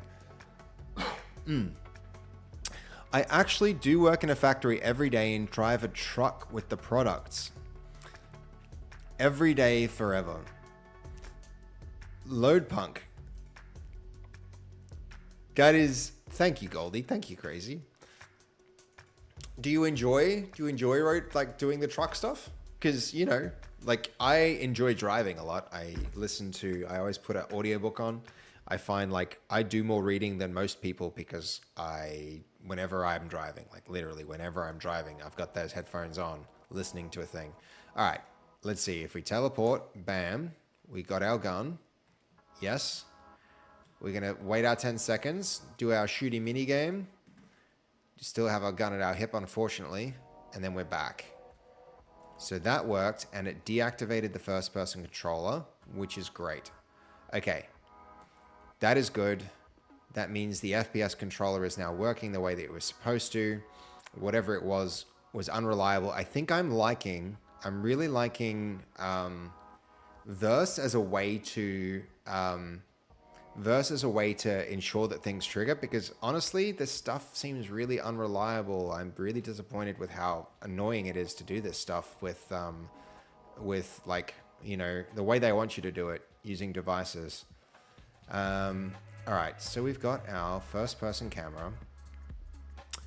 Add to players on start is a big nope.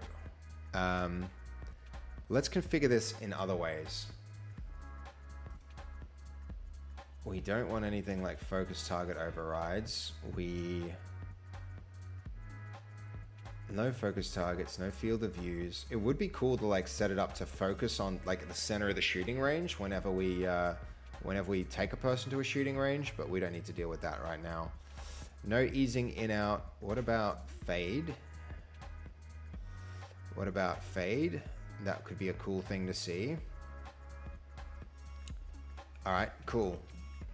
Let's just save those changes. See what happens when we run back here. Yeah, the job seems like a fun game. It's enjoyable. Nice, dude. Nice. We'll end this and start it again. I don't know if I like the idea of having to wait for the server restart with... If the server stops us developing, that'll be really annoying. But we're about to see. We'll see. Okay, here we go. Boom. Minigame, shooting. That was third person. Now soon first person. First person, done. Okay. And gun gone.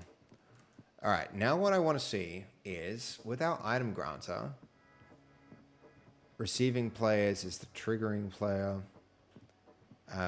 Yes. Grant condition, yes, always. We don't want grant on cycle. We do want equip granted. Item to equip is 1. Where are our items?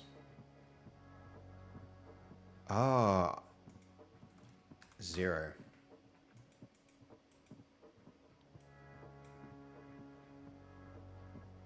I mean, is it... I'm going to guess it's like item to grant 1 is going to be the first one. When an item is granted, it is removed from the item. No, we don't need that. Cycle behavior. Drop items. Never. We're not granting on timer. We can play audio. All right, let's save those settings.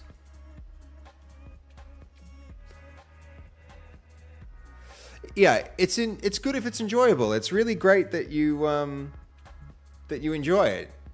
I think you need to enjoy what you do, especially if if you're working in a factory like that and you're driving your truck every day. You really want to enjoy what you're doing, dude. Like I enjoy what I'm doing. It's I love making games. It's like I've made my life about making games. You have to enjoy what you're doing because life is too short to do something that's not fun. Zesty, are you going to keep teleporters to start the games or to change it to buttons that the player clicks? It's probably going to be buttons. It's probably going to be buttons, Zesty. It's probably going to be a button that is on an arcade machine. Either that or I'll just we'll see. I'm going to tune those kind of things in playtesting. I'm trying to get the broad strokes of it right first. Yeah, you can add a bunch of items to the same item granter. Yeah, I know, but we were noticing that it wasn't equipping the item. And so usually if I right now, see how it's an item list? The item, if I'm going to index this, its index is 0. So why would they not 0 index their collection, right? We're programmers here, right? We know that, I guess maybe the people who use this aren't, but the first item is index 0. So I don't know. It seems like a strange choice for them to do that because I don't know. What I want to do is I want this to trigger and activate. Hold on, let me end the game and start the game again so that thing gets reset. And then I want it to, as we go into the game, I want the gun in my hand, but that's not what's happening. So we need to start the game. That's what I really want to have happening. So I'm trying to question why the hell it wouldn't happen. Yo, I see you've spent 3 hours, 40 minutes watching now, dude. I really enjoy you being here, dude. Your knowledge really helps enhance this stream. I really appreciate it. You've got really good ideas. Okay, so why isn't the gun going into my hand? Right? Because we have this option enabled. Equip granted item. If the Device gifts items. Equip the item listed here. I mean, what if we just, I don't know. What if we do this and like make another pistol, the exact same damn pistol?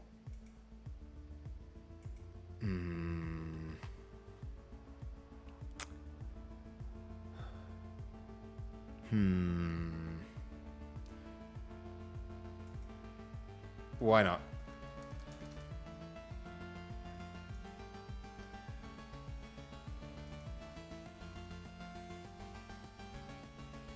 Equip granted item absolutely should be working.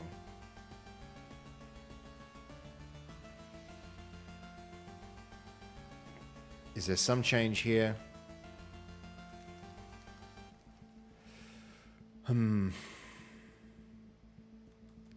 Maybe I'd like stop being silly and like, at this point I'm just like, I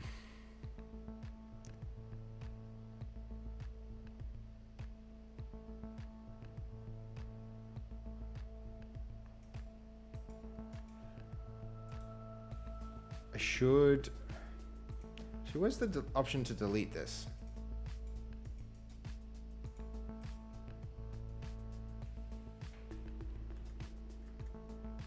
Surely I don't have to delete all of them.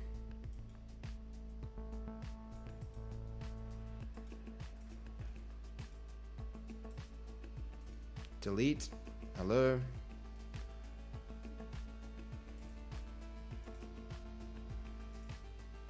Damn it. Why is this remove all elements? What if I had 100 different items in this thing and I wanted to just delete one of them?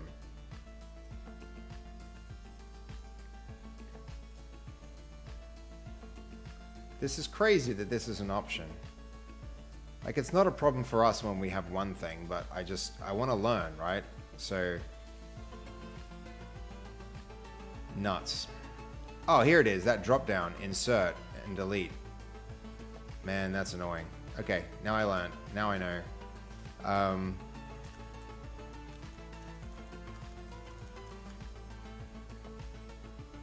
Combat pistol.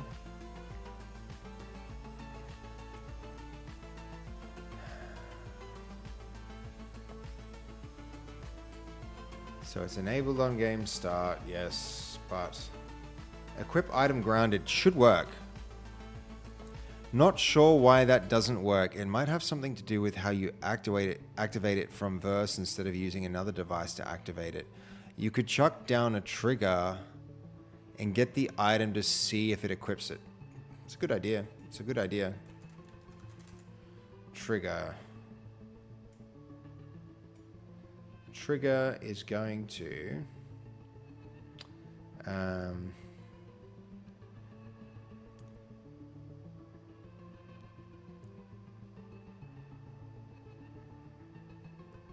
okay, and then we do it from the other direction. This always seems to back to front. Item granter on grant item with the trigger. Untriggered.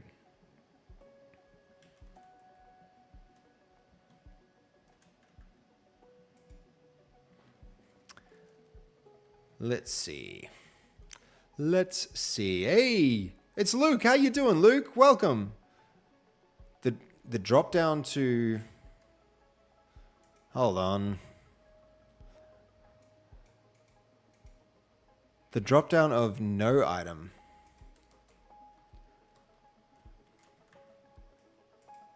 Hold on. What are you saying, Luke? Thank you for dropping by and for helping. We should trigger this, and it equipped it. And it used the right model in the right place, which is what we want to see. We want to see that like blue light gun over the gun, but okay. It might be Verse. You're right, it might be Verse. Why does the gun go to our hip when we go first person? I'm actually tempted to put another trigger in there to see what happens if I like just trigger that separately. But this equips it. What if I mean, to be honest, we could just put this trigger at the end, like in its new location, but like item under grant item. What if there's some other item granted device has something else that's like grant item to the agent. Maybe it's like grant item index. Maybe it doesn't equip without some like special setting though.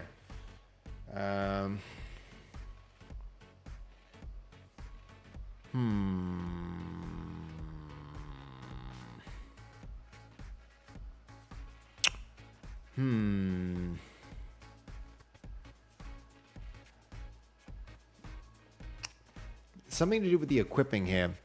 What was Luke saying? Hold on, Luke had something to say. The drop down to no item. Is that going to change something related to this? Luke knows his stuff, so we want to listen to Luke when he says something like that. Item grant to. Oh, you were talking about when we were trying to modify the collection, right? To like no item. Yeah. No, what I was looking for at that time was this delete option, which would have been very useful, and we found it now. But it seems like this triggered by player. Sorry, what I'm saying is like when this is supposed to. That item grinder is supposed to equip when the player uses it, but it's not doing that. Equip granted item seems to not be doing that when we run it through code. So we do get the item in our inventory, but the item doesn't show up. Doesn't show up for us. Let me just try something. I wanna put another trigger here.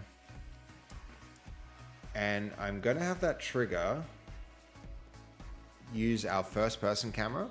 So first person camera should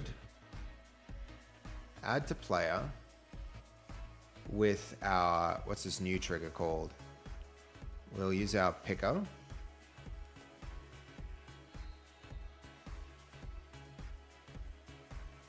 Trigger 3. Let's try that.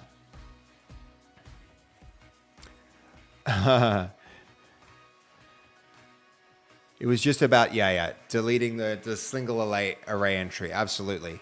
So hold on. Goldie, how many, let me just message you. I don't know if you're around, Goldie, right now, but let me just message you a thing. Hold up. Here we are.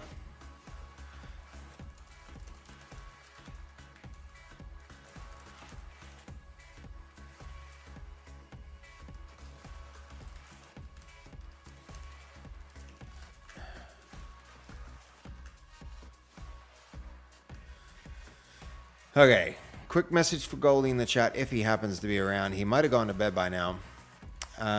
If not, no, I see him. You're here. Sick, dude. Thank you. You need to set the action to trigger 3. You need to set, yes, yeah. Trigger 3, cool. Save that. What if you get Verse to activate a trigger that then activates an item grinder? Like, crazy, we might actually be at that point. Like, I'm learning though that like things are unreliable both from on the Verse end and both on the like device end. Devices are unreliable, but also Verse is sometimes unreliable too. Like the way that the devices work when you trigger them from Verse is different from the way that they work when you like trigger them normally. There's a lot of inconsistencies and a lot of like things behaving in a way where it's like doesn't always work the same way every time. So this should give us our gun. This should take us into first person. And I want to see if the gun winds up at the hip, because it shouldn't. It should stay over the gun like this. Like the blue gun, the light gun, should stay in the right spot. So let's see. And it doesn't. It goes to the hip. Why does it go to the hip?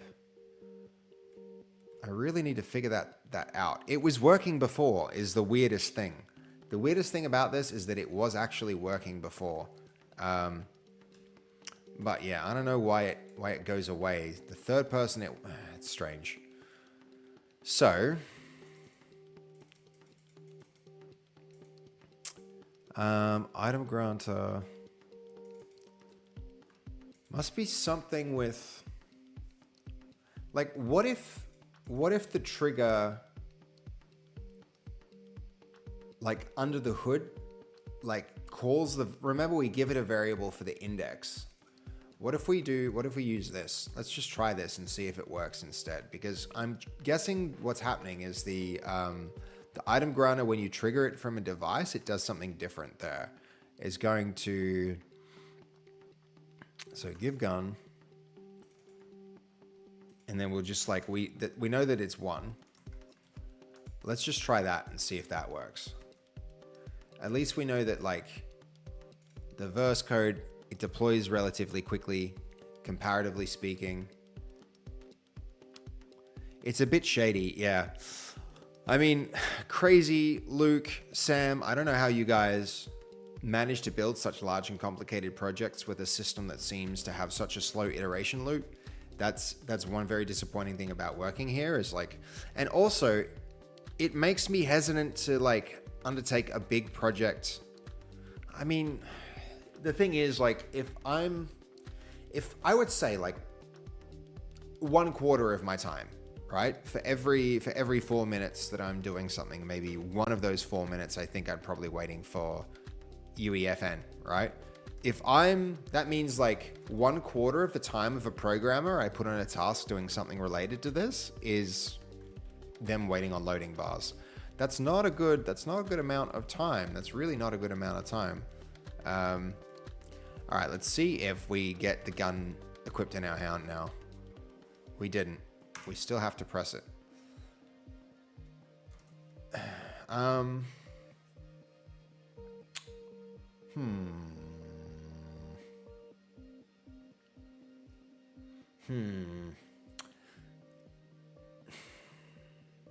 Untriggered calls. I guess what we just do is this, right? As much as I hate it, minigame mutator zone.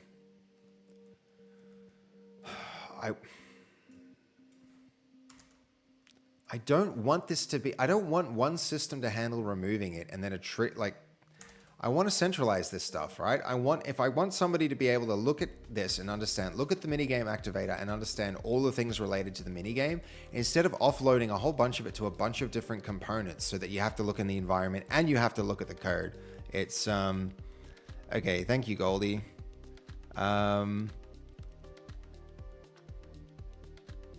Dude. I didn't fast make such a big deal of that. Well, in that case, there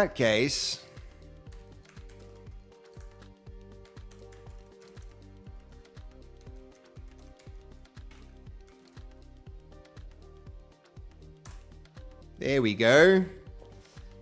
Done, Luke. Raised up. Thank you for all the work you do modding everything, by the way. It's really, really appreciated, man. And like all the contributions you made to this stream. Like, enjoy that. Is it the star? No, not the star. What does Luke get? Drop another message and we'll see the next. What do you get? You get the yeah, claps for Luke. Woo!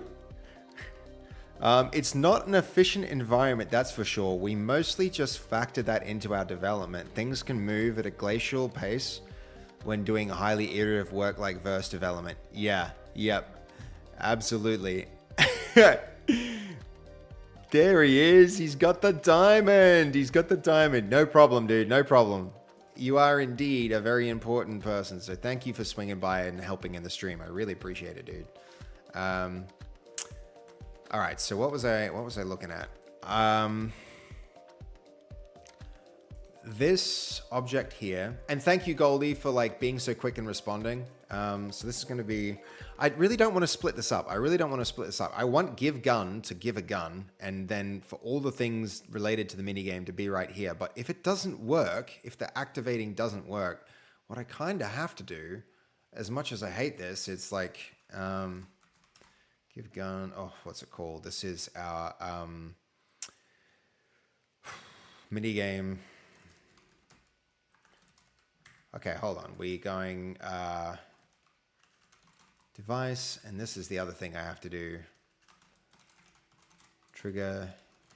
I want to go through the entire project and use the conventions that they describe right about here. This was another thing I wanted to do as a part of this stream. The stream today was this.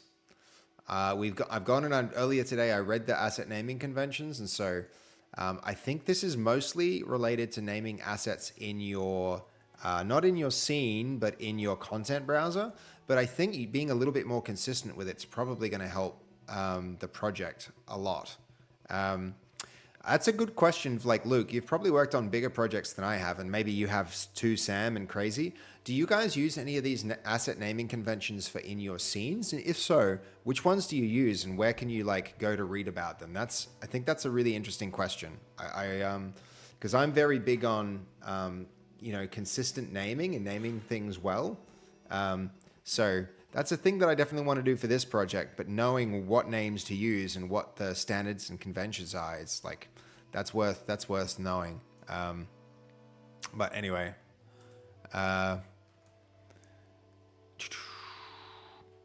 Is Luke also creating his map with you?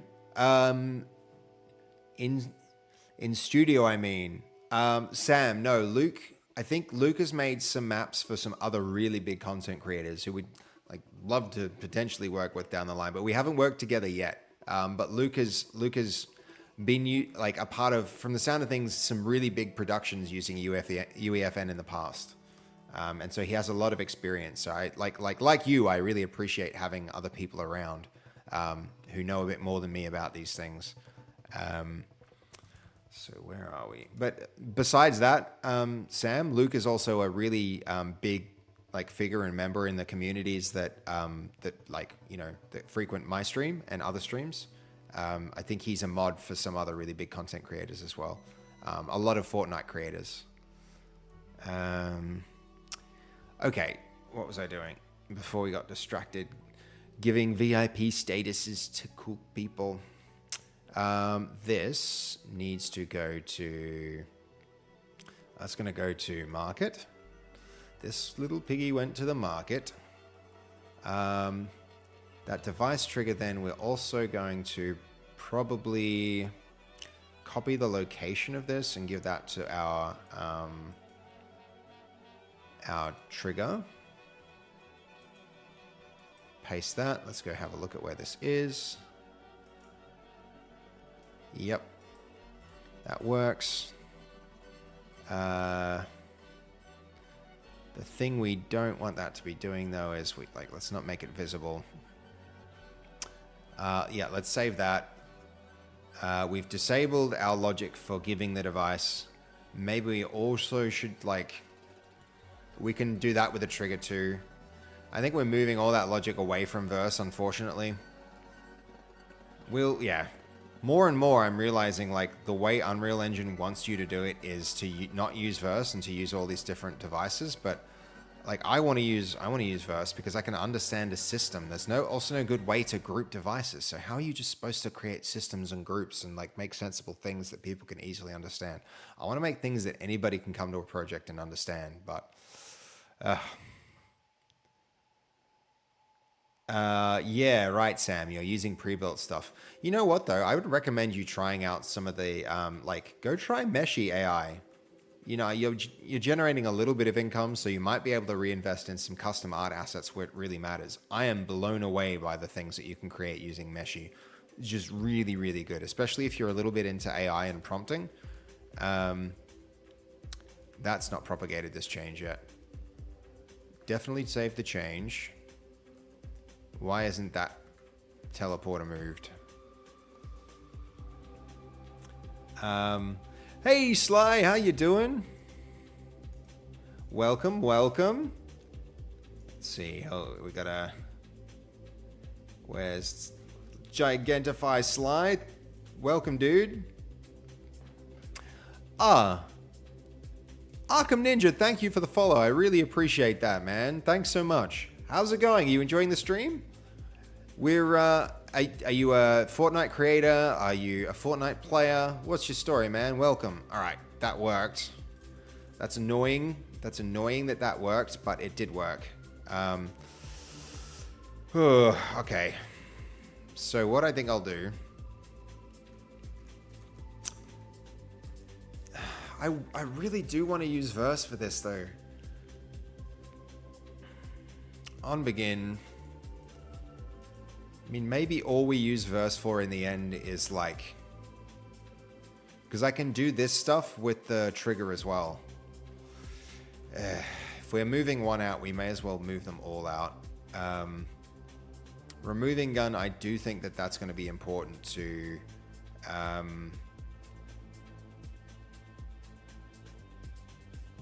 No, we'll leave this because we need to remove it as well. This isn't just like a one-time deal where we...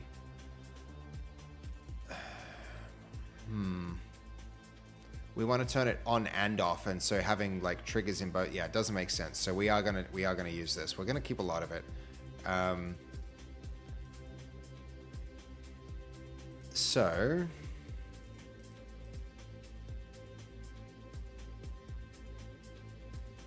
yeah, that'll do. All right, cool.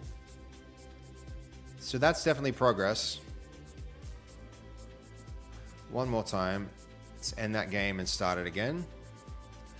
Why are you craving Macca's fries at 1:30? You sound like Binge. Binge is, you know, that man is always craving something at some time. If he's not getting waffles, he's getting a steak. Are you in a cravey mood, Sly? Okay, I think we need to disable that teleporter as we enter it. Let's make sure that that's happening.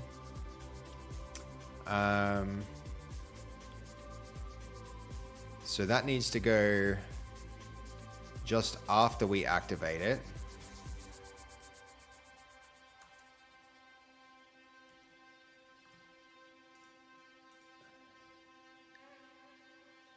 Yep, and that means when a person goes into it, it will disappear. The game will activate, the gun will come out, the mini game will take place after however long, in this case 10 seconds, then bam, we're back to the game. And the arcade has disappeared. All right, this is something I might be comfortable propagating out across all the different levels. Yeah, I think we're in that, we're there, we're at that point. I think I'm going to check the code in here. The one thing that isn't working, which is really disappointing to me, is why the hell the gun winds up at the hip. But I think I'm probably gonna, as much as I hate to do this to Jose, he had it working and I broke it, so it should be my responsibility to fix it. But it's just taken so much time, and I don't know what he did to make it work in the first place. And moving all of his changes forward have broken it. So either I fumble around trying to figure out what he did, or I assign the task to him and I just go like, go do your thing. You got to get some sleep, Luke. Crunch time at the moment. Long days, good night. Thanks again for the diamond, dude. Yeah, absolutely. You are a very diamond worthy individual. Thank you for swinging by the stream, even though it was so late. I really appreciate that, dude. How's that progress? Is it looking good? You liking the look of the basic format of it? I think, you know, it hasn't progressed much in terms of like actual changes, but I do think we are like the way we're doing the systems are looking way better now. So slow and steady progress. I think by the next time we're going to have these same basic systems set up in all the different places, which would be really, really cool. Good night, Luke. Have a good night. He already did it. He'll probably have an idea to get it going again. Yeah, I know what you mean, crazy. But I don't like there's a certain kind of courtesy as a developer. If you break somebody's stuff, it's up to you to fix it, right? That's just like common developer decency, like common courtesy. If you broke it, you fix it. And I don't like that I'm gonna have to like hit Jose up and be like, look, man, sorry, I broke your thing. Can you please fix it for me? I want to fix it myself. And that's just like what a good developer does, you know? It's, I don't like that we're using two different systems. This trigger, we shouldn't need this trigger. Why would we need this trigger? Why would we need this trigger? We activated the trigger. We did it the way that it was supposed to. There's no logic that lets us say like, equip the item. What we could try and do, just so that we don't need this trigger, because I really don't want that trigger. We could try and get the item granter's next gun. Next gun is item granted device. Is there anything that gives me the gun?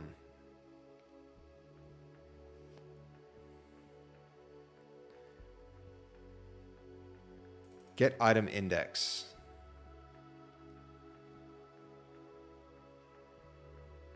Set next item, no. Grant next item. There's nothing here that gives me back the...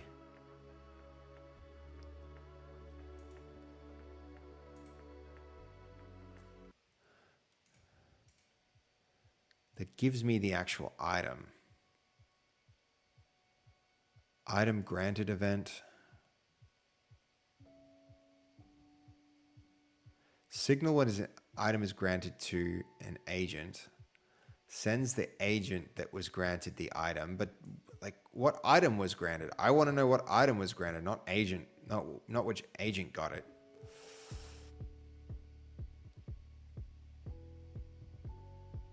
Nah, it's so like limited, the API in so many important ways. It's okay. We are going to, I guess we just have to leave it, right? As much as I hate it, we have to leave it. We have to leave it. For some reason,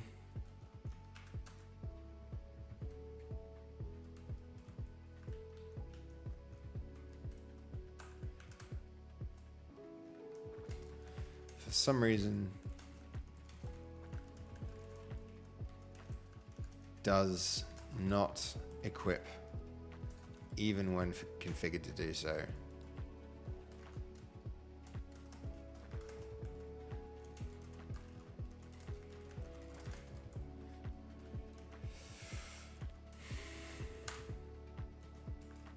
That's annoying. That's pretty painful. I wish that worked.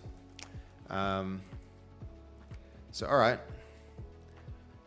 Do we start propagating it? I feel as though we do. Or maybe we take the time to... okay. Let's do a little bit of research quickly about... so, let's make a new chat.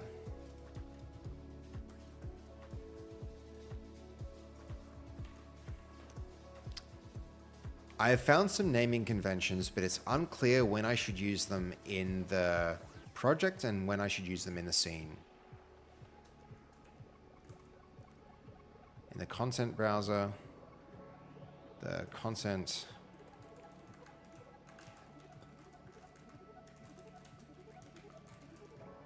browser, and when I should use them in the outliner.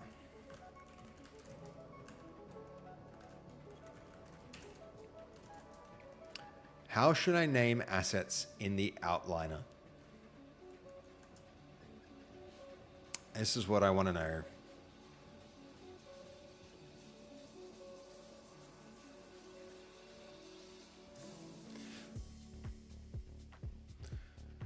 I love the vibes of this song. I need to update my playlist though, guys. Honestly, it's good vibes, but like, I need to add new stuff. There's a lot of repeated stuff here. No spaces, use underscores, organize with nested folders.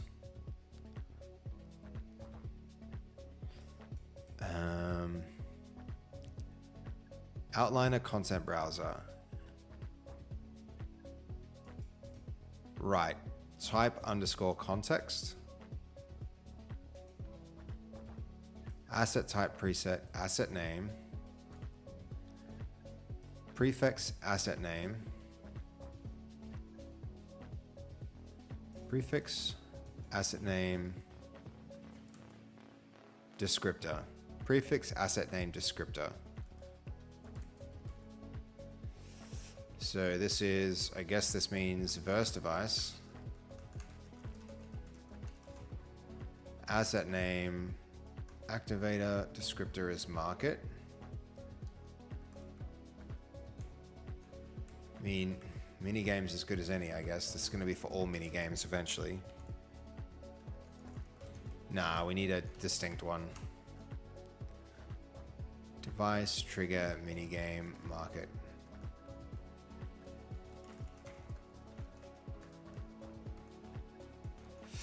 Mini game.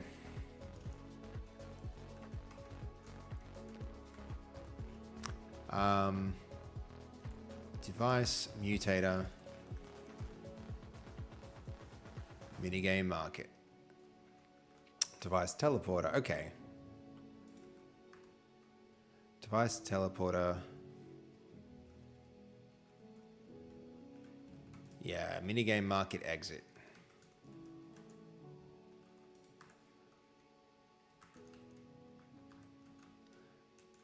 Probably something like that.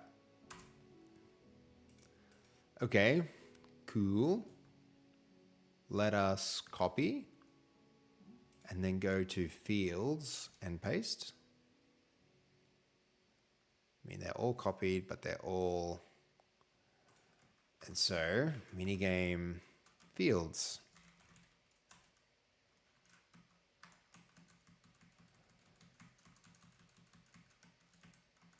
Fields again.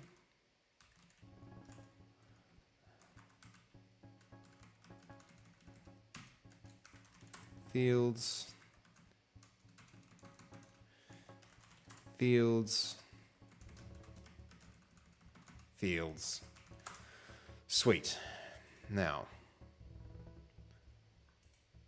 a lot of this stuff is at this end. A lot of this stuff is here.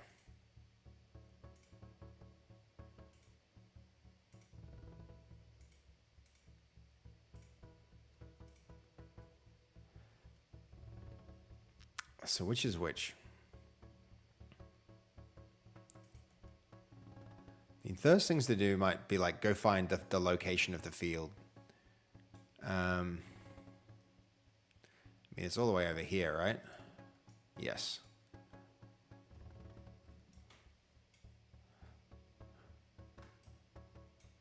So if I go put my camera right here.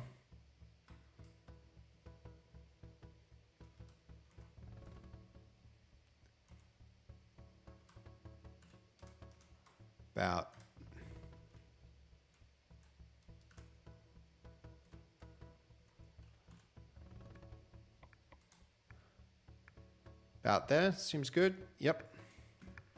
Okay.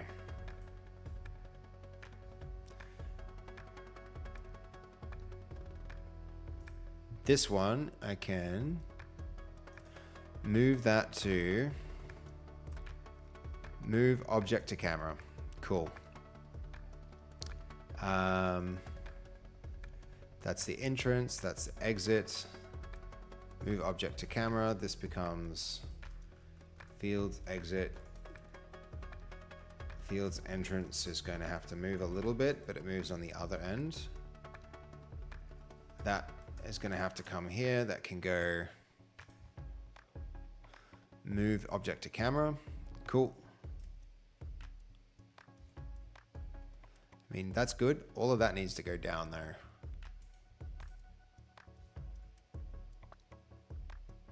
Mutator too high. The exit.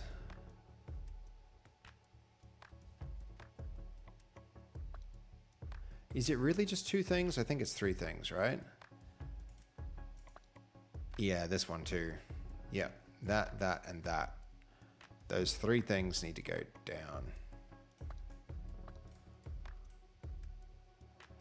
Their rotations should be zeroed. Except for the exit, which needs to face forward. About there. So let's go find the entrance.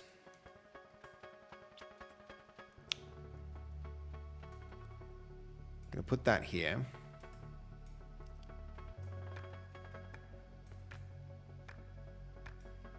All right, push those changes. We might actually be in a spot to start working on. Probably we should have saved our changes and pushed them already, like ahead of this.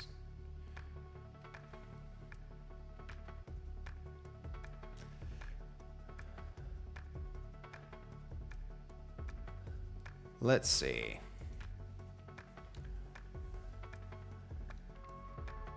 How's everybody's nights going?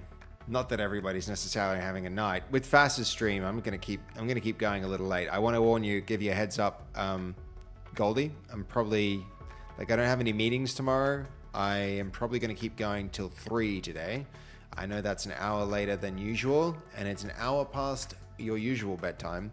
As much as I appreciate you being here, Goldie, you should get some sleep, because I am gonna make good progress with this, and I know I have a I'll just phone into I'll set the meeting up later in a way that'll be good. No worries. All right, cool. All right, what was this for? Is this our actual item granter? I think this is our actual item granter. We need to name this properly. So this is going to be device item granter.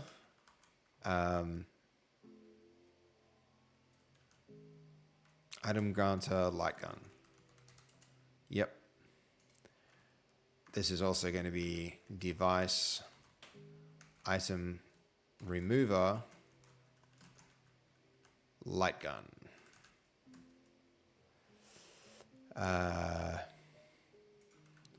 Device endgame on point. This is going to be a device.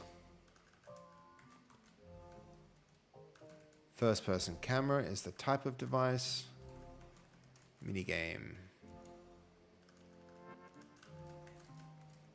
On point, I guess, because it's the whole game's one. This is going to be device island settings on point. And this player spawner is just going to be a blueprint player spawner on point. All right, excellent.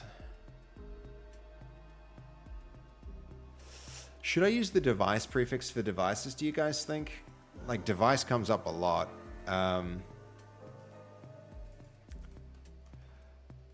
What prefix should I use in the outliner for devices in UEFN? Let's have a look what it thinks. So we've got a lot of devices, and I see BP coming up here as blueprint.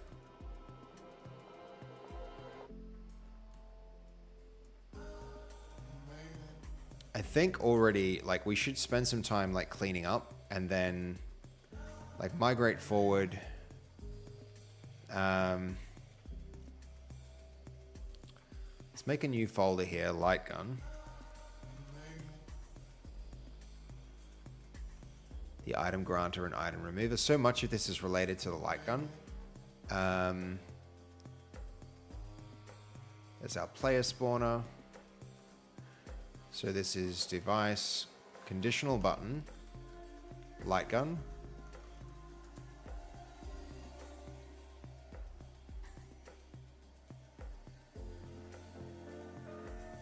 Let's see what it has to say. Common prefixes are underscore device. Yep, cool. Good. We'll stick with that. Verse device. That's going to be custom weapon manager. And light gun.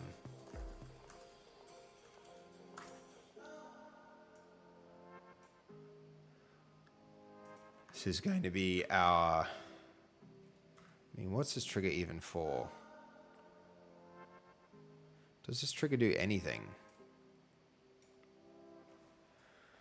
User functions enable. I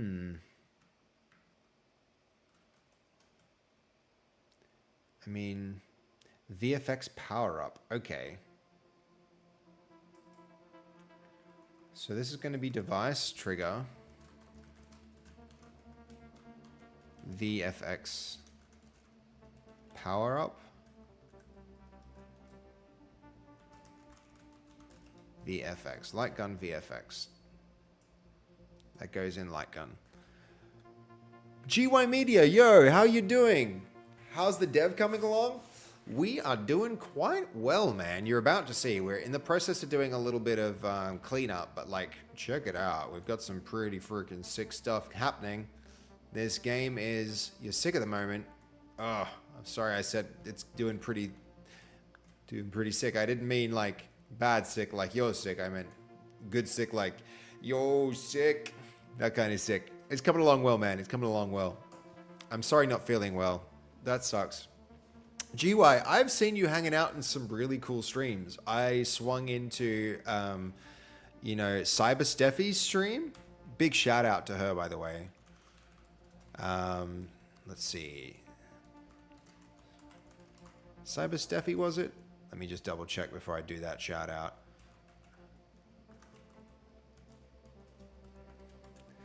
Her content is so freaking cool. I really like it. Yeah, that's the one. But I noticed you in there. And quite active in the chat too, dude. That's very cool. You know everyone. Guys, check out Cyber Steffi's stuff. I really like it. She's a very, very talented designer. And is doing some really cool software engineering type things. Though she doesn't seem like a hardcore coder, she's definitely an interesting person to check out.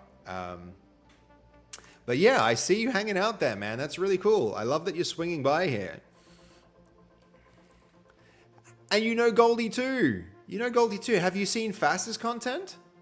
You're a big supporter. Yeah, you're a big supporter of Cyber Steffi stuff. Like, I mean, why not? Of others, yeah. Nice, dude. Well, I'm glad that you're here supporting me, checking the stream out. We've got our crosshair. This is also device, hard message device,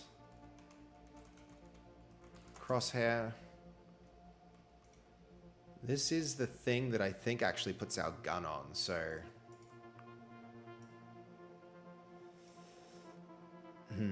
what else have we got? So maybe we make a new subfolder here for crosshair. So they can go there. What else have we got? This misspelled verse device here. D-E-V-I-C-E. Your cold is affecting your thinking. At the moment, Sam, I'm trying to use some best practices. So we've done a bit of research about what the recommended naming conventions are for things, and I'm trying to embed the project with some of those conventions. So a lot of the objects that other people who've been in the project right now, and me too, as I've been developing, have been inconsistent at best. So it's not clear what different systems relate to. So I'm going through organizing them, making sure that they're not just random floating devices Like this one, for instance, here's a random floating device. I wouldn't know if I needed to keep it or delete it. There's not enough context around. This one is actually a delete one, but there's a lot of other things in the system that aren't like clearly organized, and so I think it's pretty important to do that before I commit my work and move on. So that's what I'm kind of doing, is I'm going through and we're organizing things. So this, for instance, this is a device. It's a VFX power-up device. It's related to the light gun. So I'm going to stick that in the light gun folder under like the game things. And then that means our migration stuff is all done. This can now go. And that is empty. This stuff could go out of the scene actually. So let's save the scene first. What else have we got? I mean, pretty soon this portal folder, I'm going to be able to delete that too, which will be cool. I think there's no good distinction between props and like, gosh, this really just should go in scene. I can delete that now. I mean, all of this, honestly, all of that, I'm going to try and like, let's cut it. Move it into our work in progress. Rather our sketches. I think we named a sketch scene. Sketches, yes. Save that those changes. I'm clear, yeah, there's a lot of mess in this project. And like, I had a really clean slate with some of the work that I had done, but I also, I need to,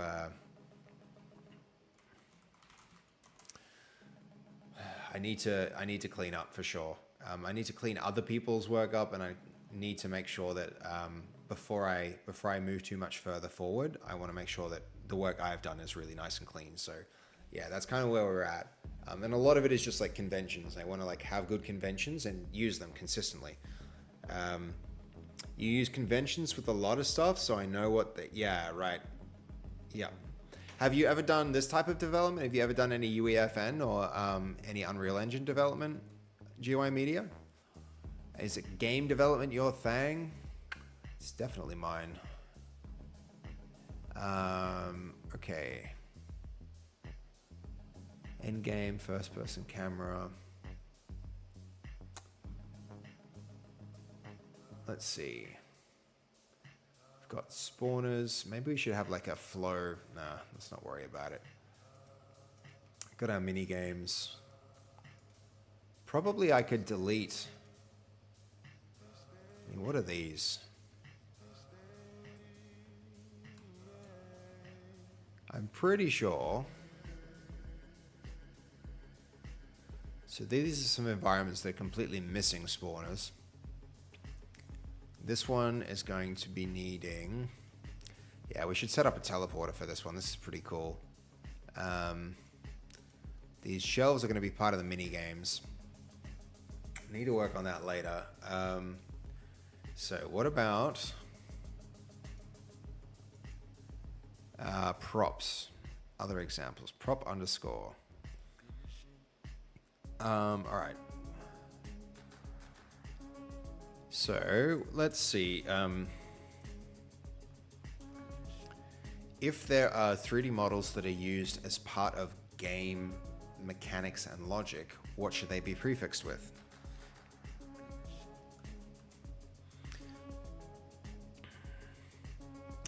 Okay. That'd be really interesting, GY Media. Like, do you have anywhere like that you could point a budding streamer to in terms of like best practices for naming conventions in OBS? I have started to like create my own conventions, but I really would like to know what best practices are. My main programming languages are very similar to yours, GY Media, but like, I'm so sorry that you have to work with Visual Basic Advanced and Visual Basic and Basic, and that you can't work with other languages, because although I've worked in those languages before, oof, Is Riz++. Yeah, I see you running that program all the time, Sly. You're definitely using that program everywhere, dude. You've got Riz up to the very, very like 10 out of 10 Riz. Well done. Well done.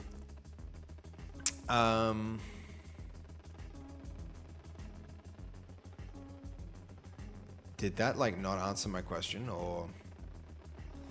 Okay, prop for models treated as interactive props, but not actual devices. Right. Logical game if they're purely logic objects. All right, so this is prop underscore China store. What else is there? Yeah, that's fine. Prop underscore China store will be good.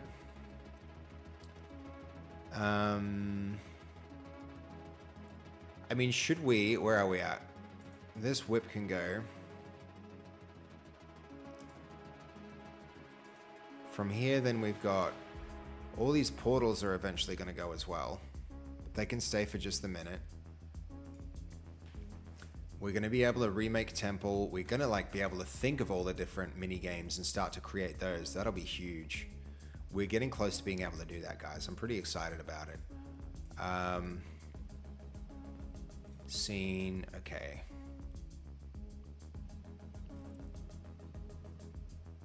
Right. I imagine this is probably props as well, if I'm not mistaken. Yeah.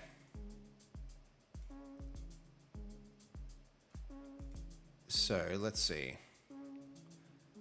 Blueprint. Okay.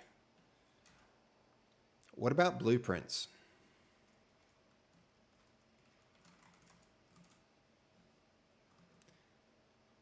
I'm guessing it's actually BP underscore. So yeah. BP underscore. What about blueprints? But also,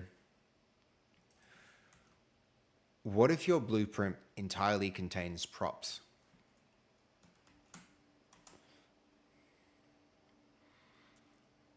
Right, yeah, like GUI Media, I remember back in the day, the first programming I ever did anywhere was in Microsoft Word or like also Excel. Any old Microsoft product, you could hold Alt and press F11 and it basically gave you like a Visual Studio IDE. And the first thing I ever did was using Windows Forms. I programmed a Space Invaders game, but the Windows Form VBA didn't support timers. So you couldn't do like a timer dot, tick, or you didn't have that like on elapsed or anything like that. And so I had to like connect the progress of the game to like on key down. And so to make the game work, you had to hold space and then you could like you could use the keys to move around your like, move around and shoot and stuff like that. But that was actually the first programming I ever did. It was Visual Basic with VBA inside of Microsoft Word. And the cool thing about it was the Microsoft document, like the Word document, had all of the code like written into it in the back end. And so you could like distribute your game to your friends at school by sending them around the Word document. It was so fun. As far as OBS, I don't know if there's any defined best practices, but I use prefixes like image for images, HTML for browser sources, and yeah, absolutely. I find though when I do that kind of thing, it seems a little bit redundant because there's an icon right next to it that indicates like what type of thing it is. And so like you're kind of doubling up if you go HTML or like, IMG or vid. But I would love to know what the best practices are. Because like from scene to scene and stuff like that, there should be naming conventions that like embed the way things function that are available there. Maybe I just need to do some research and Google it a bit for myself. Okay, you and Stray are on a first name basis. That's really cool. Glenn, is it? Cool, GUI Media. That. Right, you also use StreamerBot, so it's easy to identify those things in there. That totally makes sense, dude. That totally makes sense. I haven't tried StreamerBot yet, but I've heard really good things about it. Okay, always use the blueprint prefix. Yeah, okay, so this is going to be blueprint BP underscore bar. And now this can go into a new minigame folder, bar. And then probably we'll create something called props in there, just to keep it all separate. That's going to go, if I move it, move to bars props. What else have we got here? Are there actually just two? Is there a duplicate of the whole thing? Oh no. Oh no, Jose, no. Two of the same. All right. I am a little bit afraid to even ask, but what happens if I just... What if I go, ready, set, delete. Oh my gosh, nothing changed. That was a waste of resources. Well, that's good. We freed some up.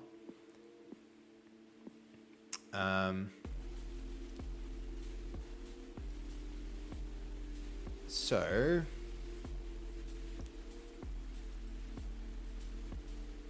Is this actually the arcade room? Because I don't remember that being in a circle. It is actually the arcade room. So it is a blueprint as well. So BP underscore arcade room. Level bounds. This can go to move to game. Yeah. Level bounds on point.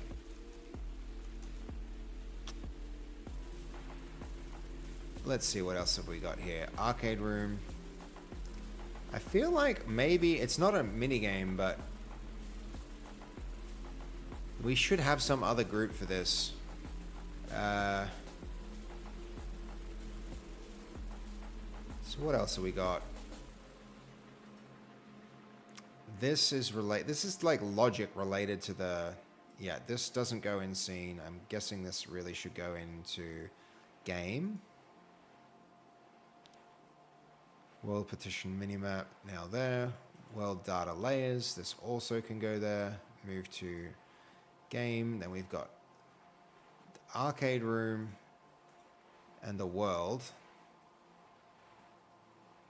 So this is not, I mean, we don't need OP. Probably we could, I mean, these are the arena hubs. I guess they're not really part of the world, honestly. These should be part of a different system. So let's pull them out here.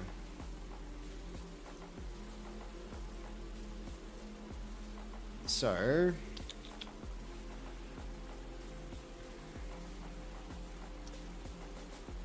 this can be arena hub.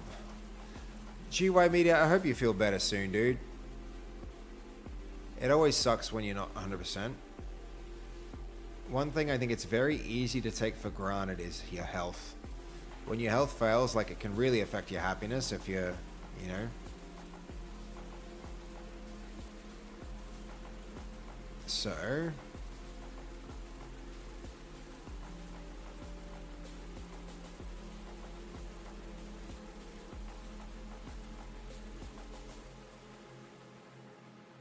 this is starting to come together now.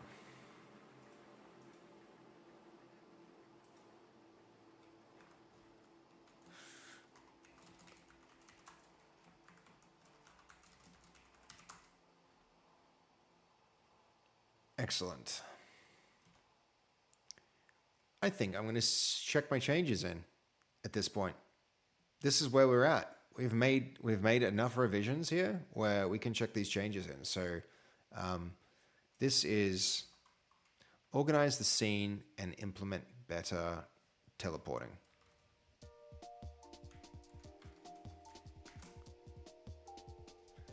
And improve minigame start, actually. Improve minigame start.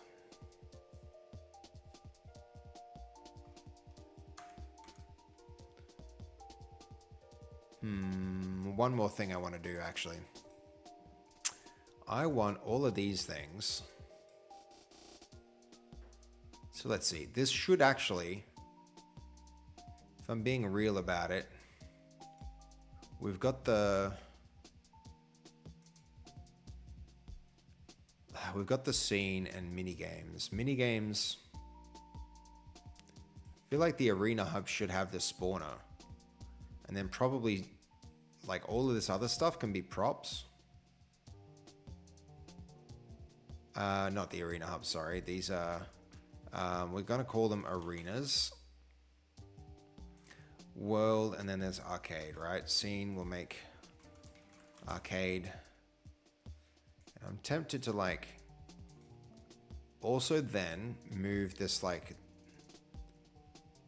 I mean, this is related to the, no, this is fine. This could stay here. This can totally stay here.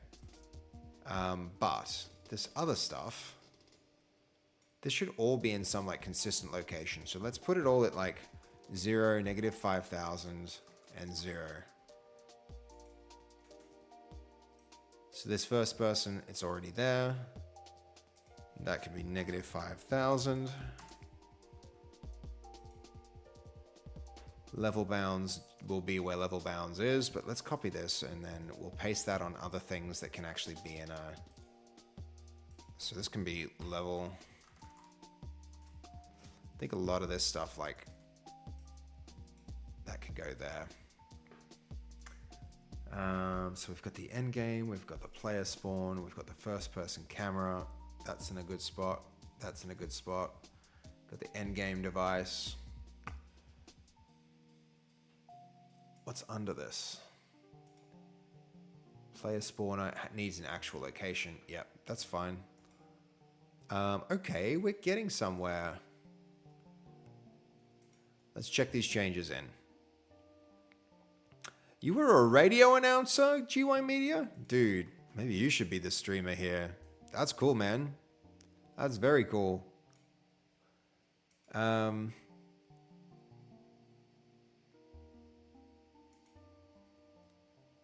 Let's see. So what are we saying? Glenn? Hold on. Where do we go back to that message? There should be a faster way to get back to messages.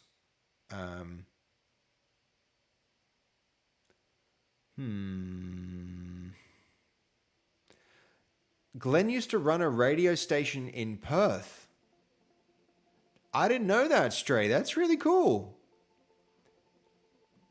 What was the name of the radio station? What kind of content was it, dude? That's pretty interesting. That you should absolutely, you're the entertainer here from the sound of things. That's really cool, dude. What should I do to kind of make this these devices more like I mean, all of these should, like, they should be not visible to player. That's one thing I should make a change, but never, doesn't matter. No player's ever going to be here. All right. Good, good, good, good, good. Let's start implementing these warps, I think.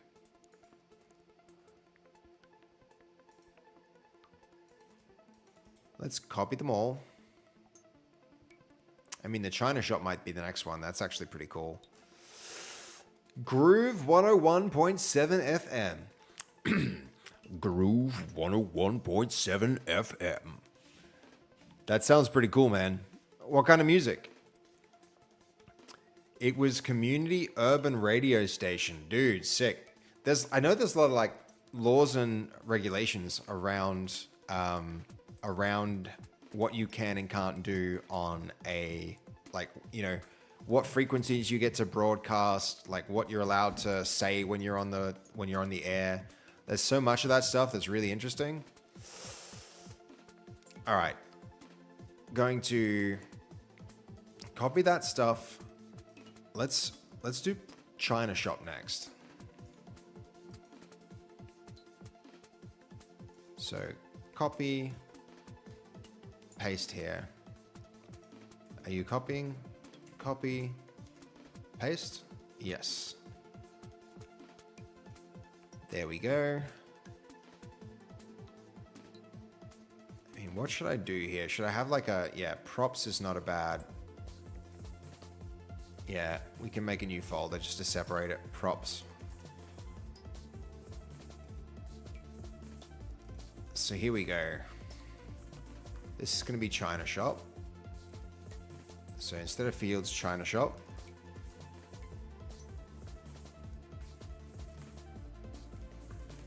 So what was your role, GY Media? You were actually an announcer? Is it like the morning shift, or was it the... was it like late night radio? I'm definitely, I feel like a late night DJ with when I stream. I'm always streaming so freaking late. But yeah, not a bad gig, man. I think you'd probably make a really good streamer if you did that for a long time. This kind of like explains a little bit about why you're, you know, you're a really techie guy. So let me, while we're here, probably this mutator, I want to like rotate to face the right direction. I was an announcer and also an outside broadcast technician. So yeah, this explains why you were very techie. Because it does take a lot, man. It takes a lot to run a radio station, man. That's a lot. Very cool though.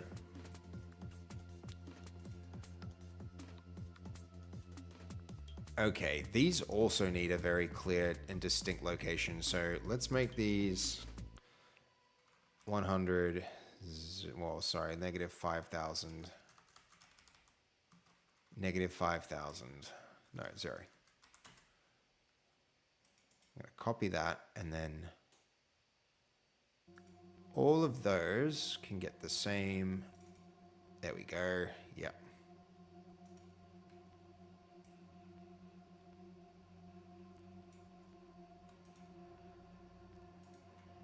So that could go 200, maybe 300. Yeah, there we go.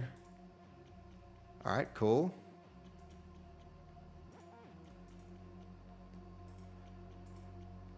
Oops. Hold on, we didn't want to do that. Undo.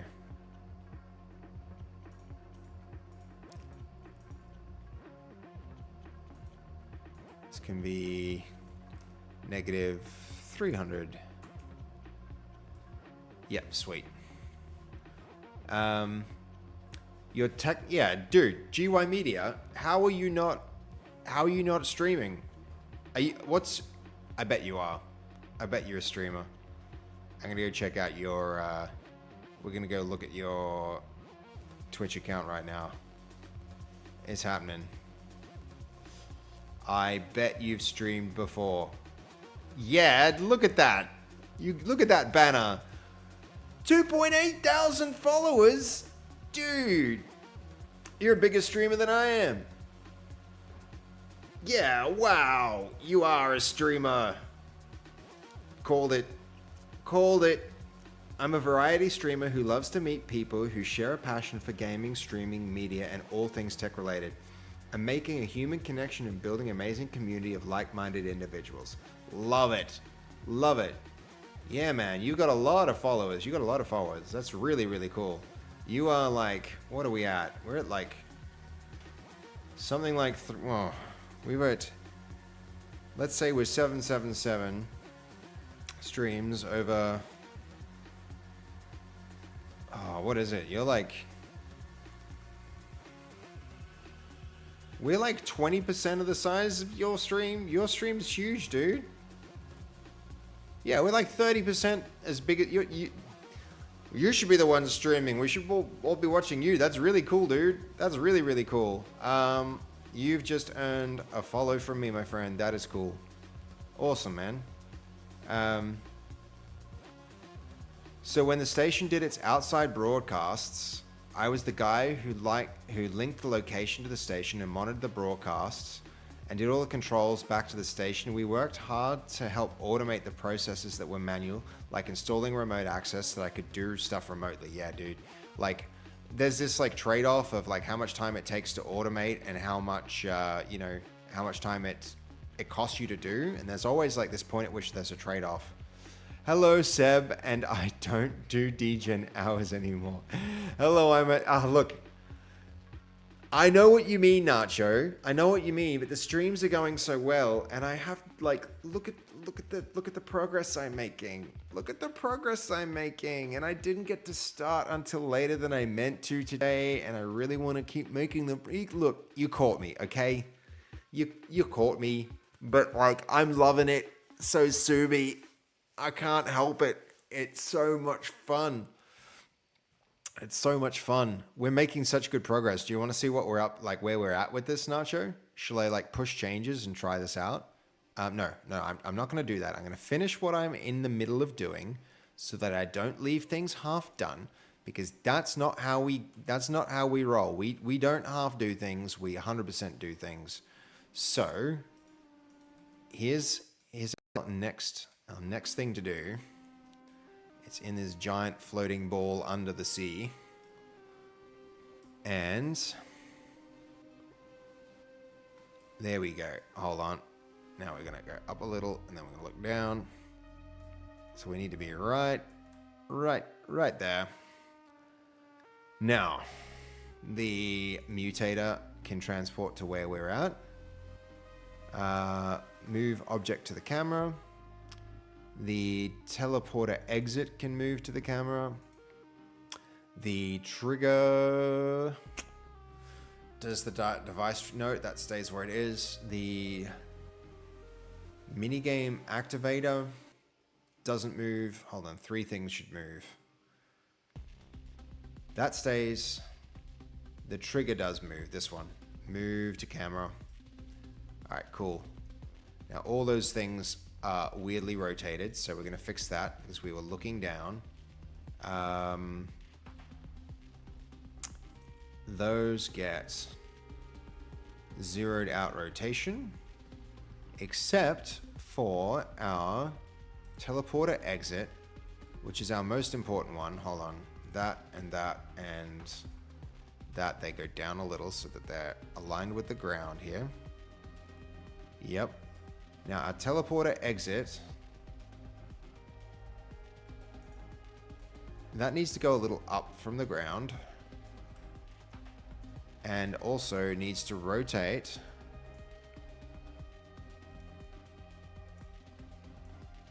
so that it faces that way. All right, cool. All right, let's save our changes, end the game that's running, push our changes, catch up with chat, and then show Nacho what coolness we've been up to. Push changes, excellent. Yeah, no, Gmo in there. That's really awesome, dude. Like, I can't wait for you to see a stream. Like, you must be very good at building a community to get to that size. And Nacho even knows you. Dude, if you're tiny, you're like, then I'm teeny tiny. I'm a third of your scale. Like, you have 3 times the followers of me. That's awesome. That's so cool. I could probably take a leaf out of your book in terms of growth and stuff. So, like, welcome, man. Welcome. How's your day, Nacho? How you been? Nice to see you, you legend. Exactly. See, everybody knows Nacho. Did you have a good day? Yeah, Goldie's asking too. We want to know, how was it? A massive day today? Dude, I really want to catch up and understand where you're at with all those things we discussed earlier. It's Seb caught in 4K, caught in the act. I think since I got partner, I can actually upgrade the resolution of my stream. And you actually called me out on it one time. Was it you or someone else who was like, you need to up-res your Twitch settings? But I'm like, you know, if it isn't broken, why would I fix it? But I 100% should. We've got fast enough internet. My computer might struggle a little with it. It's like lately it's been a bit on struggle street. I've been asking a lot of this laptop, but you know, I should just do it. It's just the beginning days for you. And with my asthma, it's hell, dude. Sorry, man. Sorry. Nightmare territory. Hope you get through the next couple of days. Drink heavily. Take no vitamins. I am not a doctor. This is not medical advice, but Hashtag see a real doctor. The best antidote, yes, look, also not a doctor, but if this kind of therapy helps, you are absolutely welcome to do that. Come here, hang out with me streaming too late and feel 90% better every time. Absolutely, dude. Even Ali ended her stream before Seb. Yeah, but look, we're making so much progress, guys. We're making so much progress. And in my defense, if I wasn't hanging out at like 2:26 a.m., I wouldn't have got to say hello to Nacho today, would I? If anything, like, you know, this is a I need to play my Uno reverse card here, Nacho, and be like, what? You're a CEO of a giant company with a heap of responsibilities and stuff. I mean, we both are. Like, we're both up at 2 a.m. Maybe it's a sign of why, like, you know, maybe this is winning behavior. Maybe being up at 2 a.m. is actually a win. Is actually a win instead of a, you know, because I really think it is. I'm getting so productive with these hours, but at the same time, I do have to fix it. I really do. So yeah, I don't know. I'm often helping everyone else with their stuff. Yeah, it's like that, GY Media. It's like that. It's the first time that she's ended that early. I mean, good on her. Good on her. I know she works the night shift, but she's also pretty hardworking. She ended a 3.5-hour stream 1 hour ago. I mean, we're at 6 hours now. We've been going hard. Whoa, this scene makes me very sparkly. Has anyone else noticed the sparkles? Need some better light here. Dolly keeps me up to date on all evening. Dude, that's so sick. I love that she's following along, man. She's like, she is she fits the user persona of the kind of person that I want to engage with this stream, right? She's somebody who's like really smart, interested in technology, but hasn't necessarily done a really complicated set of stuff, and might actually learn a lot from, you know, just from like understanding and watching it. And on top of that, like, is also really into games. So like she really fits it. I'm so thrilled that her and people like her are enjoying the content, because it's been a really big effort to make sure that I'm creating content and engaging and talking with a way and communicating in a way that engages people like that. I have chats all day tomorrow. If you find a gap, give me a buzz. I'll give you all the updates. Big news. Ooh, is this news related to a particular convention or a particular set of projects that might help engage some streamers in using certain things? Or like, I can't wait. All right. Tomorrow. It'll probably be in the afternoon, because I got some stuff in the morning. I got some meetings. I got some things to catch up on, and then it'll probably be before stream. I'll see if I reach out then. Yeah. Tell Dolly she did a great job at SES training. How cool is that, Nacho? She's training to be like a search and rescue person? That's so sick. That's so cool. I think that suits her really well. You know, she must be a very like focused and determined person, because that's hard. That survival stuff, really hard. You know, it's pretty hardcore. We had another friend of mine, Chris, who is like former SAS and now a game developer and is making a RTS, like a military RTS. And he and her were talking about survival stuff here in the chat before. I was talking, like, I also like really like survival stuff, but at one point I got too into technology and was spending too much time like behind a computer, and decided, all right, it's about time I touch grass. And then for a long time I was doing this pretty, like, I didn't need my 100% attention type work. And while I was doing it, I just like went down the YouTube rabbit hole of survival stuff and watched like every survival thing and learned all about like how to survive in weird conditions. And then a friend of mine who I used to teach martial arts with, we both got into it. And then for like nearly a week and a half, for like, it was 9 or 10 days, I think it was 10 days. I have to go back and look at it. We packed almost nothing, not enough food to last the whole time. We went out into an area called Advanced Town, and just for like, we made shelters. We did all the stuff that we went fishing. It was such a rewarding thing, and it really makes you appreciate what it takes to do that type of survival stuff that she's doing. The grass in UE5 RTX is good enough. It actually is. It actually is. This is some pretty grass. There's some pretty grass right freaking here. I mean, look at that. Look at that pretty grass. Look, it's even got little flowers going on. You can't beat that. I've built grass like this using compute shaders, and I tell you, it's not easy to make grass that looks this good. This was my model for the grass that I wanted. I wanted this grass, but we couldn't have it.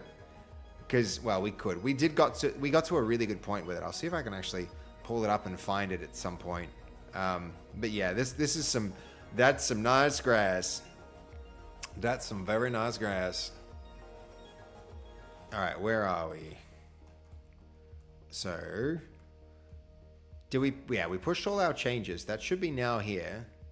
Let's go. Oh, what we didn't do. We pushed our changes, but we didn't change the entrance, the China shop entrance.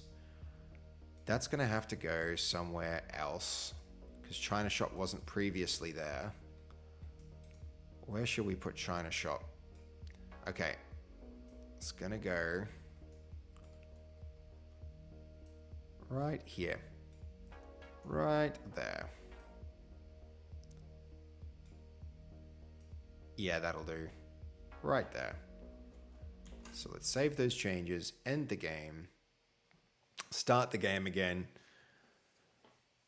Seb Doofus, you know I spent another 10k rig this morning. I'm more than happy to send you one for doing all this work, my shout.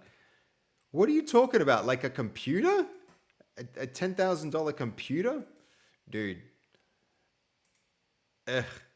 It's again, we have to rehab that conversation about mutual exchange of value, dude. That, as incredible as that would be, I've got so many decent computers up at like that. None of them are that good. I have been wanting to, get a computer to run a bunch of AI models on. That would be next level. But I do have computers back at the office. It's just moving down to Melbourne. I've been doing a lot on the laptop, and I'm getting a lot done with it too. I'm really impressed with how much I get going. It's just a 5093. Oh my god, I'm running like a 3080, which that's not a bad computer for a laptop, but holy crap, dude. That's quite the system. That's quite the computer.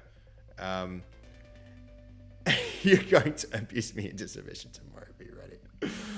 Oh, no, man. I don't know. That's a lot of computer. That would be pretty cool.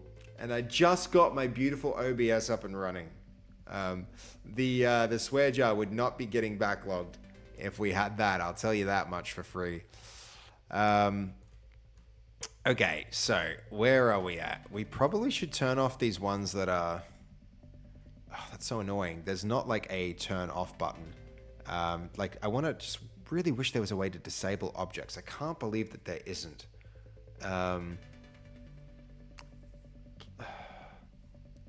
Do I really have to delete these if I want to make them not work? What if I just... I can't even subtract values from their Y height consistently, can I? I can do this. Can I do that? What if I... Problem solved. Problem solved, right? Right, guys? That's not bad practice. Dear Lord, that's a beefy boy. I know, right, Goldie? Jesus Christ, that's a beefy boy. That's a computer and a half. All right. I'm going to click. I almost don't want to click the link just because I'm going to have computer envy, Nacho. I'm going to have computer envy with this thing if I see this. Oof.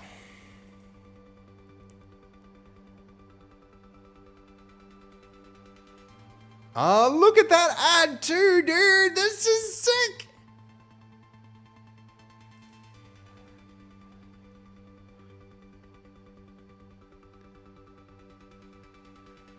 Oh, wow. Damn, man. Mad Rig Monday featured. That's epic. Tasmanian-based ISP Launtel said they want to set up a creator hub at their HQ in Launceston where streamers, podcasts, etc. can come to experience creating on the best hardware with the best internet, so naturally they approached us. Hell yeah. Oh, featuring a Ryzen 9. Dude, that's so sick. An RTX 5090 overclocked edition. 6 terabytes of SSD and a very cool chassis with 1,200 watts PSU. You'd need it. You would need it for a 5090. Damn, that's a hot computer right there.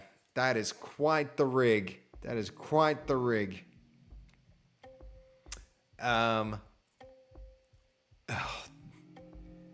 Look, dude,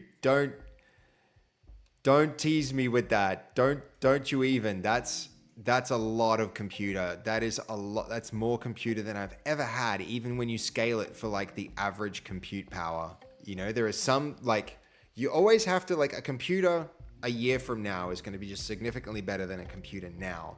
You always, when you consider how good a computer is, you have to look at it for its time and be like, how far ahead of the average was it when this thing happened? That thing is so far ahead of the curve. And it's like, there's always a diminishing here. There's always this thing happens, right? When you buy computers, you wind up with like, you know, if you've got your, where is it? If you've got dollars here and you've got like time here, you, even like, not even time. This axis needs to be like, power, like, or, you know, like, yeah, we can go with power. It's like the amount of power you get for dollar. Actually, I'm going to swap these over like this. There's always like a curve like that, right? And there's a point at which or is it the other way? Power over dollars, like the other way actually. It goes like logarithmically like that, right? The amount of, the lower the dollar, that's the way it is. The lower the dollar, the higher the power per dollar. You get to this point where like maybe it's actually more like a sigmoidal function like that. Yeah, probably more like that. Sorry, here we go. I'm covering myself. There's like this thing. I'm always trying to like, I'm always buying computers like here, maybe like there on the curve, right?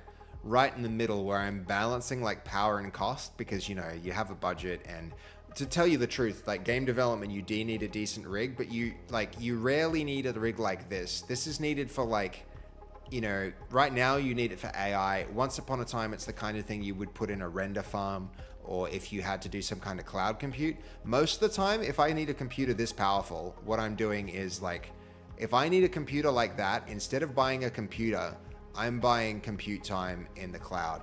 That's what I'm doing. It's like, that's cloud compute, because I don't need it to like sit there depreciating over time. It's, yeah, no, you can't get chicks with the arrow in the middle.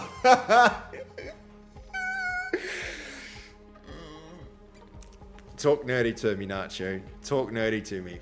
It's yeah. When I need a lot of compute, what I do is I go into the cloud, because you know, the return on yeah, the return on power for dollars is just like, you know, I don't know that it necessarily makes sense for a business, at least my business, to pay that much, right? So I tend to like You know, I tend to get like the more expensive the time of the developer and the more like resource intensive the work that he needs to do. I think for artists and the more expensive the artist, I tend to go like here. But for like programmers, often it's more here because the target market, like you're building a game for people on like this side of the line. Like you know, actually it's more like, maybe it's more like that. Depending on the game, like your users are here. And so what you don't want to do is give your developers computers like this, right? At least your programmers. Because if the programmers are making their game for this kind of computer, what you've done is like every user on this side of the line, right? All those users can't play your game. You need to buy, and especially when we're talking about, if we're talking about VR dev, right? A VR headset is actually like legit. VR headsets are somewhere like there, right? They are basically mobile phones, right? Mobile phones are a good example of like, you know, you can add another dimension here, which is like size, right? There's another size dimension here. Like, you know, and then but you know, it's hard to imagine a 3D thing, but like, yeah, for VR headsets and for mobile development, like, yeah, the computers are quite, the compute power is quite low for the kind of development we do most of the time. And so enabling a developer with like the very, very best computer actually can be counterproductive because it causes them not to optimize their code because they don't need to for their own development environment. They're sitting way up here, right? Why would they write optimal code where they never notice it slow down, right? They've got the best video card. They've got the best freaking CPU. They've got all the RAM in the world. Why would you bother optimizing for your target hardware down there? You don't even know your target hardware can't run it until you wind up going way at the end of like the development cycle. And it's like, okay, now we need to launch and it doesn't run on the target hardware. Oh crap, you know, we have to now like stop what we're doing and optimize. So what you tend to do when you give your developers a computer is you put it like, you buy computers right there for the team, right? Not like right here, because your target hardware is here. You need it a little bit more expensive, like a little bit more performant than your target hardware, but you don't want to be like, you don't want to be way up here because A, that asset's going to lose its value really, really quickly. And B, you're going to actually undermine the quality of your product by having a super powerful computer, right? So for me, your computer, Nacho, your computer's way up here, right? That computer's like way down, you know, way here. You're on the tippy top of compute power. You're at the tippy top of compute power. And so I have never in my life had a computer like the one that you just linked. That thing is, that's a computer and a half. That is a computer and a half. That's something else.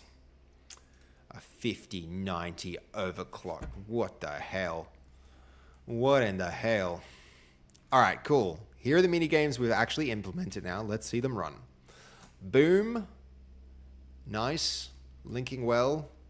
And it goes back. And then... Did that link back to the wrong place? No, I think this is right. Nice, nice. Nice, nice. No, it did link back to the wrong place. Mistakes were made. Mistakes were made. What happened? Oh, annoying mistakes were made. Okay, hold on.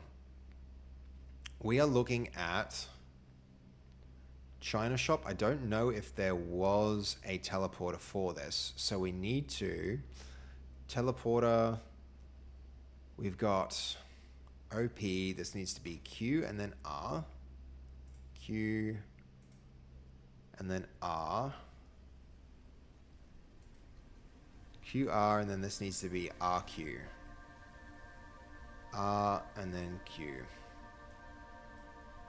Nice. And then the same thing is going to be true for probably this one, right? OP, QR, then that will make this for fields. We're already going to have some codes for that.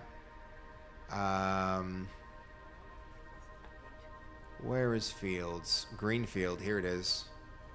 So we'll use N and M for that. So entrance for fields. No, not fields. Hold on. Market, yeah, fields. N and M.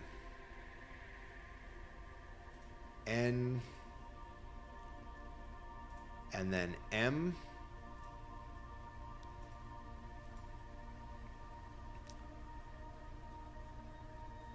Yep. N and M, and then this is M and N. Hold on. Yeah, N and then M. Oof. They should really have a system where you can like link to an actual object. That makes so much more sense. Oh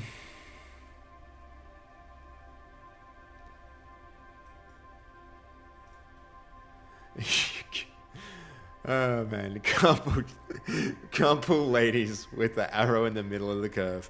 That's actually so true, Nacho. You know what I think? Like my theory on women and attraction is that like women aren't necessarily attracted to the things that guys think they're attracted to most of the time.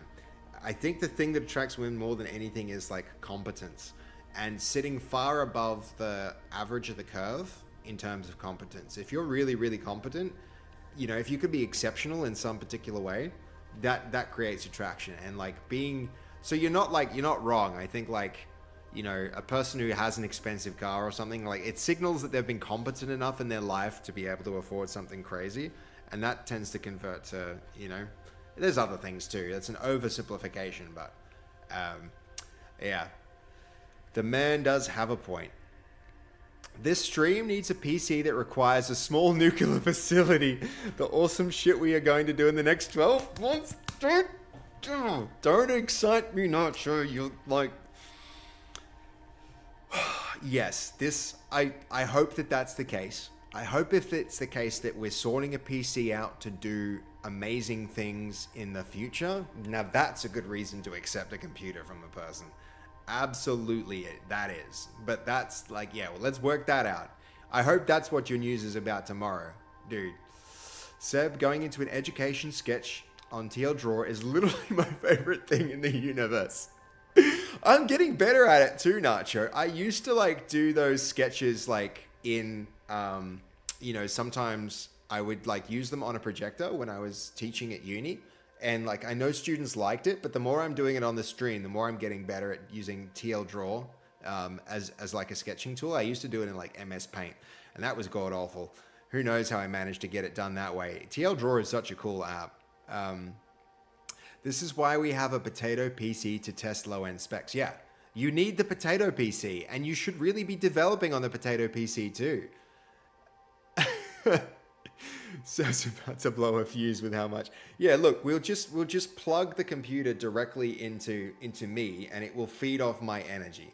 How about that, Goldie? We'll feed the computer from my enthusiasm. I'm pretty sure it can power it. Yep. Bro, I can play Stardew Valley at 47 million FPS. Yeah, that's not a surprise. That's what you're doing. That's what you're doing with that 5080 is playing freaking Stardew Valley. Nacho is it liquid cooled? Oh, dude, that's nuts. That's nuts. What about status? Yeah, like absolutely. But the thing is, status, when like in terms of women, status tends to come from like, it's very rare that a person, like people are rarely attracted in the long term to status that isn't earned. A person earns their status through competency. So status is a signal of competence. That's the way I kind of rationalize it, GY Media. I think status is a signal of competence. It's, yeah. Stream will end soon. Yes, Sam, like pretty soon. I'm going to hook up the rest of the mini games, and then from there I'll end the stream, because I need all these mini games running before I have a meeting tomorrow with the rest of the team about it. So yes, hold on. I need to redo all those changes. Edit, redo, edit. Yep. Control Y. All right. No more redos. Good.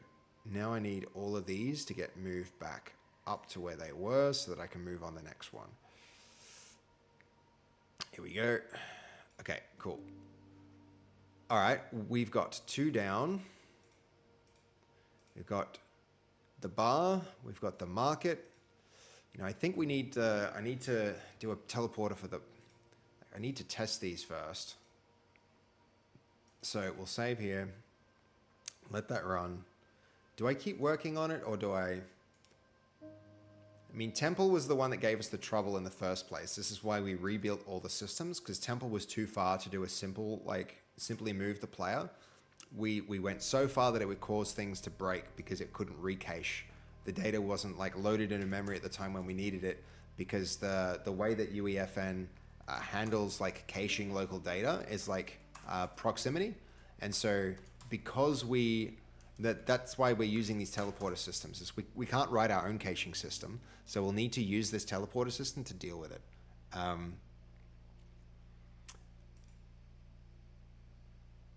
Okay, important stuff, right? Very few people learn by speaking. Yes, exactly. I live by that. Every single book Sim has mentioned to me, I've bought 5 copies off and handed out of work. Dude, I love that, man. Yeah, I love that. Like, I love that you, like, you hear about something, Nacho. You hear about something and you go and, like, you don't just be like, oh, yeah, that thing. You go and, like, figure it out for yourself, right? You go and try it for yourself. You go and you read that book and then you hand it on to people. And, like, please recommend me books in the same way that I talk about books. If you have a book that I think I should read, I will read that book. So just, like, you know, if somebody else recommends a book and you read it and you think it's good, let me know, dude. I'll go check it out. What the heck is that? The CPU cooler. Jesus. A liquid cooled, yeah.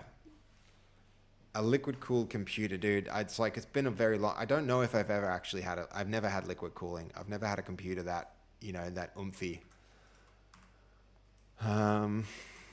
Temple. Market becomes Temple. Market becomes Temple.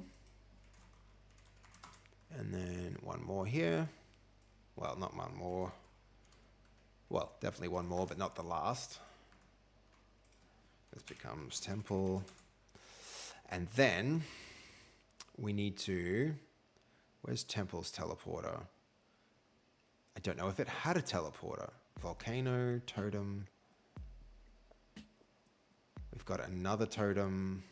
No, it doesn't have one. So that means we can make our own.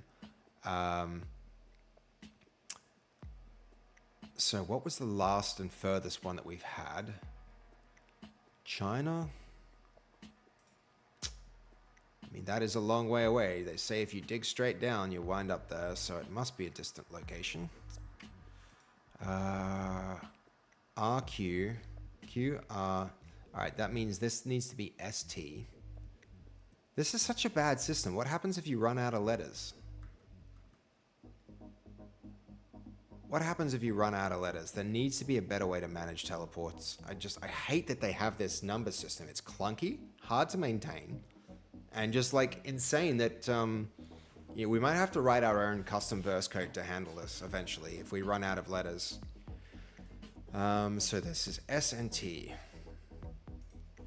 This goes S, T, and then this becomes, oh, hold on, this is TS. T and then S. This becomes ST. S and T. Now, dang it, we're doing this in the wrong place. We're doing this in China shop. Undo that, undo that, undo that, undo that, undo that. We need to do that for temples. So this is S and then ST. Then the exit is T, then S. T, then S. All right, cool. Let's go for a fly. Where are we? Here, the furthest environment, all the way down there, our temple.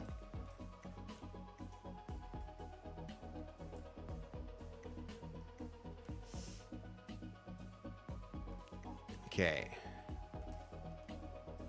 Such a cool environment. I really like this one. Now, this teleporter exit goes move to camera. We also need our volume here. Oh, dang it. We're going to have to go for a fly again. Got that wrong.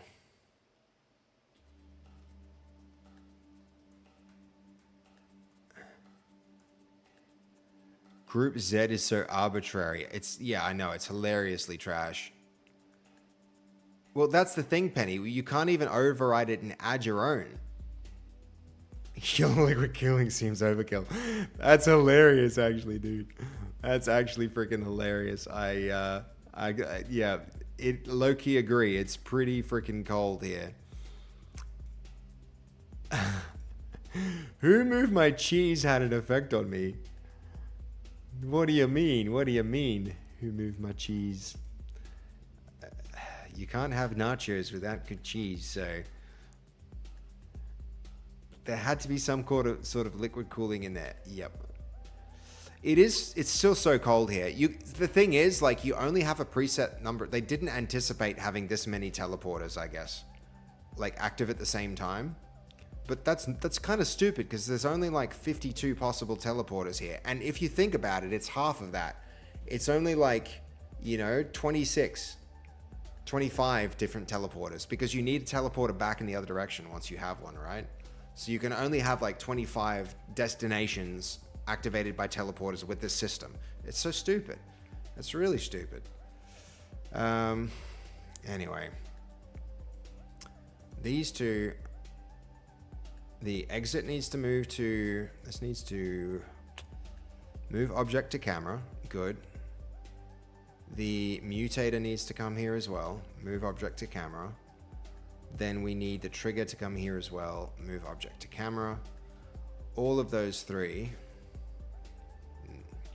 The mutator, the minigame exit, the temple need no rotations. They also need... well, we do need the exit to... We need this guy to go a little bit higher. And we need to frame up what we want people to see when they come here. And now this can be... we can move that to move object to camera. There we go. And then we can rotate the rest to look a little bit better. But in general, I think that's pretty freaking good. All right, temple's done. Save, push the changes, do a quick playtest to make sure it's all good. I think we're going to need Q and R pretty soon to set up the next thing. Who Moved My Cheese is an incredible book. Okay. That's what I'm talking about. That's what I'm talking about right there.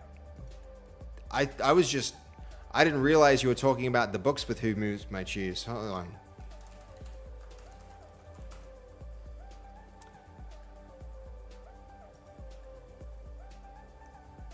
An amazing way to deal with change in your work and in your life. Sick. All right, cool.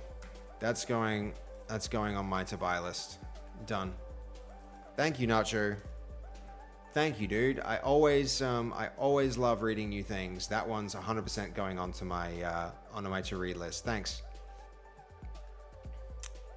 Yeah, awesome.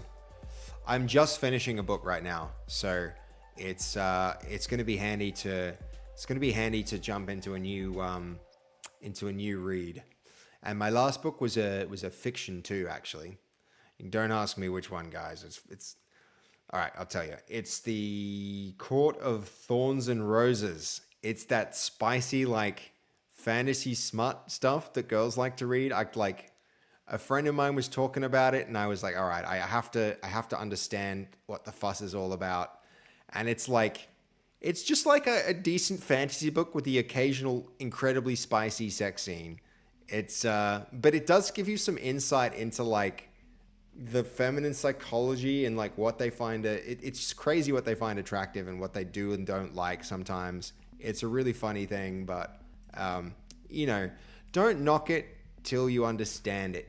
That's my motto. I'll try anything once. So even if I don't like something, I want to have an opinion. If I'm going to have an opinion about it, I want to understand it first, right? So you know, you got to give these things a chance. Even if it's not for me, even if I don't think I'll read the whole series, it's still like, I just want to understand it. I want to understand the psychology. Okay, that's pretty well placed. It's so tempting to just like not keep making changes, but you need to like, I want to see these things like actually get finished. You already sent a copy to Fast's PO box so you can both read it. Dude, awesome. Yeah, right, Penny. It's basically a smut book. I love books about sex. Chapter 6, How Liquid Cooling Changed My Life.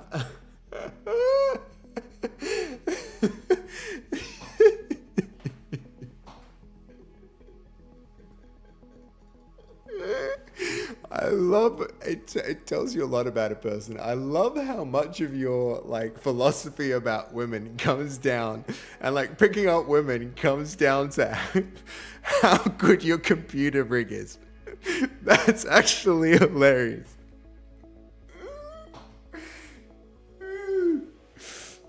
Look, I'm not gonna lie. I need to meet more women in my life where that matters to them, because low key, hard agree. That's hilarious.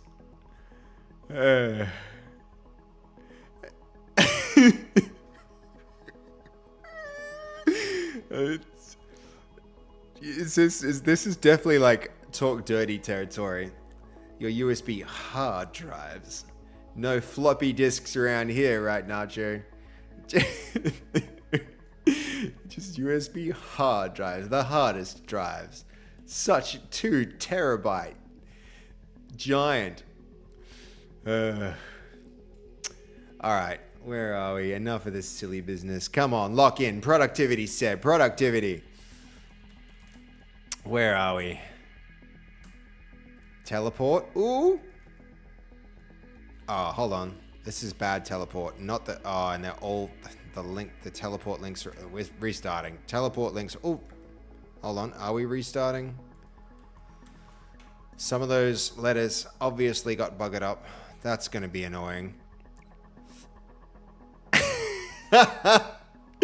GY Media. Gonna take a cold shower, huh?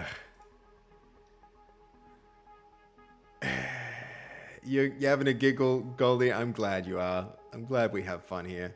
I'm glad you're still hanging around at 3 a.m., dude. Like, I'm gonna call it pretty soon. I'm gonna call it pretty soon, guys. I think another half an hour tops, and then I'm wrapping it up. But I'm glad that you all are here on the night shift with me. It's fun hanging out with you guys.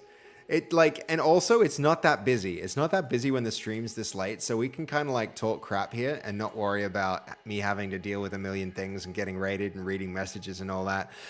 But speaking of messages, we have got Ethan Cole. Dude, welcome to the stream, man. First time chatter. Thanks for saying hi. Welcome. How are you? How are you, my friend? All right, that got broken. See how that went there? That's not supposed to go there. That's supposed to go to a different place entirely. What happened? So that was supposed to take me to Fields. That was supposed to go to Fields. So Fields exit is N and O. Fields entrance is okay. N and M. Fields exit should be M and N. M and N. Save. And then our warping will work. How are you going, Ethan? Join the conversation, dude.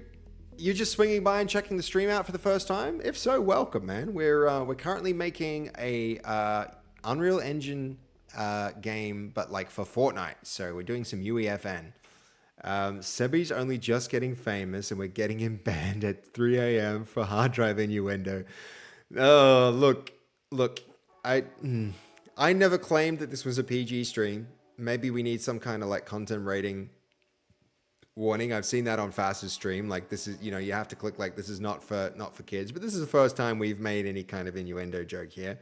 So I don't know. Maybe it's like a reclassification moment. Maybe this is a formative moment in our stream's development, guys. we've actually decided what level of content rating we want. I want to be able to make stupid puns about hard drives, so, you know, there's a decision for us all. Man, I can't go to bed when Nacho's here, especially with these jokes. I know, Goldie. That's the thing. You can't end a stream when Nacho's around. It's just you don't do it. It's not allowed. It's not allowed. So an hour later, yeah, probably. I don't know. We'll see. As long as I'm still making progress. It's always fun when exactly. It's never a dull time when Nacho's around. I love how many people really know you well, Nacho. Like, you must go everywhere, man. Like, GY Media, I've seen him in some other streams. Now that I'm getting into streaming, I'm starting to check out other streamers. There's this really cool lass called Cyber Steffi who does like really great design, and I've been checking that out. And I see GY Media there, and I'm guessing this is like where you meet everyone. It's like you checking a whole bunch of stuff out and just like, you know, getting to know everyone there in the chat. That's pretty cool. Yeah, that's why we love Surfing Fast, because you can't go to bed when Nacho's around. Exactly. Could be my next portable. What is this?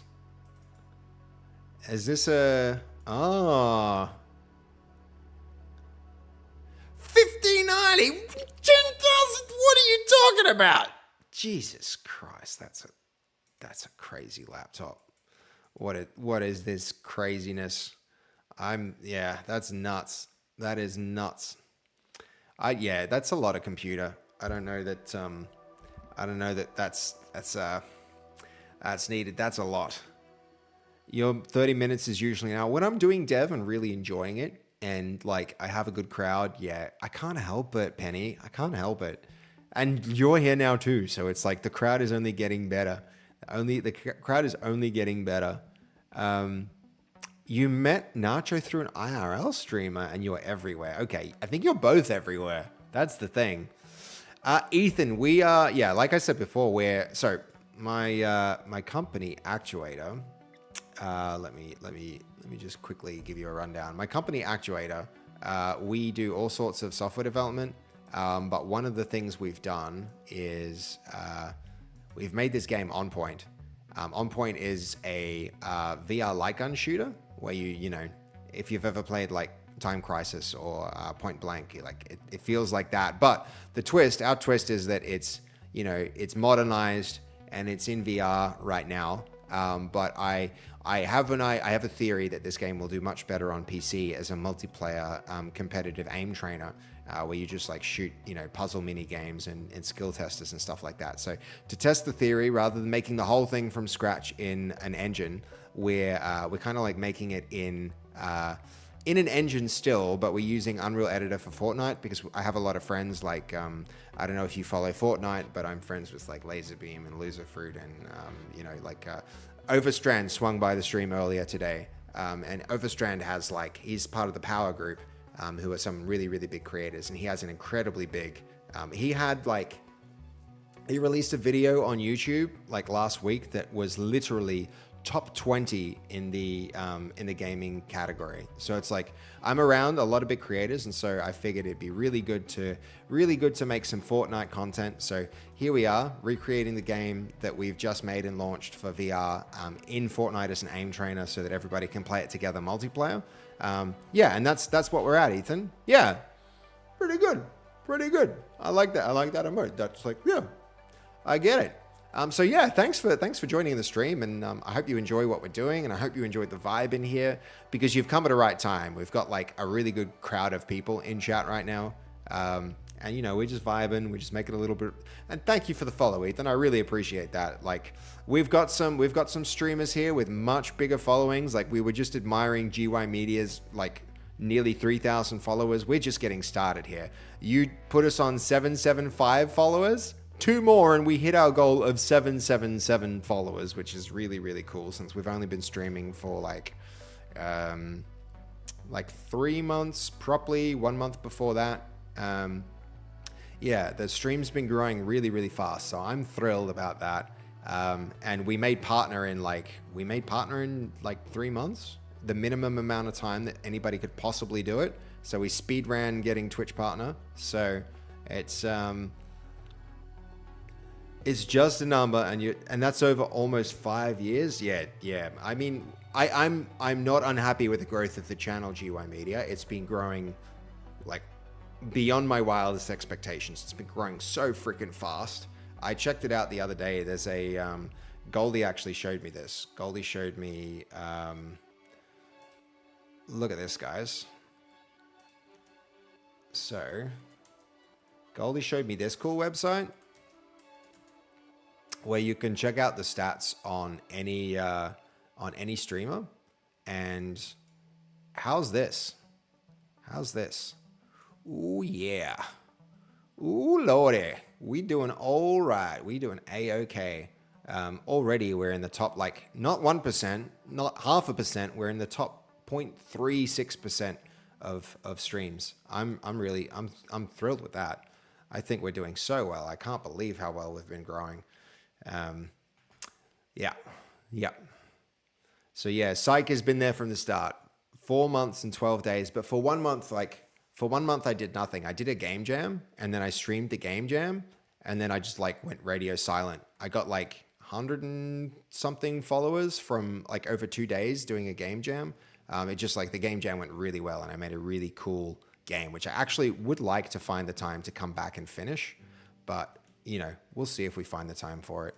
I really do want to. It's like, it was basically just a fishing game where you ran around and like, you know, it had a really cool, like an aesthetic a lot like this. Like I have a lot to do with directing the art in this game. And I feel like choosing an aesthetic like this lets you iterate a little bit more quickly. And so we made this really cool fishing game in a couple of days. And then I did nothing for like a month. And then I started streaming again, and it's just been up and up since then. But yeah. Sorry, bit of an origin story for you, Ethan. I know, like, I'm GY Media. I think you're right. You know, you're right. This much growth in such a little time is great. Okay. Let's see if I've saved that. That should probably do the trick for those portals. Is it starting? Yes. Let's hope that... No. Do I need to... I think I just need to push changes. That's the thing. Like, apparently the documentation says that if this is green and you save a change, it will propagate, but I swear it hasn't. And it's not a matter of like, if I select these, I'm going to see the teleporter exit goes M and N. So then the entrance goes N and M. So yeah, those two things should link there, not to here. And this is, oh wait. M and N, it's already in use. That's what's happening. This needs to be, it's going to be so difficult to figure out what ones are in use. I'm going to have to go clicking through these constantly. Maybe we need to just like go like this, ST, and this should be, sorry, is that, all right, there's a mistake here anyway. This will make it a little more visible though. So this is ST, and this should be TS. Should be T, and then S. All right, we are getting there.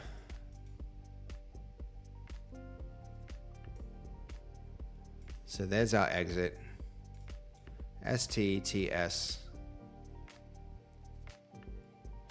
I mean, maybe we even put the teleporter names in the folder names so that these start ordering sequentially. Because this is alphabetical right now. That might actually make a lot of sense. Anyway. Yeah, all right. So this is ST as well. Are these connected somehow, or is this another mistake? Hue us ST. Maybe we need to move this up. Yeah, we're doing it. We're just gonna go ST China shop. Market can be OP. It's overpowered. OP underscore.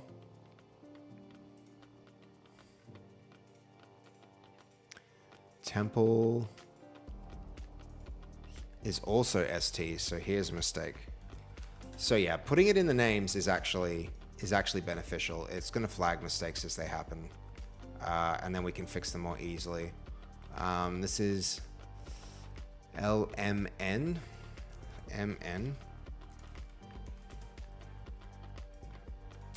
Bar does not have anything yet. MN. So ST, we can make it QR. Oh, it is already QR. This needs to be RQ then. R, and then Q. Nice. QR. Save that. Push those changes.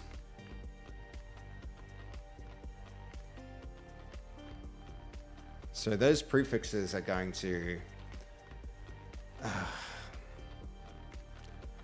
I mean, there's a prefixing convention that puts like the type first, but I think probably since we're overriding the convention, it's just it could create confusion, but anybody that nah, it should be fine. Should be fine. We'll figure it out.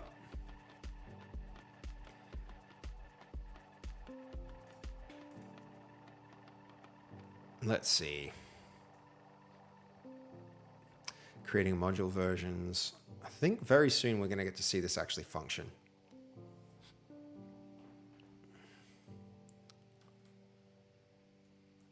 Okay. So this goes bam. That's not what I expected at all, actually. We're about to... Oh, right. No wonder. But this is a good way for us to test. That goes... Okay, it just hasn't got our changes yet. Has not got our changes yet. So we need to update those sessions and then it'll be fine, I think. Yep.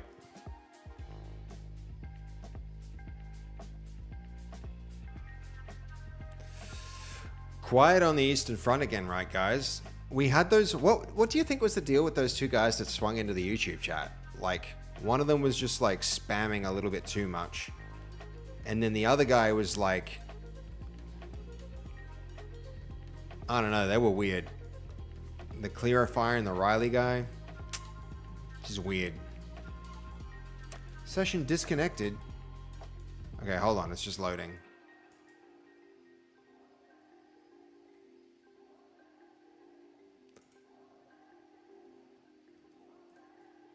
What is it doing? Okay, clamp. I don't care. I just want to develop. Doobie snacks. I mean, I could go some snacks. Nobody tell Binge though, because that man just gets snacks. He just does it. Okay, they might be followers of Clarify. Like, what was Clarify actually a decent YouTube channel? I don't know. Did you check it out, Goldie? Or it just seemed weird. There was something weird about it. Was he trying to like randomly promote some software he'd made?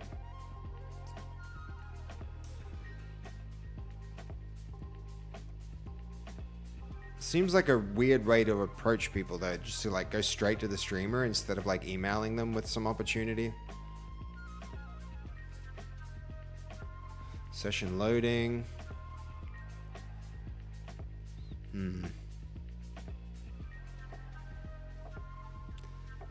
Yeah, it felt off from the first message. I know, right?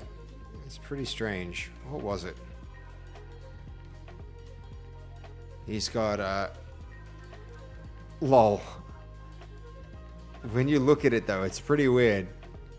Is a YouTuber with over 100 subscribers. Over 100, Goldie. That's not that many subscribers, if I'm being honest. 100,000, then we're talking. They are just Kents. What are Kents? All right, here we go. Boom. Yes. Yes, this is what we wanted. And then it's going to take us back. But like, it is what we wanted, but where the hell is our gun? And it took us back to the wrong place. That's suboptimal. What happened? So, temple exit, TS and ST. The entrance goes from group S to T. The exit goes from T to S. There must be something else using... All right, so we made that mistake, I guess. Where did it end up taking us, actually? It went... so there's a duplicate there, I'm guessing. I'm not sure. So shooting, minigame, gun, gone, and then it gets us back to... this is going to be a nightmare to maintain. I hate these teleporter things. There's a good chance we just like bail on it. Let's have a look. So AB is Carnival. Let's set Carnival up. And then delete the Carnival one, because that's gonna really start to simplify things. So create new. So AB Carnival. Copy these. Go in here. This stuff goes up to Carnival. So mini game temple becomes Carnival. Carnival, temple becomes Carnival. This becomes Carnival. This becomes Carnival as well. Nearly done. So this is going to be AB, and then the exit is BA. This is going to be group A to group B. Then this goes group B to group A. Group A, excellent. Okay. Let's try Carnival. Well, first things first. Let's go here. So P Carnival, copy this. We need to actually place it more like here.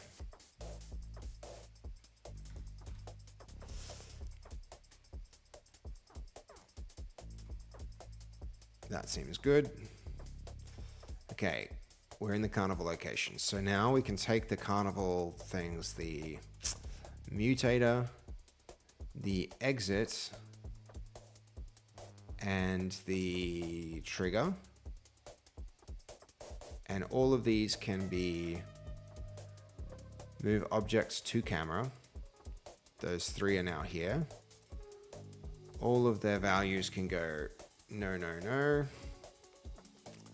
We fly a little bit up to about there.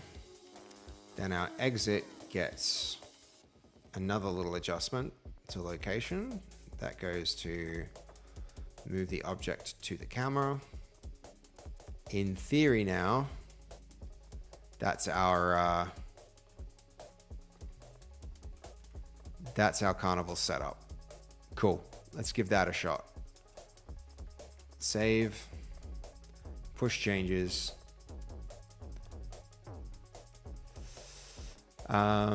Someone with over 100 probably wouldn't be doing sponsored things, if I'm honest. Well, he didn't say 100,000. He said 100. Maybe he just thought the 1,000 was implicit. I don't know, Goldie. It's kind of weird. Hey, Kali Kush. Good to see you back here, man. Welcome.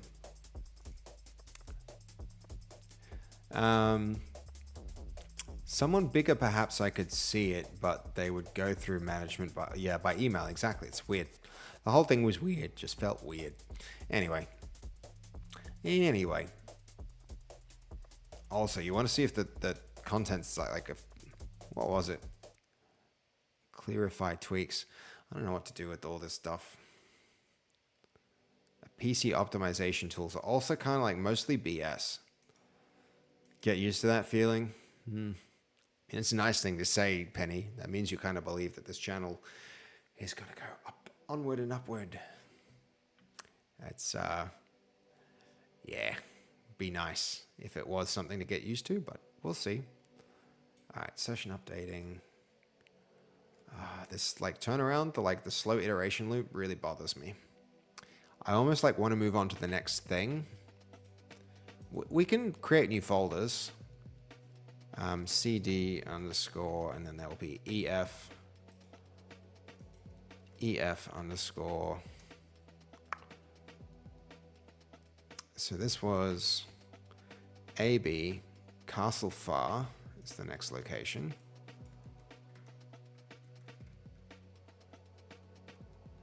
This is our CD location, Castle Far. CD.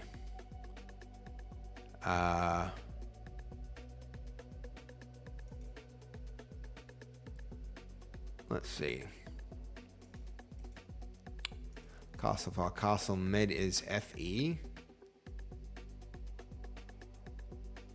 Hold on.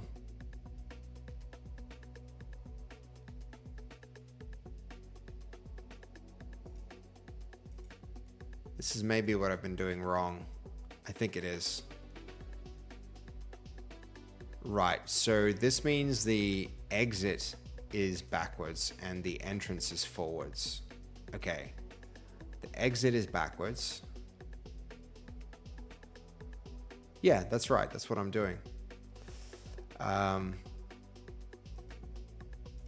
Castle Mid EF is forward, and then Castle Mid is FE is backwards. Yeah, so the entrance is forward, exit is backwards. Entrance ST TS. Yes, correct. So that means EF Castle Far, Castle Mid was EF Castle Mid. Is it finished? Is the game ready? Yes. All right, that went to Carnival. Cool. And I think that actually makes sense because we just didn't move the teleporter's location. 10 seconds, and we're back.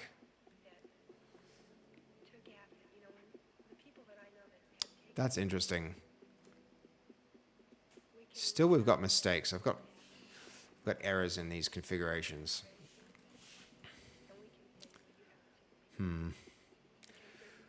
I really want to fix that before I move on to the next thing. The internet is not a playground, yeah. This rice pudding hits the spot. Nice, Stray. Nice. Cool to see you getting in the chat, Ethan.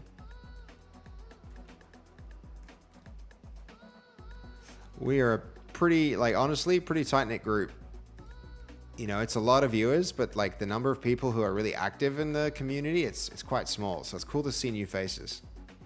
It's 3 a.m. You're actually going to bed now. Good night, dude. Yeah, thank you, Goldie, for helping out with another amazing stream. It's been sick. It's been very, very cool.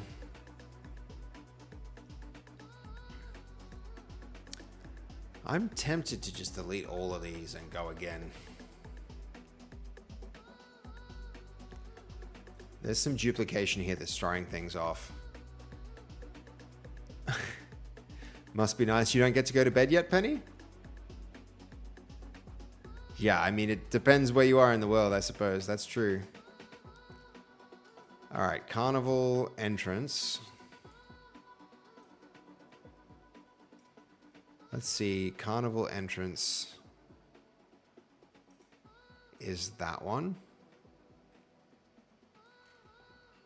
So let's delete both these carnivals. And now our carnival entrance goes in that spot.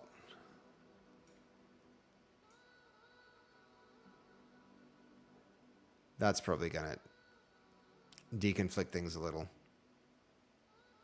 Why did I just put temple entrance there?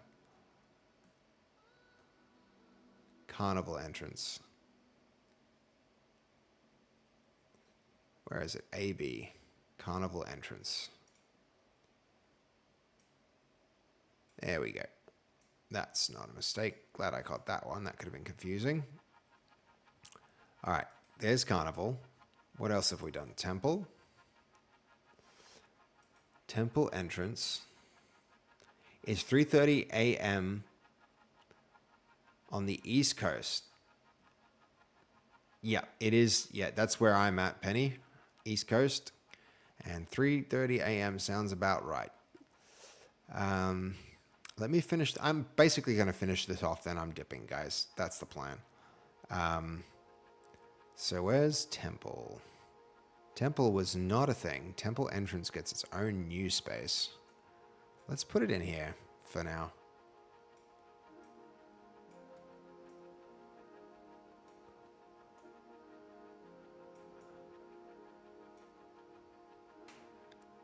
We have to start considering what Easter eggs we want in this.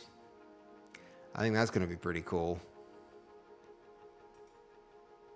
All right. We have this bar done. No. Fields is done. Fields entrance is there. Goodo.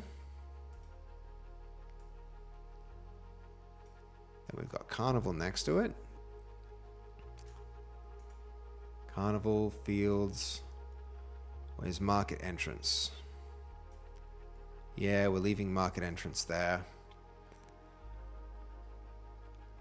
OP. China shop. Yep, China shop is there. China shop exit. It's at the China shop. Nice. Then Temple exit is where Temple exit is. Sweet. Save those changes.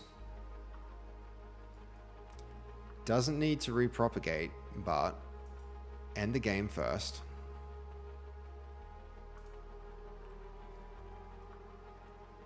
That's good. Good, good, good.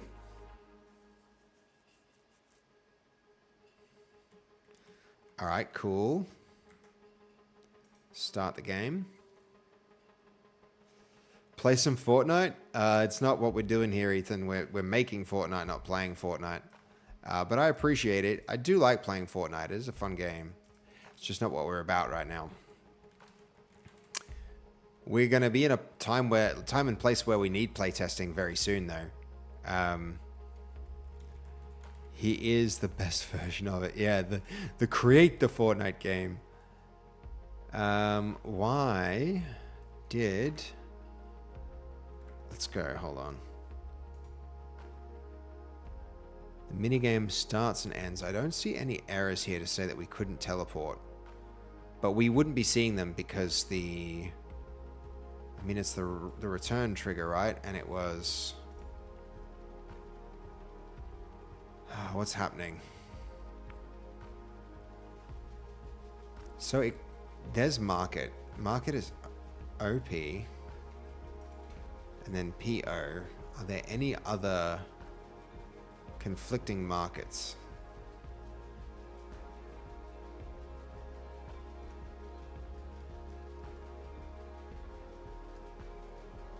No, there's not. But I did see...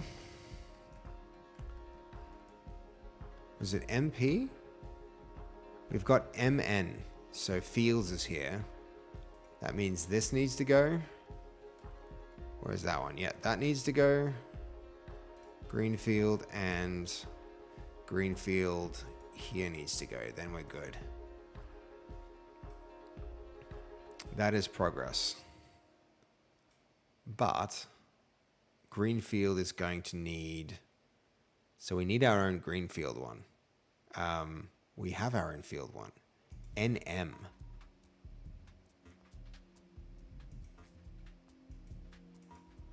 Yeah.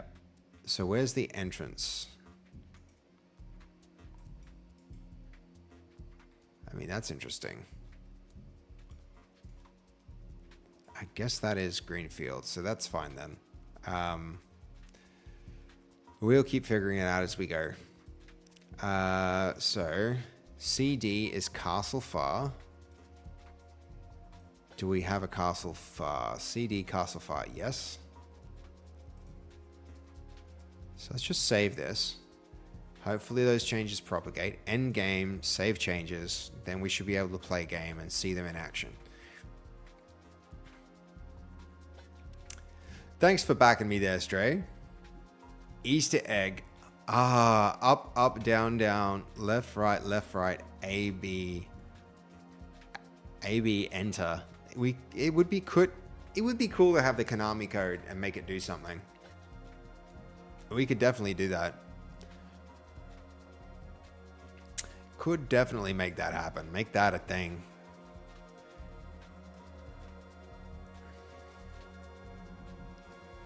So where are we?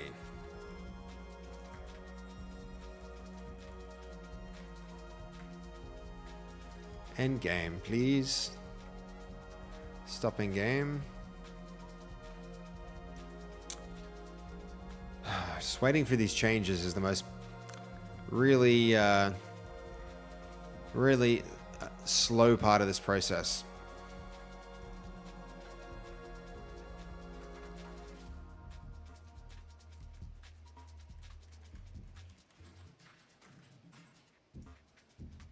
All right, we should be able to test portals from here, right? And we should be seeing a portal right there because we moved it. So if I save these changes, why don't I see that? I guess I need to push them. We don't need to start the game to test the portals. I've just realized that. That's going to be helpful, I guess.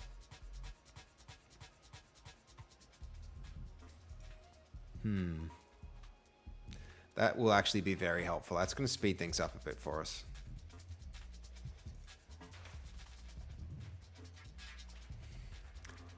Though we're still going to be stuck waiting a fair bit, unfortunately.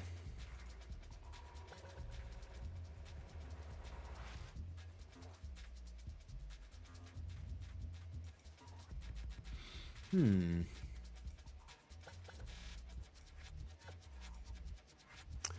going to have to learn to do some moderation stuff for when Goldie's not around. Okay, changes pushed. Edit mode, waiting for changes. You know, one of these days, I think I have to take a little bit of responsibility for figuring out how to, like, what happens if somebody comes in the chat and makes a whole bunch of trouble? Like, how do we kick him? Probably it's like slash commands, I imagine, right? Yeah, we'll see. Interesting question will be like, how do we remove the mini-map from the game? At the top corner? There's going to be some kind of like UI override way to do that, but we'll find out. Where is it?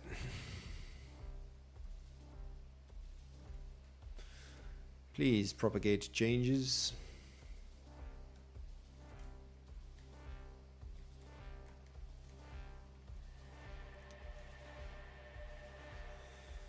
Any minute. All right, let's keep making those damn folders while we wait. I think that's a good use of time. Instead of waiting for stuff. A, B, C, D, E, F, G, H, G, H, I, J, KL. KLMN.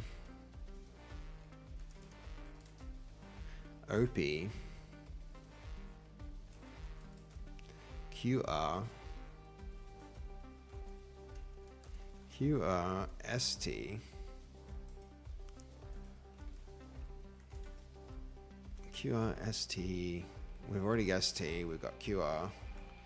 We've got OP. We've got MN. QRST. UVWXYZ. Probably don't need that many more. Bar was WX. Yes, we do.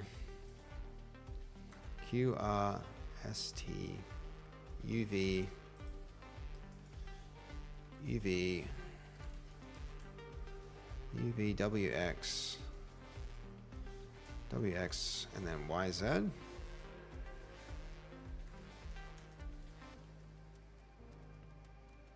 This would have been one of the advantages of the system that we proposed using, like we tried to use in the first place, guys. If you remember, I didn't want to use teleporters. I wanted to create my own system that teleported us around. But when I tried to do a long teleport, it went to a black screen, which just like is not kind of, that's not really acceptable. Now we know our ABCs. You know what we could do? We can VU, if that's volcano. VU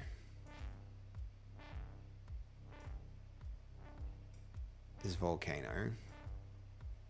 PA is bar. Sorry. Its bar is WX. Bar is WX.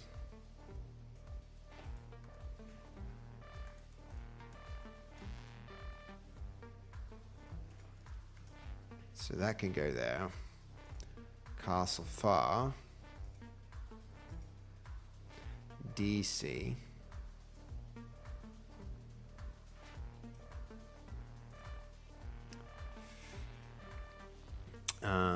Castle Mid.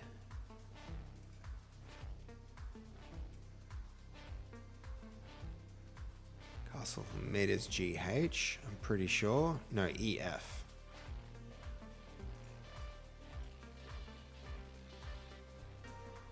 And Castle Near is GH.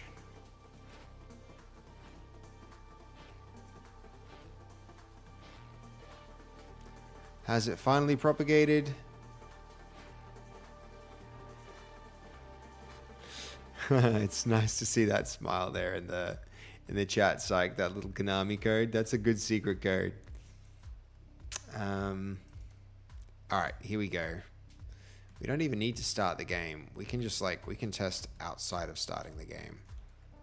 Well, why didn't that trigger? That did. Pretty weird. 9-10 seconds now. And it hasn't teleported me back. And it hasn't activated with the trigger that should have activated. There is a trigger there. So that's... Let's go have a look. The market is step 1. The market entrance. Then the market exit.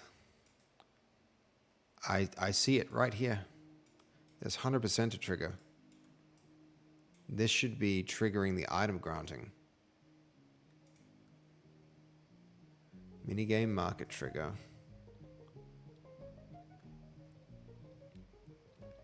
How do we actually do it? It was minigame market here now. This has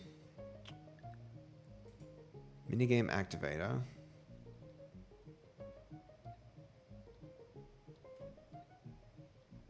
Device, it's got the teleporters, minigame market.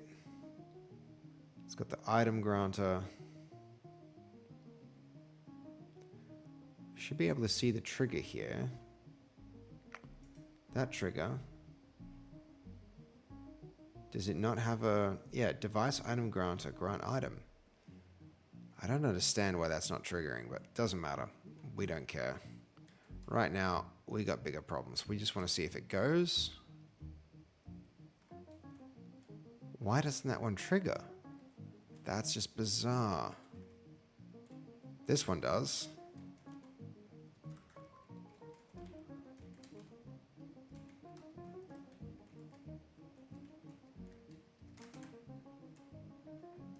Is it too low in the ground? It seems the same as any other one.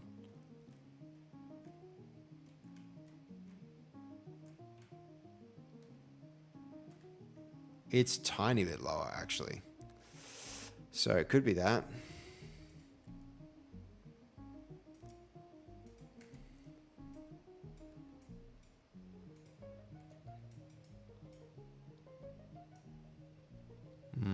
If it's something as simple as that, that's kind of crazy. But we're about to see. Hey,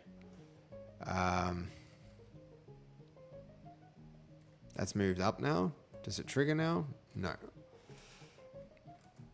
Let's see what it's got going on. Goes MN and NM. LMN. So entrance should be LMN. It goes, yeah, okay. That might be our problem. M and then N. Then the exit is N and then M. N and then M. Save that.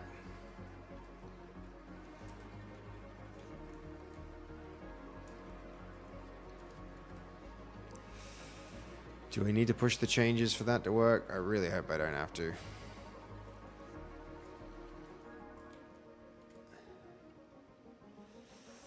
All right, farm is IJ. Yep, farm. IJ is farm. Then we've got graveyard is KL. I think if we're going to drop any minigame, it's the graveyard. It just doesn't look spooky in the daytime.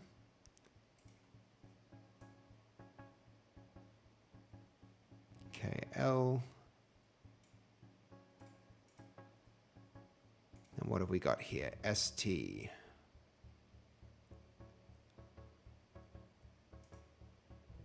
ST is temple. So we need to change that to Y's. I'll make it like UV. No, UV is volcano. So this is going to be YZ. It's going to be Y. And then Z.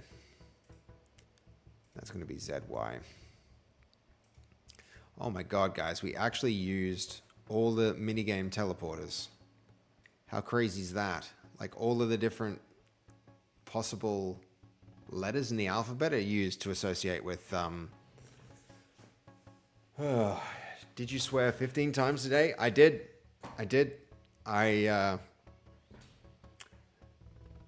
took those colors off the list. Yes, those are actually swear words, Stray. I don't realize how much I do it, but like apparently I do. Apparently I do swear a fair bit. So yeah, those are legit numbers, man. Those are legit numbers. I still need to like parallelize that system so that it runs a little bit faster, but yeah. Castle near.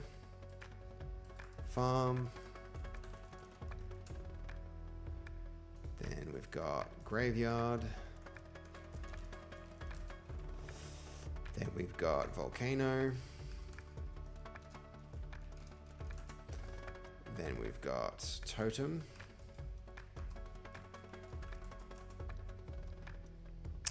So carnival. That should be A to B. This should be B to A. Let's have a look at the position of these things.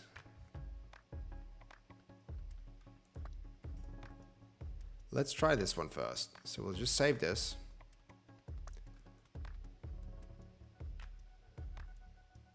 See if it triggers. It does, and it did go to carnival. And it takes us back. Okay. That's good. Carnival. AB done. What's the next one? The MN Fields. Let's see the entrance. Okay, right near the hockey, air hockey. This one does not work. All right, we're gonna push the changes and see if that one works. Push changes. Yep. You're telling my mum I swore. Yeah, my mum never swears. I think I've maybe heard her swear like probably 15 times in my entire life. I swear. I swear she doesn't get it. I swear. She really hardly ever swears. It's pretty cool that you guys are gonna get to meet her. That's awesome. The whole like the stretch goals for fastest subathon, like that we get to go, like, you guys get to see the like where me and Fast grew up. That's pretty awesome. I'm stoked. I think it'll be so much fun. Edit mode. Come on, edit mode. Do your thing.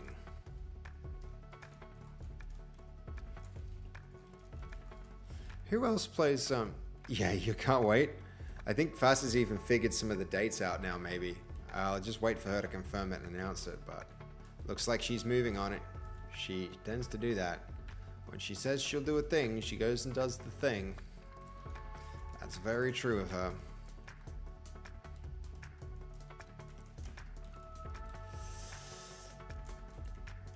Yeah, it's gonna be really fun. Like, Mum's actually a legit, very, very talented artist.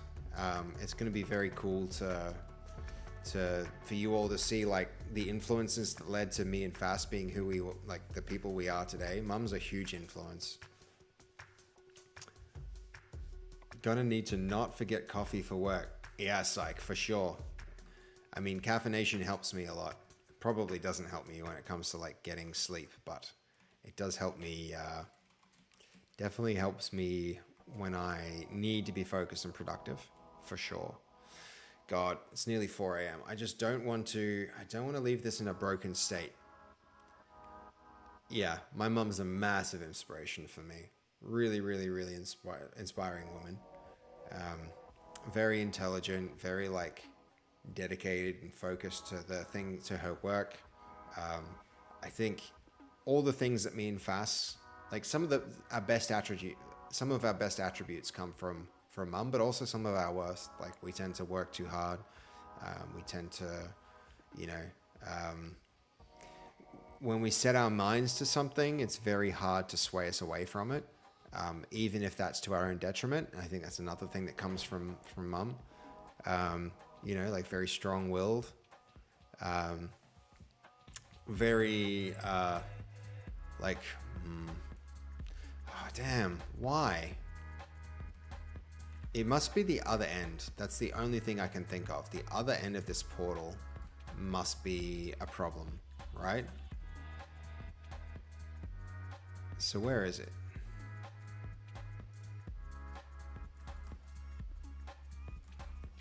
It's gotta be...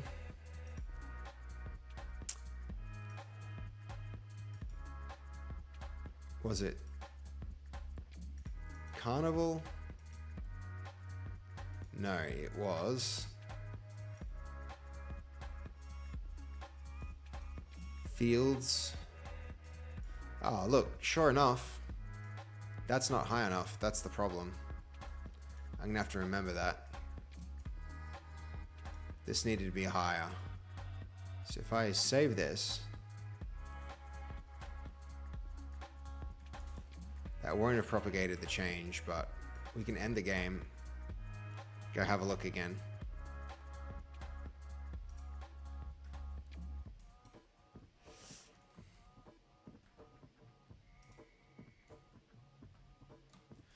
All right, here we go.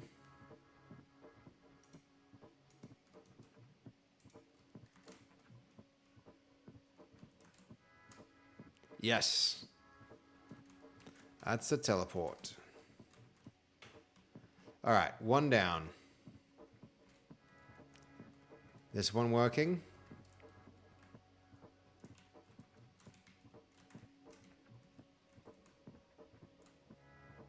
Castle mid.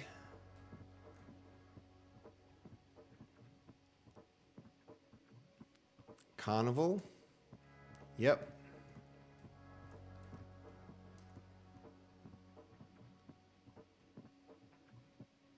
Hold on. Yeah, that's right. Okay. Then we've got our market. Hold on. China shop.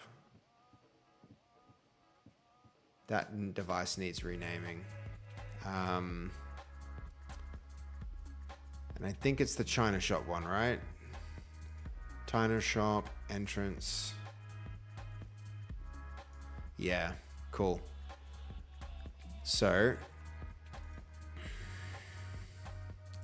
teleporter, minigame, China shop entrance. Let's see, if I save this, does it? Yeah, it does. It changes its name. That's good. China shop, nice. And then if I, yep, that teleports me back. And then we've got one more over here now. Minigame. All right, hold on. Temple. Made it the same mistake there. Save that.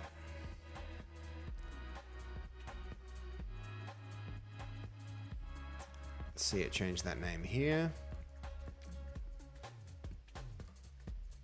Did it change it immediately? See how inconsistent it is with changing things like that?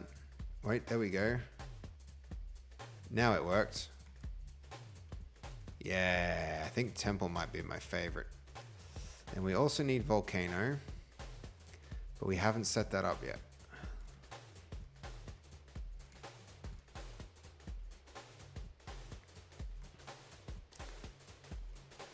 All right, cool.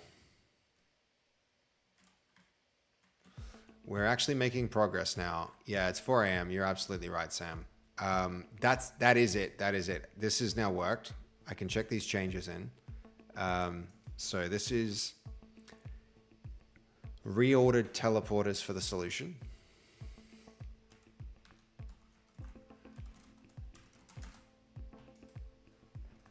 With mini games for Temple, China shop, market,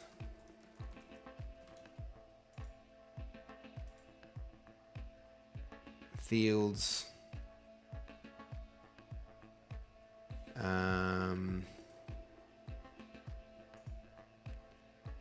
so let's say minigame teleporters,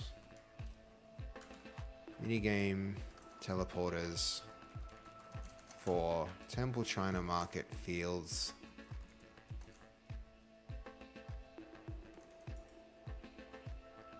What else we got? Carnival.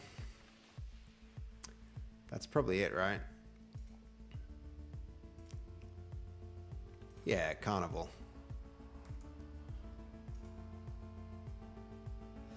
Nice, we're getting there. And Carnival.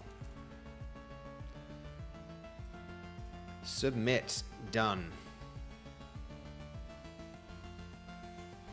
I'm so happy with the progress made today. That is very, very good. As long as... Oh, no, one more thing we need to check. We've got the links working. I just need to make sure before I really call that done. I mean, I just pushed it, didn't I? No, I just pushed it. If there's bugs, we'll find them later. So that is it. I'm going to wrap that up. Ooh, what's that stream? Prodigy out of space.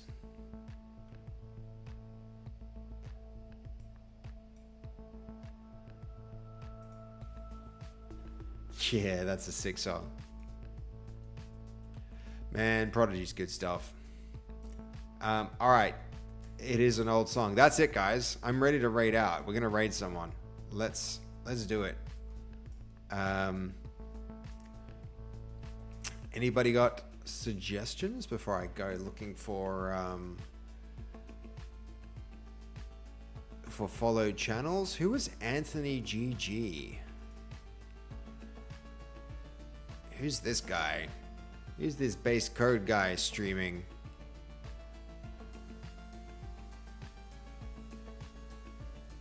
Don't know if I remember him.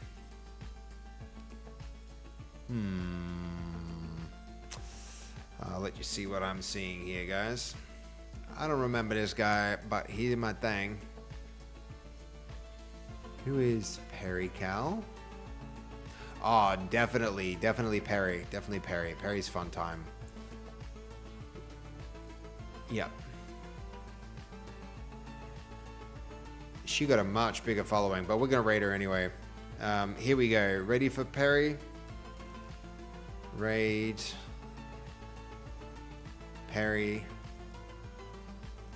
Let me stop this music so we can be ready. Everybody ready up. Here we go. Giving Perry a raid. That was a huge stream. Huge stream. You like some Perry? Yeah, me too. She seems very switched on. What is she even doing? She's singing?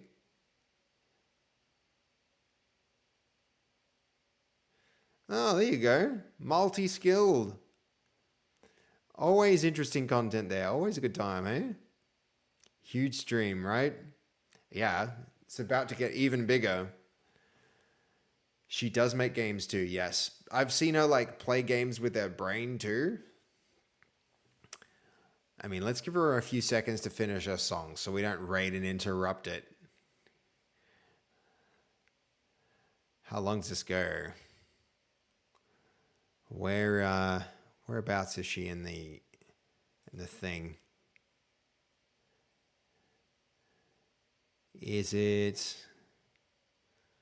Do I cancel the raid or do I? Yeah, I don't want to interrupt her. I'm going to cancel and re-raid.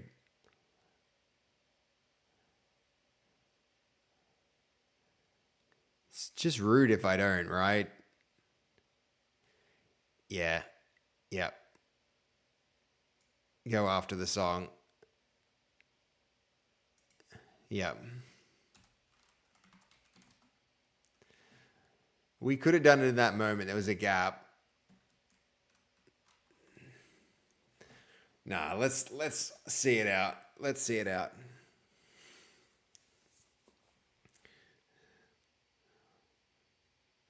Very cool person, don't you think, guys?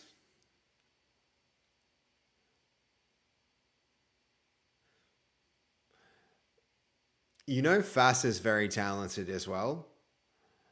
It's very thoughtful. Thanks, dude.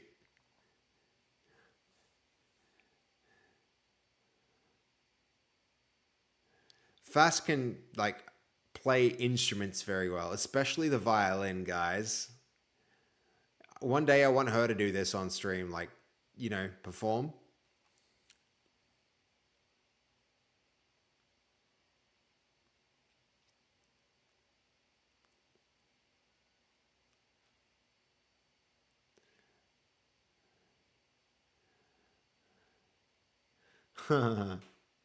Dude, deep music. Deep song, huh?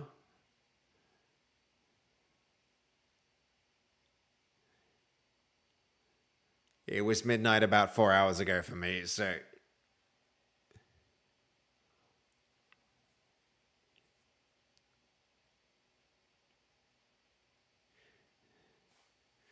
Alright, we're going to start the raid because she's about to finish.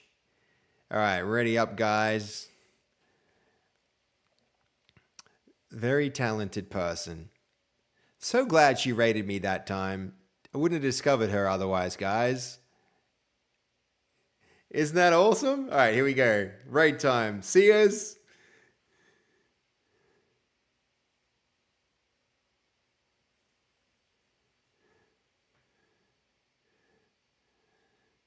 All right, see you guys.